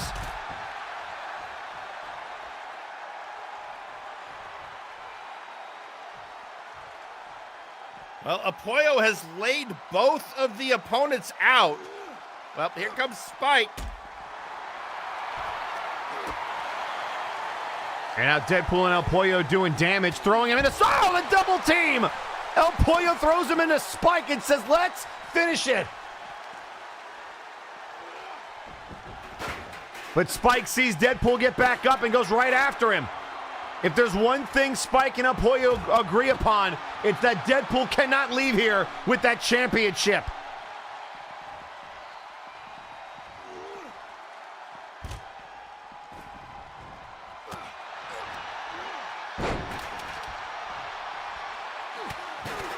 And now the right hands.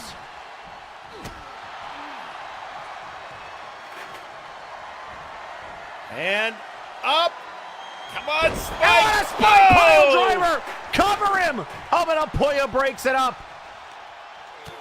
El Pollo. Now the right hand counter. And now the flying chicken!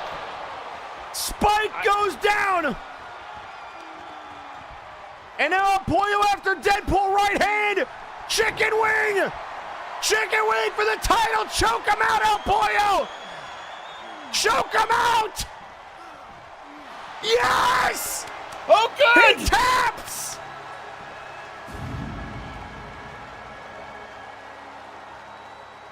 Here is your winner, El Pollo de la Muerte! El Pollo, a champion. So, I will say this. I am mostly glad that the belt is back and we have stopped the incursion. But additionally, I'm very happy that the ending is exactly the one most likely to piss Lawson off the most. Oh, Lawson is not going to be a happy camper.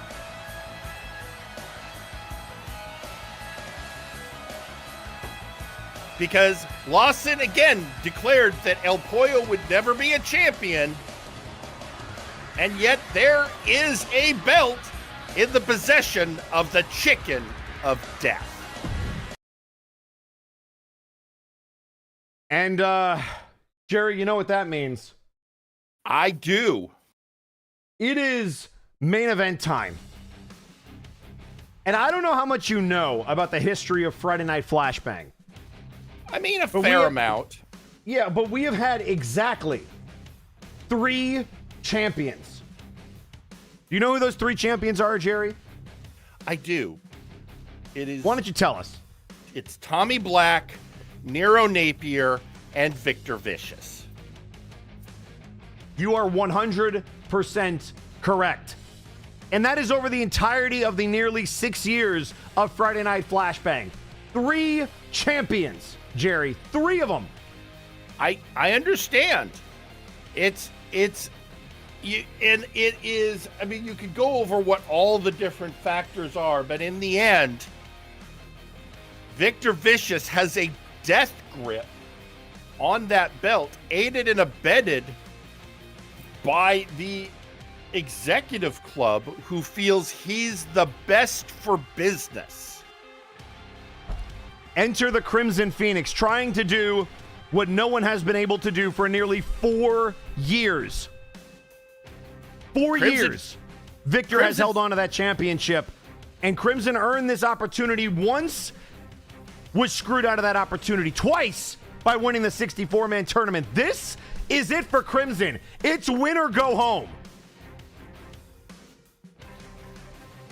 So with that, it's, I mean, it is. It's because the number of people that Victor has gone through, and yes, not every one of those victories has been the cleanest, but on the other hand, not all of them have been screw jobs. So it is a, just, and you always wonder, will this be the one? Will this be the person? Because nothing lasts forever, but the longer it goes on, the more hope dwindles. And here's why this is so apropos. It was Nero Napier that held that championship before Victor Vicious. In October, at Breakdown, nearly 4 years ago, it was the cartel comprised of Victor Vicious, Nidzik Gunk Gobbler, and Hutch Kale that triple powerbomb Nero into the canvas and won Arrivederci later, and he was our new champion. Phoenix has sat back and watched, now stepping up to the mantle of leader in place of Nero, trying to take back the belt that he was screwed out of as Nero was slowly turning over a new leaf. Crimson has redefined what Apex is all about. They have been on the straight and narrow. Meanwhile, Vicious screaming about how his family has been attacked year after year, and he has been left with but remnants of what he used to have. All but Kuso Kale have fallen, and now Victor tries to take out the ultimate revenge by sending Crimson into a fiery demise. Will the Phoenix rise, or will the champ win? Before we send it down to ringside, we've got a little special video package just for this match to contextualize the history and the moment that is about to come.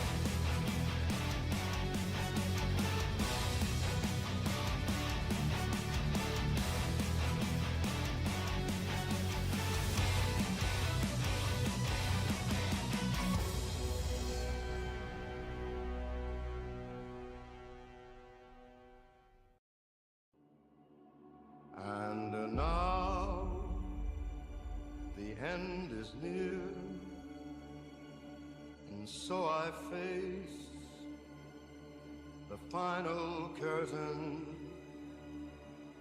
My friend, I'll say it clear, I'll state my case, of which I'm certain. I've lived a life that's full. I traveled each and every highway and more, much more than this. I did it my way. Regrets, I've had a few, but then again, too few to mention. I did what I had to do and saw it through without exemption. I planned each charted course, each careful step along the byway. More, much more than this, I did it my way. For what is a man? What has he got? If not himself, then he has not to say the things he truly feels, and not the words of one who kneels. The record shows I took the blows and did it my way.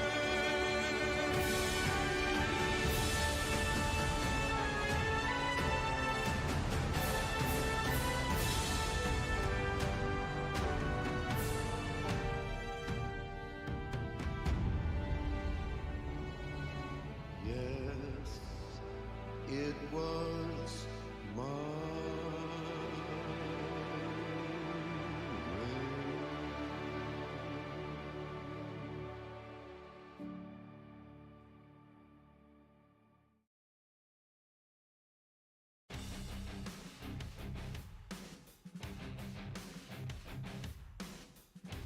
Ladies and gentlemen, I cannot set the stage any better than that did. It is a legacy versus a career of disappointment. You saw in that video package, it was Blight Howless's spear that put Crimson down the last time. Can they fight back and take revenge on Victor Vicious, or will he march towards his 4-year anniversary with that world championship?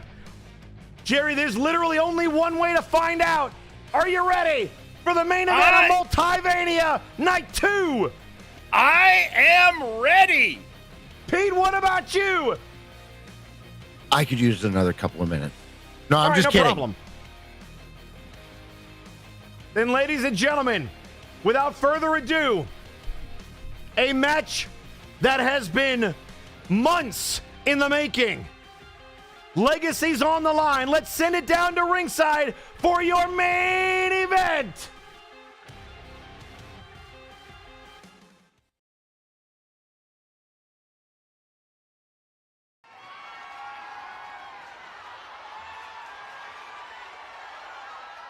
The following contest is scheduled for one fall, and it is for the MNW World Heavyweight Championship, and it will be contested under cartel rules.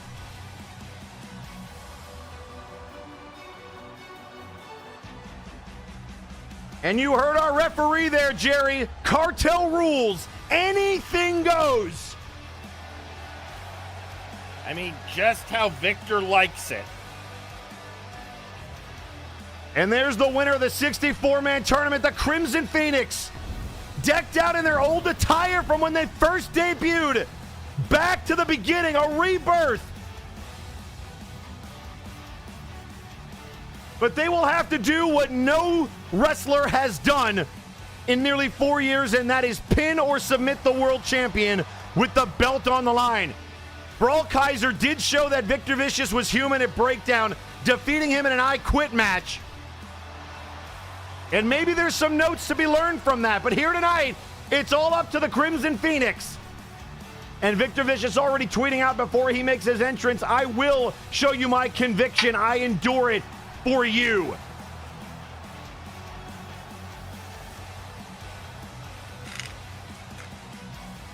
It makes you wonder, who does he mean for who?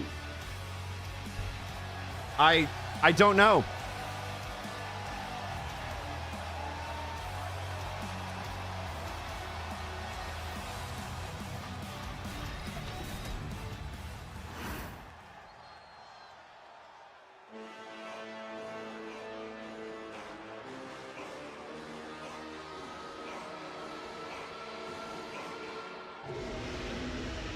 And there he is, folks, the world champion.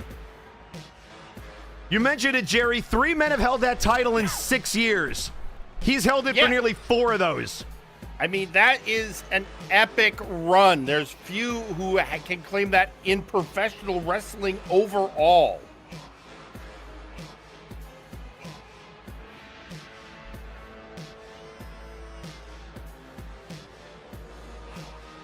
I think what it comes down to, though, is love his methodology, hate his methodology.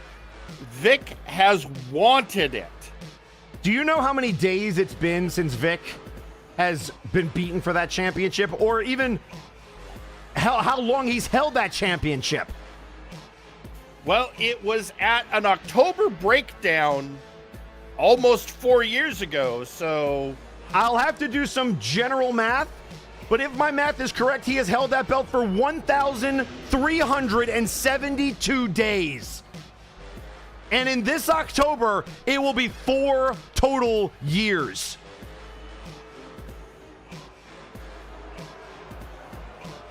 that is, I mean, it's impressive, but also, you know, it's got to be rough on the roster.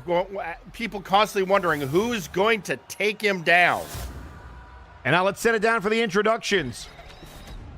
Introducing the competitors for this match in this corner.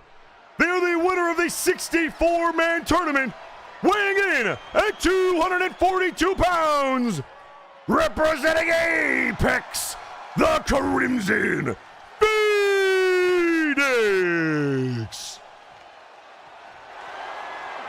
And in this corner, they're the champion, weighing in at 272 pounds. He is the World Heavyweight Champion, the bad guy, Victor Vicious.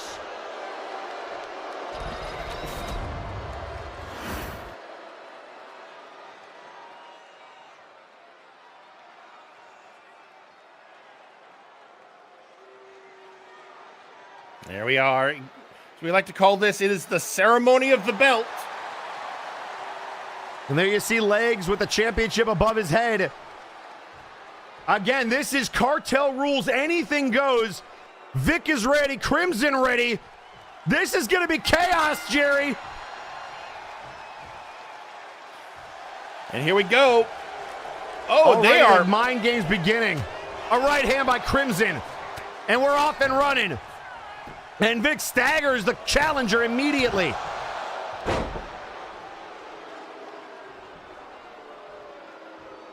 And here we, oh, right in the head.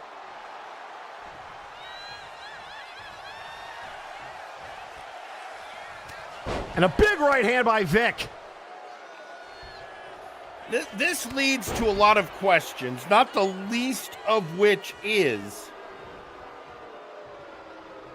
what happens if we do get a new champion here after this many years? I mean, that's I have no idea, Jerry. I'll be real. I haven't even thought about it. It changes the math so much because everyone in the locker room is geared to deal with a world where they have to worry about Victor Vicious. And Jerry, here is something that we're not talking about. We saw Graven Allen earlier win that that brass briefcase. A vicious clothesline off the counter, my God! They caught Crimson coming in. You know, just inside outing them. I will double down on that, Eric. We have seen in the past that if it is a crossover show, the Mega Money in the Big Bank briefcase would also count for this championship. Which means we have 2 briefcases in play. What does that mean for this match? We've had reports that Graven is just sitting backstage in Honorbound's locker room clutching that briefcase. He's the only man who knows what's inside of that. And on the flip side, you have El Albatros with the Mega Money in the Big Bank briefcase. So Albatross and Graven with some decisions. Albatross could cash in here against Vic. And now Phoenix gonna dive to the outside, but nobody home. And of course, the other factor in here, from winning the King of the Showcase yesterday, the Creation is the official next #1 contender. And Blight Howell has just tweeted out, I'm so sorry to interrupt you, Jerry, but Blight tweeting out, I have your back and will destroy all the opponents that are in your way, Crimson. Let's show who the real powerhouse of this company is. My apologies, Jerry. Continue. No, that's fair. Blight makes a good point. Well, here's the thing I was just pointing out. A little bit of irony. Crimson's first run at Vic for the title came when they defeated the Creation in the first ever Monster Mash. I mean, that is true.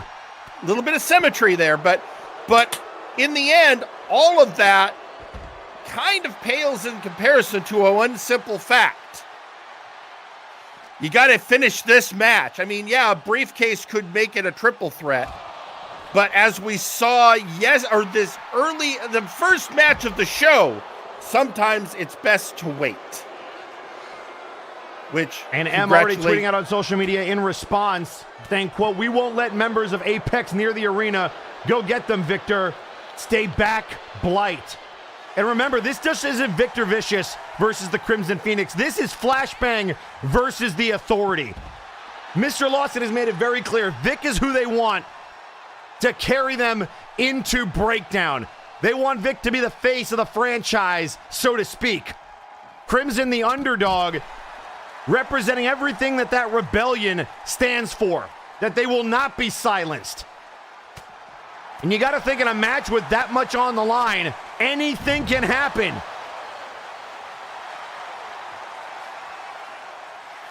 Well, and here's the other thing if you're Victor Vicious, you have to look at.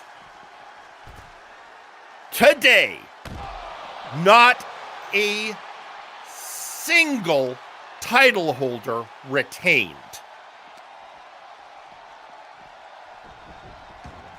Jerry, the numbers speak for themselves. It has been a bad night for champions, but Vic has been at pay-per-views before. Oh, nobody home.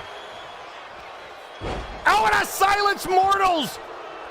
Mocking Michael Macabre. Remember, Victor hates Doom, despises them. And a little Michael Macabre there for you. But the thing you got to remember, Vic has overcome the odds before, Jerry. Who retains really doesn't get in his head. A splash by Phoenix. No, you're right. If Vic has one trait we can truly admire, it is absolute focus. And there's a Phoenix arrow, now using Phoenix's old move, and Vic, the mind games begin. And now the stalling vertical suplex.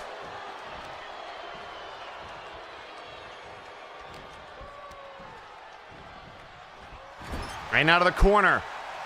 Vic bouncing off, ducks underneath that Enziguri. We're just underway here on your main event, night 2 of Multivania. World Heavyweight Championship on the line. Here comes Phoenix, gonna try the drop kick again, and this time it connects.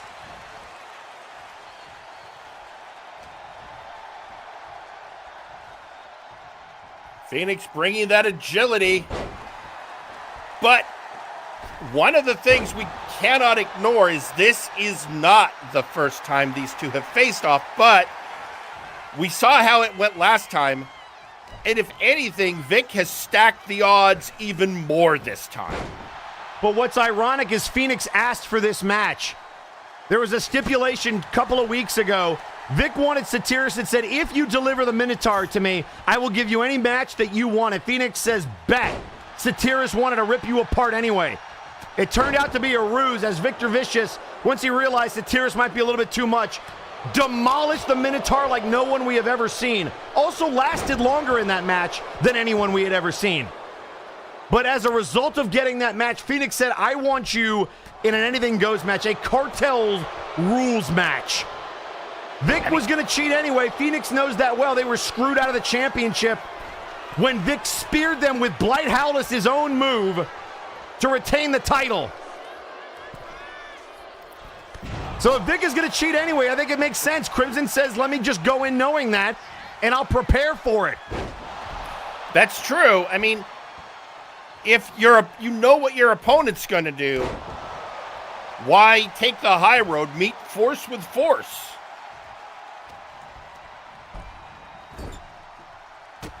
And, you know, the executive... Go ahead.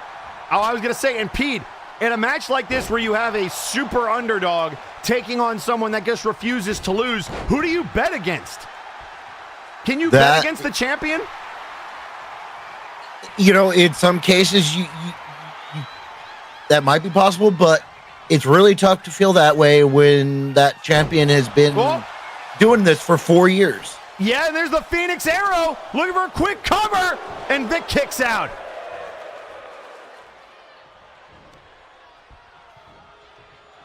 You know, there are times where you think that underdog can pull through at the very last minute, but at a mountain so high as what Vicious has put, I don't know. And a vicious clothesline to Phoenix. And now the cover. 1, 2. Phoenix kicks out. I mean, at this point, it's all you can really expect. And now Vic not wasting any time. He wants to go for he was looking for the Arrivederci powerbomb into a dragon screw. I don't know why he would have expected it to be that easy. Oh, and a Colt Classic!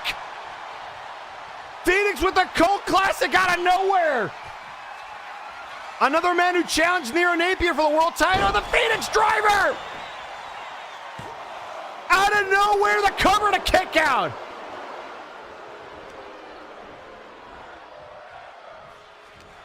We saw Henry Colt on night 1 come up a little short in that showcase match. But someone that Apex knows very well. Here comes the Bulldog! And now out of the corner, Phoenix waiting for Vic to get up. Nobody home. Right hand, countered though. And Phoenix right now taking it to the... Oh, the power bomb! Oh my Lord, off the counter! I mean, whatever else you'll say, Vic is a power wrestler. And Vic just went for the Arrivederci again countered into the moonsault, standing variety.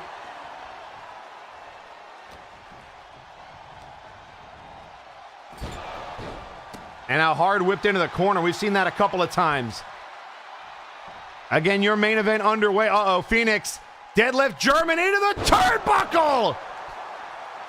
All of it's legal. If you got a chance to do damage, now's the time to do it.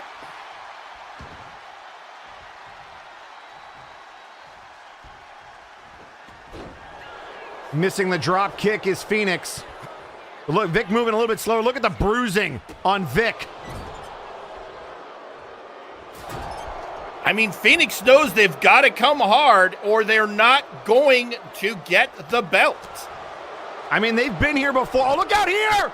The Uranagi! And that is again a move of Michael Macabre.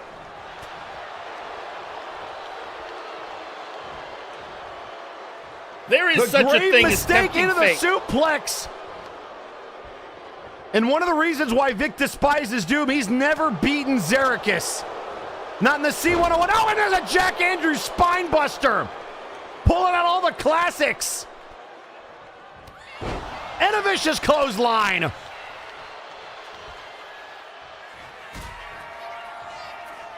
And now, that Arrivederci powerbomb, third time's the charm, into the cover. 1, 2, kick out.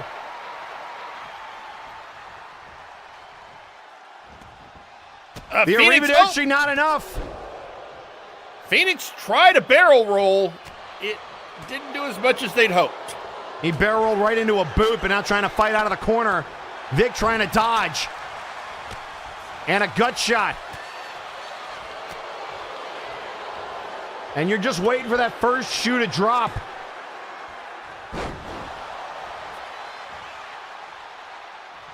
And tweeting out on social media, Zarek is saying, quote, deep down, I know you wish it was me here, Victor. And an elbow to the face, taking Crimson off the top turnbuckle.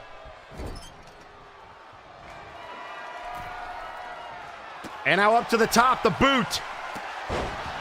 Drop kick blocked by Vic. And now a kick to the gut, and now another Phoenix arrow. And now maybe about to see some weapons. This is all legal, folks. I mean, this Anything goes is to Criddle. He walks away from Crimson. again. This is And what the light Phoenix tube to wanted. the face. And they're right out in front of us here, Jerry. We could be in trouble. Oh, God.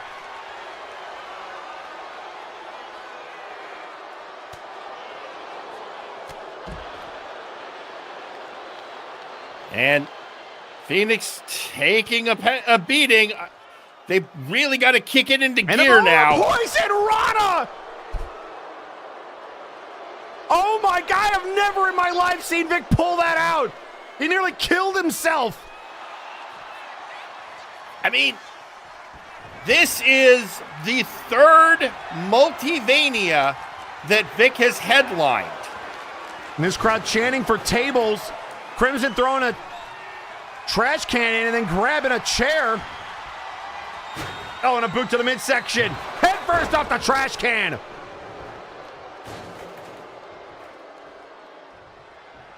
It's clear, love him or hate him, you cannot say that Vic did not work at preparing for this match. And Phoenix getting out of dodge, saying, come on out here, you want to dance. And just trying to throw the chair at him, said, bring your ass back in here.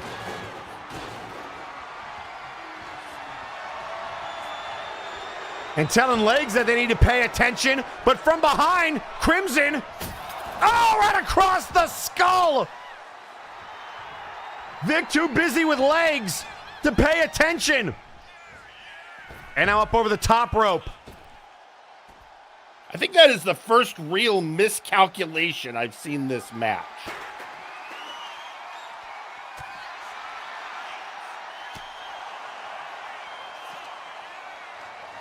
And you got to imagine the emotions are running high for both competitors. Crimson, oh, out of the stairs with the neck breaker.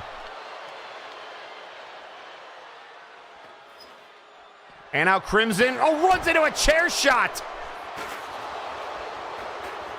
Vic's brutality coming out.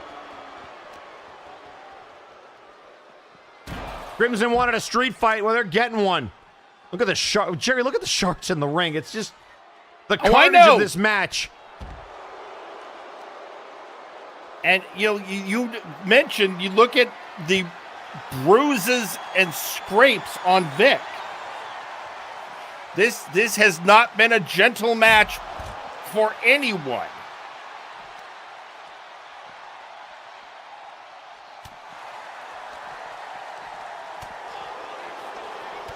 And a vicious clothesline on the outside, but remember, it is not falls count anywhere. All pinfalls and submission have to happen inside the ring, but outside of it, you can do whatever you want to each other before you get back in. Vic screaming. Oh, no. No, not on the stairs. Not on the stairs. Phoenix laid out on the stairs. I was going to say Vic was stalking Phoenix, and we know why.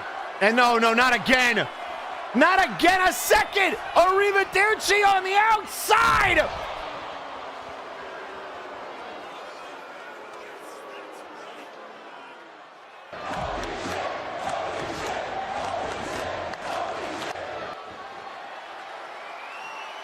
And now what is Vic looking for? Oh, another light tube. Great. Right to the face. Payback. And Phoenix still gets, oh my God. Is that a barbed wire tube? That's a spike 2x4. Right out of Vic's back. Oh my God. As stated earlier. Oh God. It's all legal. And now to the knee.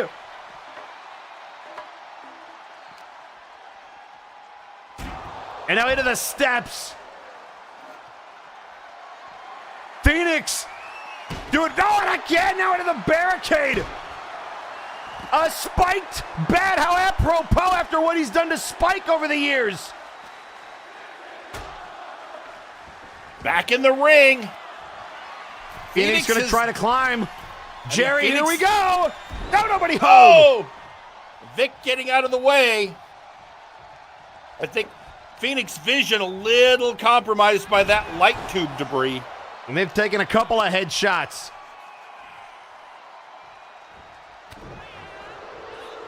And now a right hand, another right hand.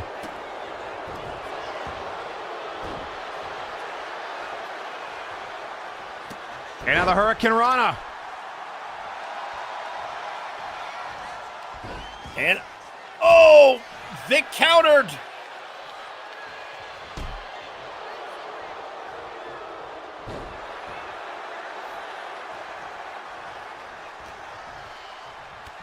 And now a gut shot. Oh, and hard into the turnbuckle. And now here we go. Phoenix Arrow. And Phoenix. Oh, here we go. We were expelled. It's Artemis. We knew this was going to happen eventually. The chaos has started. One of the Brass's goons. Phoenix, you're going to need to turn around. This is about to be a 2-on-1 situation very quickly. Artemis to turn the... Oh, there's Graven! The man who cost him the championship out of the crowd! But Vic from behind! Phoenix! Arrow! And Graven trying to deal with Artemis. That's who screwed him out of his title shot. And remember, he has the briefcase.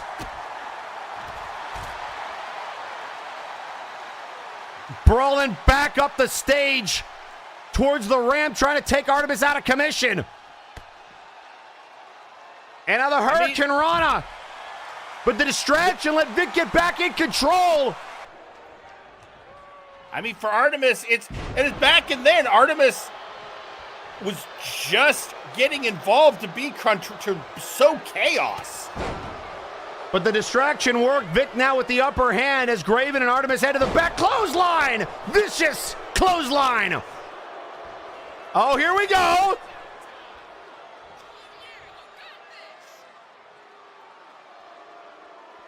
You should have been talking trash! Turn around, buddy! Look who it is! It's Blight Howless! Payback! The Blight Breaker! Phoenix, cover him! Do it! The counter ref! To win the title! 1, 2! Oh, come on! Oh! Oh, boy. The chaos continues. Spectrum trying to come and help against Blight. And Phoenix can't believe it. Spectrum coming down. Oh, Blight just decked him in the face. Blight said not today. It's like, if And now there's a Phoenix and Vic back in the road. There goes the ref. Oh, and now conviction. Conviction. But there's no referee. And now Blight trying to drag Spectrum towards the back. Jerry, the chaos has begun. Trying to throw him off the stage. We knew it was going to happen. And Phoenix might be out. Phoenix is getting choked out in the ring. One of the things we know about Blight, he is very, it was put best, pack-oriented. And Blight now putting the boots to Spectrum, who we saw in the King of the Showcase match. But Blight, they promised they would deal with anybody who got involved, and they're here. Look at this suplex. The power of Howlis.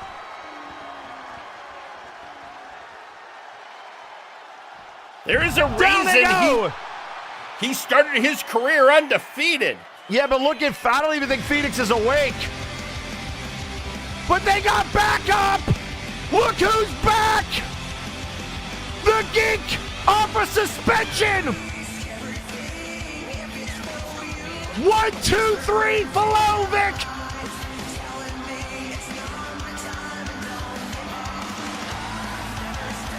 This is, if you're Victor Vicious, you start asking questions like, was this all really worth getting your hands on Satyrus? Yes, no, there's a kendo stick. He was ready for him. OmniGeek has been a thorn in the side of the executive club behind the scenes. Our resident hacker. And Vic hasn't forgotten how he got Defunka's briefcase back. He got Jack Andrews reinstated. And now he's trying to help Phoenix. Oh, look out here. Jaguar bang right to the face. Oh, wait a second. God dang it. Victor busy with the OmniGeek, and now a super kick! The smoking gun, it's Tyson Smythe, you piece of shit! I mean, Tyson, who we saw yesterday. And now the firing squad!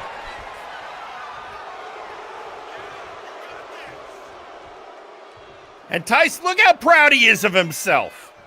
I mean, it's not going to help you if Vic's not there to do anything because he's busy with OmniGeek. Look at them up the stage. And now the chair shots. Cartel rules. Oh, and Ref look at can't do OmniGeek. anything. Omni looking for the street sweeper on the stage.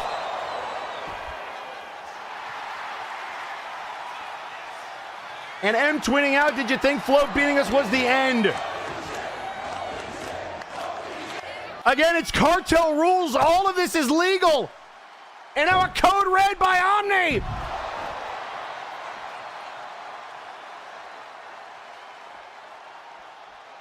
At this point, because it's cartel rules, at some point, somebody's probably going to have to drag someone's body to the ring and put him over the other person.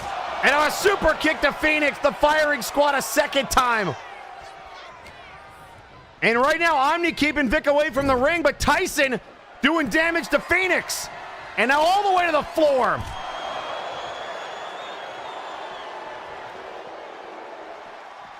And now trying to whip Geek back towards the ring. Vic trying to get back there. Omni trying to hold him off till Tyson can be dealt with. And he moves out of the way of the vicious clothesline. Drop kick. Oh, he staggered him again with a clothesline. And a boot. Not on the stage. Omni going for the ride. Arrivederci. And Omni is out. And now here comes Tyson. Looking for the knee to the face. And he's telling Vic to get back in the ring. Vic sliding in. And oh, now Lawson's at ringside. Where the hell did he come from? This is how Phoenix lost last up. Oh, the howling. Son of a bitch. 1, 2. No! Phoenix kicked out! Phoenix kicked out of the howling! What did Tyson look like he took that personally? Oh! The consequences of your action. Here comes the former champ. It's Nero! Tyson saying, bring it! And a right hand by Nero! Unloading on the leader of the executive club, the clothesline! And we have chaos breaking out backstage! Chaos backstage! The club and Flashbang going crazy!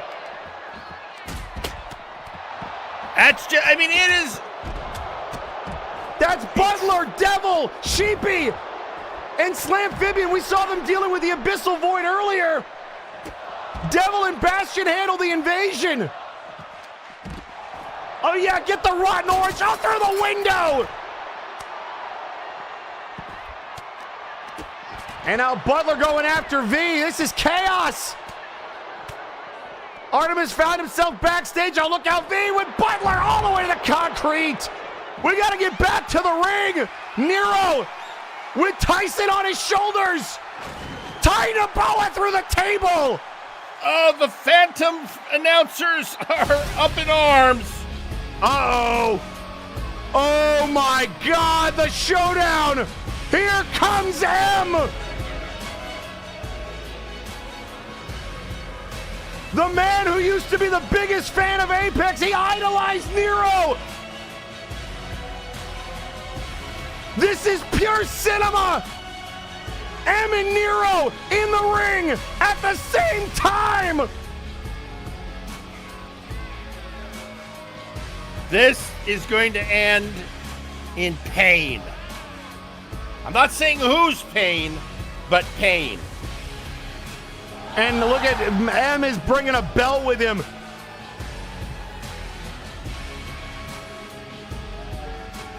And M, you can hear M say, Nero, it's time. Again, he idolized Apex. Nero held the championship for 484 days with M as Maximilian Thunderthighs rooting for him every single day. And now they're squaring off. What a moment.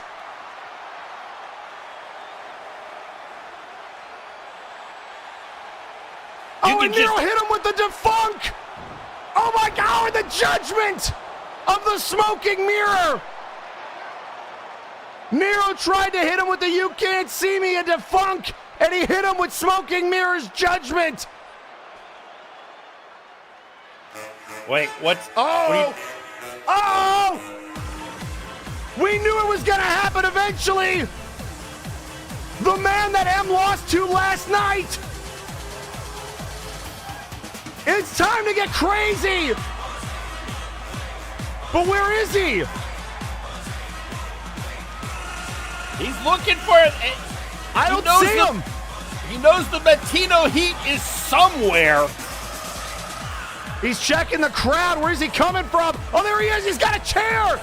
The madness. Oh, but here comes Vic Vicious. Clothesline of madness.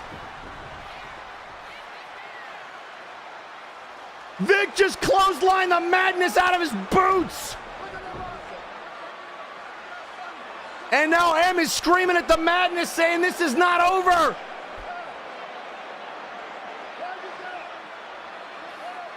At this point, oh, and he's telling him to get up. Uh-oh. Oh! Hey, Jerry, guess who's off the hook? Guess who's off the hook? M, you might want to run. Death comes for you. Death has cometh. Jesus Christ. It's Helix Sucks. You were talking real big before, M, and he's going for a ride. Choke slam.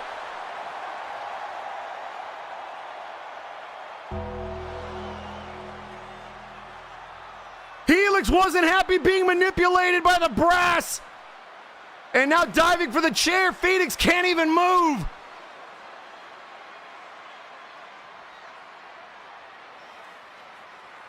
Both of them are in through the ringer. And now trying to pick up the oh boy. And here we go, Vic with the chair. Who does he hit? He's glaring at the Madness, who ducks out of the way. Oh, and now it's gonna be chaos. Phoenix Arrow. Aha! Cover ref, count it 1. Oh, and Tyson breaks it up. This is insane. Firing squad from Smythe. And now Madness is in. And Vic is saying, look, this is what you wanted, right? M trying to go after the Madness. Oh, and here comes Zerikis. Oh my God, wait. Wait, that music. It's Nitzig. But whose side is he on? Nitzig is coming. The chair shot. Who's in? Vic trying to. Oh, and a right hand. And now the Daka. Drop. I don't believe it. Answers that question. And we've still got chaos backstage. We're brawling all over. We're in the parking lot. Jerry, I've never seen anything like this. I'm getting reports of fights breaking out all over the arena. That's Honor Bound. The Sandman, Grim Reaper, that's freaking Donkey Kong. Did Mr. Lawson call the whole multiverse? I mean, would you put it past him? No, not after Deadpool, I wouldn't. He was Oh, willing and to here we risk. go! Zerikis, Nightmare Neckbreaker to Vic! Oh, and here What? we go, here comes the Mad Jester Fool! Vic Tombstone on the chair by Zerikis! MJF on the way, also known as Kuso Kale! It's a cartel civil war! Once again, going after Nitzig! Whispering laughter to Nitzig! And Mr. Lawson, I think, crawling out from under the ring now, trying to stay out of harm's way. I mean, that. Oh, hey, Lawson! Lawson? Lawson, you should turn around!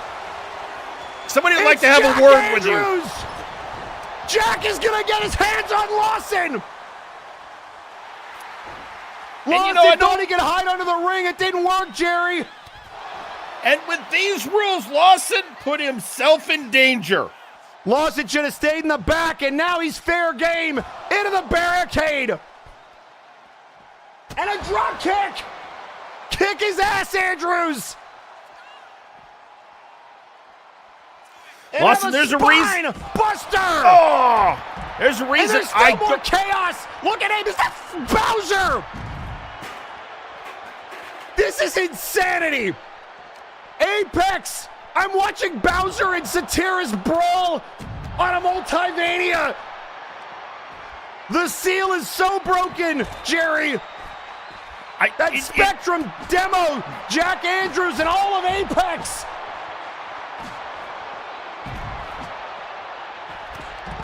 Someone is going to have to assert some order. I don't know how. Guys, I think there's more how. Look out here, looking for the maze crash. Can he get Bowser up? He got him. What did Deadpool do with the championship? Nothing good. And now questionable getting hit. Spectrum after Blight. There goes Demo. And a howling to Spectrum. Oh my God. They're in catering. It's all the invaders. Diddy Kong, Deadpool, Jason Voorhees, and freaking Darth Maul is back. And look at Mike Davis helping out the rebellion. Doof trying to take care of Diddy Kong, Ramon going after Darth Maul. I think Deadpool broke the fourth wall right now. Michinoku driver. Are we ever going to get back to the ring? Yes, we are. Okay, all tables are smashed. Everything, yeah, that, I didn't even notice that while we were on the other feed. Double axe handle. There is still chaos out here. Fortunately, okay, Legs is paying attention to the important part, the actual people in the match. And now Howell is going back up. Oh, and Nitzig with an elbow. And a pow! The wah!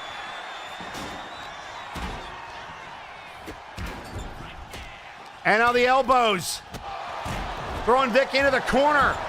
And it connects. Springboard. And the drop kick. Zarek is going after M. MJF and the Madness. Oh, and the Madness just hit the Mad Crash on M. Phoenix to the top. Oh! What a moonsault. And now Zarek after the wall. Zarek is to the top. Guillotine leg drop. And now MJF Phoenix trying to clear the ring. All right, Phoenix, now's your time. Go for the pin. Go for Pin the him. pin. And no going after MJF, who dodges. Crimson getting distracted, and you can't do that. Nitzig getting tossed, the Hurricane Rana. Madness and M renewing their match from last night.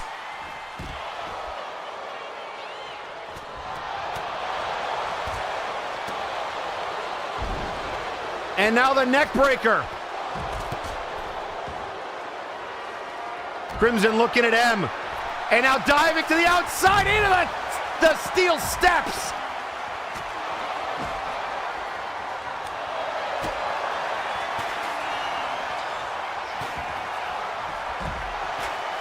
And now the chair shots to M.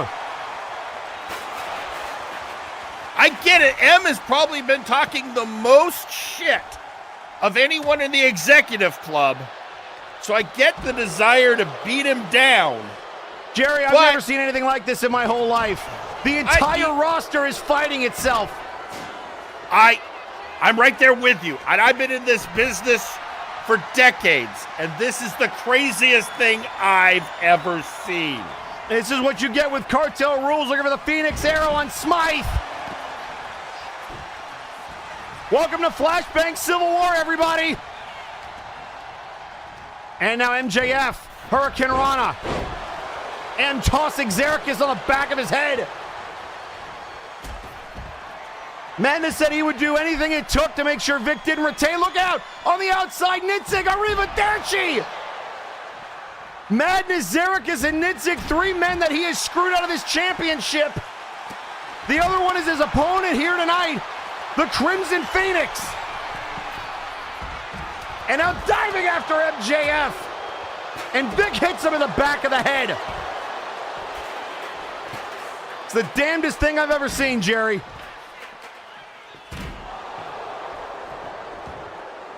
And now back into the ring we go. And only the last rites. Oh. No, Phoenix, come on. And able to counter. And now what? Apollo, what is happening? We haven't seen Apollo all night. And he can't be happy that Vaporwave are no longer the champions. No, but he's going to try to come help his, I guess his boss for the evening. Apollo Hades, the former Trios champion. Oh, he just got a clothesline out of his boots. Surprise! It's the other Minotaur. There's two of them. All of Apex is here. The boot to the head. Apex out in full force trying to help their teammate.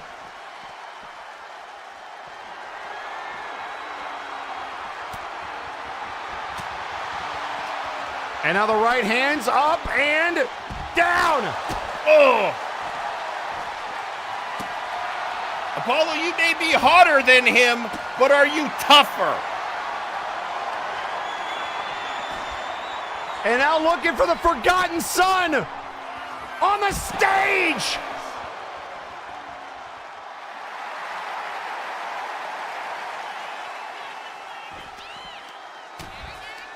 Labris is just assaulting Apollo Hades. Trying to buy Phoenix some time, but there's still chaos at ringside.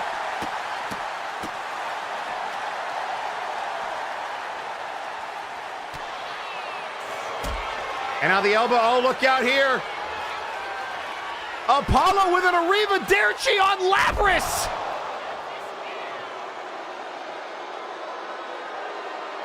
And now he's just posing. What a piece of work. And now the rights, the lefts. Another body blow.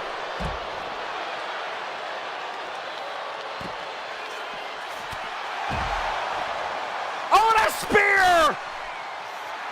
The charge! Right to the chest! Here's some advice. Don't play around with Minotaurs. A wise suggestion, Jerry, and he's getting him out of here. And now Vic in some trouble. Fever dream! But Phoenix is down. Zarek is with a kill shot on Vic. The man he's never beaten. He was DQ'd in his last match, so he didn't win the title. And now the Nightmare Neckbreaker on MJF. Madness screaming at Phoenix to get back in the ring. Oh, the chair by Vic. This is I have seen showcase matches easier to keep track of. And oh, then a chair. The diving crossbody onto the chair.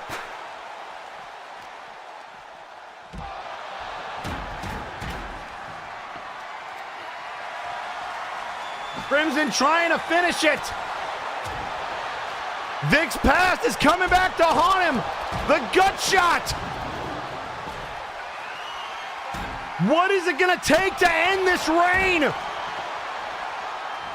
And now a neck breaker of their own. Zarek is even screaming at him to pin him. Nitzig with a war cry. The elbows. Oh! And out of the corner. What has Phoenix got in mind here? Nitzig trying to take care of Tyson. Madness back in. Right hand. Look at Madness. The Madness. No, not on all the steps. Oh, and look at Smythe moving the steps. Madness just trying to kill Vic with a Hurricane Rana.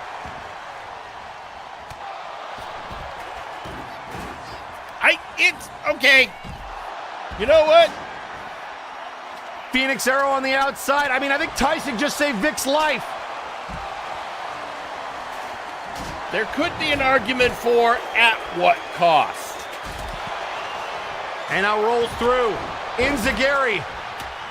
Madness back in. And a counter by Vic. And now here comes Nitzig. And again distracted by his past. Counter by Phoenix. Down goes legs now. We got no referee. And a conviction. Conviction. Phoenix trying to hang on.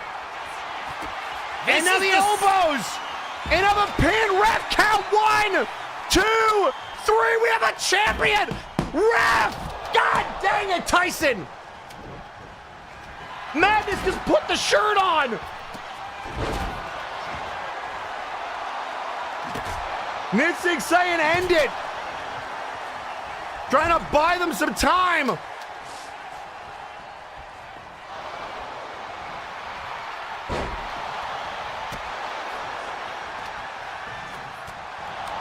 It is, I mean, there is, I mean, look at this, a double team on Vic. Oh, here's MJF. And then the steel steps onto Vic. And now more steps. I don't know how Vic or Crimson gets out of this. The roll into the drop kick.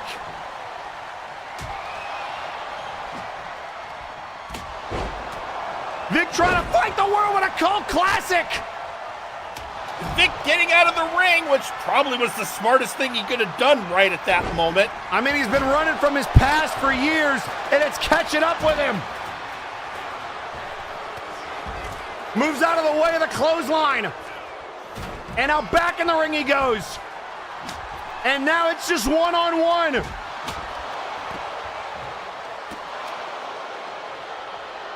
And then throw it on to Vic. Busting him open again. I mean, on one hand, I don't blame the Phoenix one bit. What the But hell on is the Phoenix doing?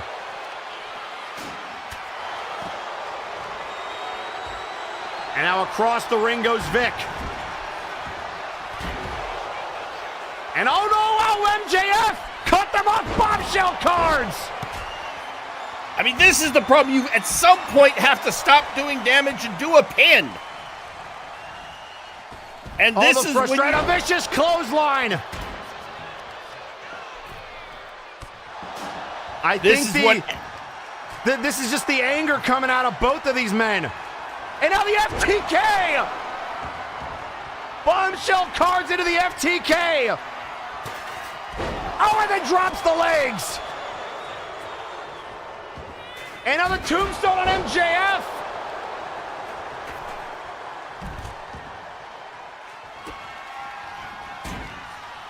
And now into the corner. The ring finally cleared again, the counter. Staggering Vic. Into the corner. Phoenix puts him up on top. What is it gonna take? Phoenix! Oh my God, Jerry. Jerry, the chair! The jaw on the chair! The steps! And then a Phoenix arrow! on the chair! Cover him! Do it! 1, 2! I don't believe it! Wait! What's going on here? Why are we... What's the camera? Did Phoenix won, right? I just saw what I saw. Here is your winner, and the new MNW World Heavyweight Champion, the Crimson Phoenix! Oh! I don't believe it! They did it! My heart! And I don't have a heart problem! This feels like justice! And there is Crimson. They can't believe it. Overcome with emotion. The nearly 4-year reign of terror is over. Good on you, Phoenix! Deserved! And what? But the flashbang had to go through hell. It took the get whole here. roster to end Vic's reign. But the Crimson Phoenix rises again. Redemption.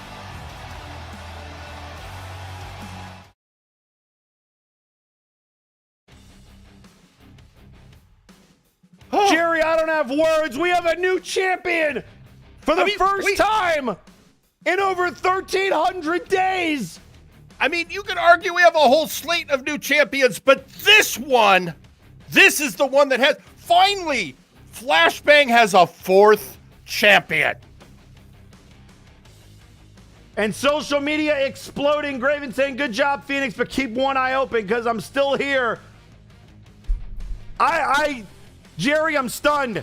It took everything, every single member up and down this roster to make that happen. Vic was ready, the brass was ready, but Flashbang stands tall. It's just, yeah, I almost can't believe it. It just, you know that it has to happen at some point, but at times you just go, I can't see it happening, and yet when you happen, it's amazing. It's unbelievable, Jerry, and you could see Phoenix, the emotion, the crying in the ring, just it all came pouring out with that 3 count. Well, and here's the thing, again, It's one thing to win a championship. It's another to win it at Multivania. Wow, I don't know.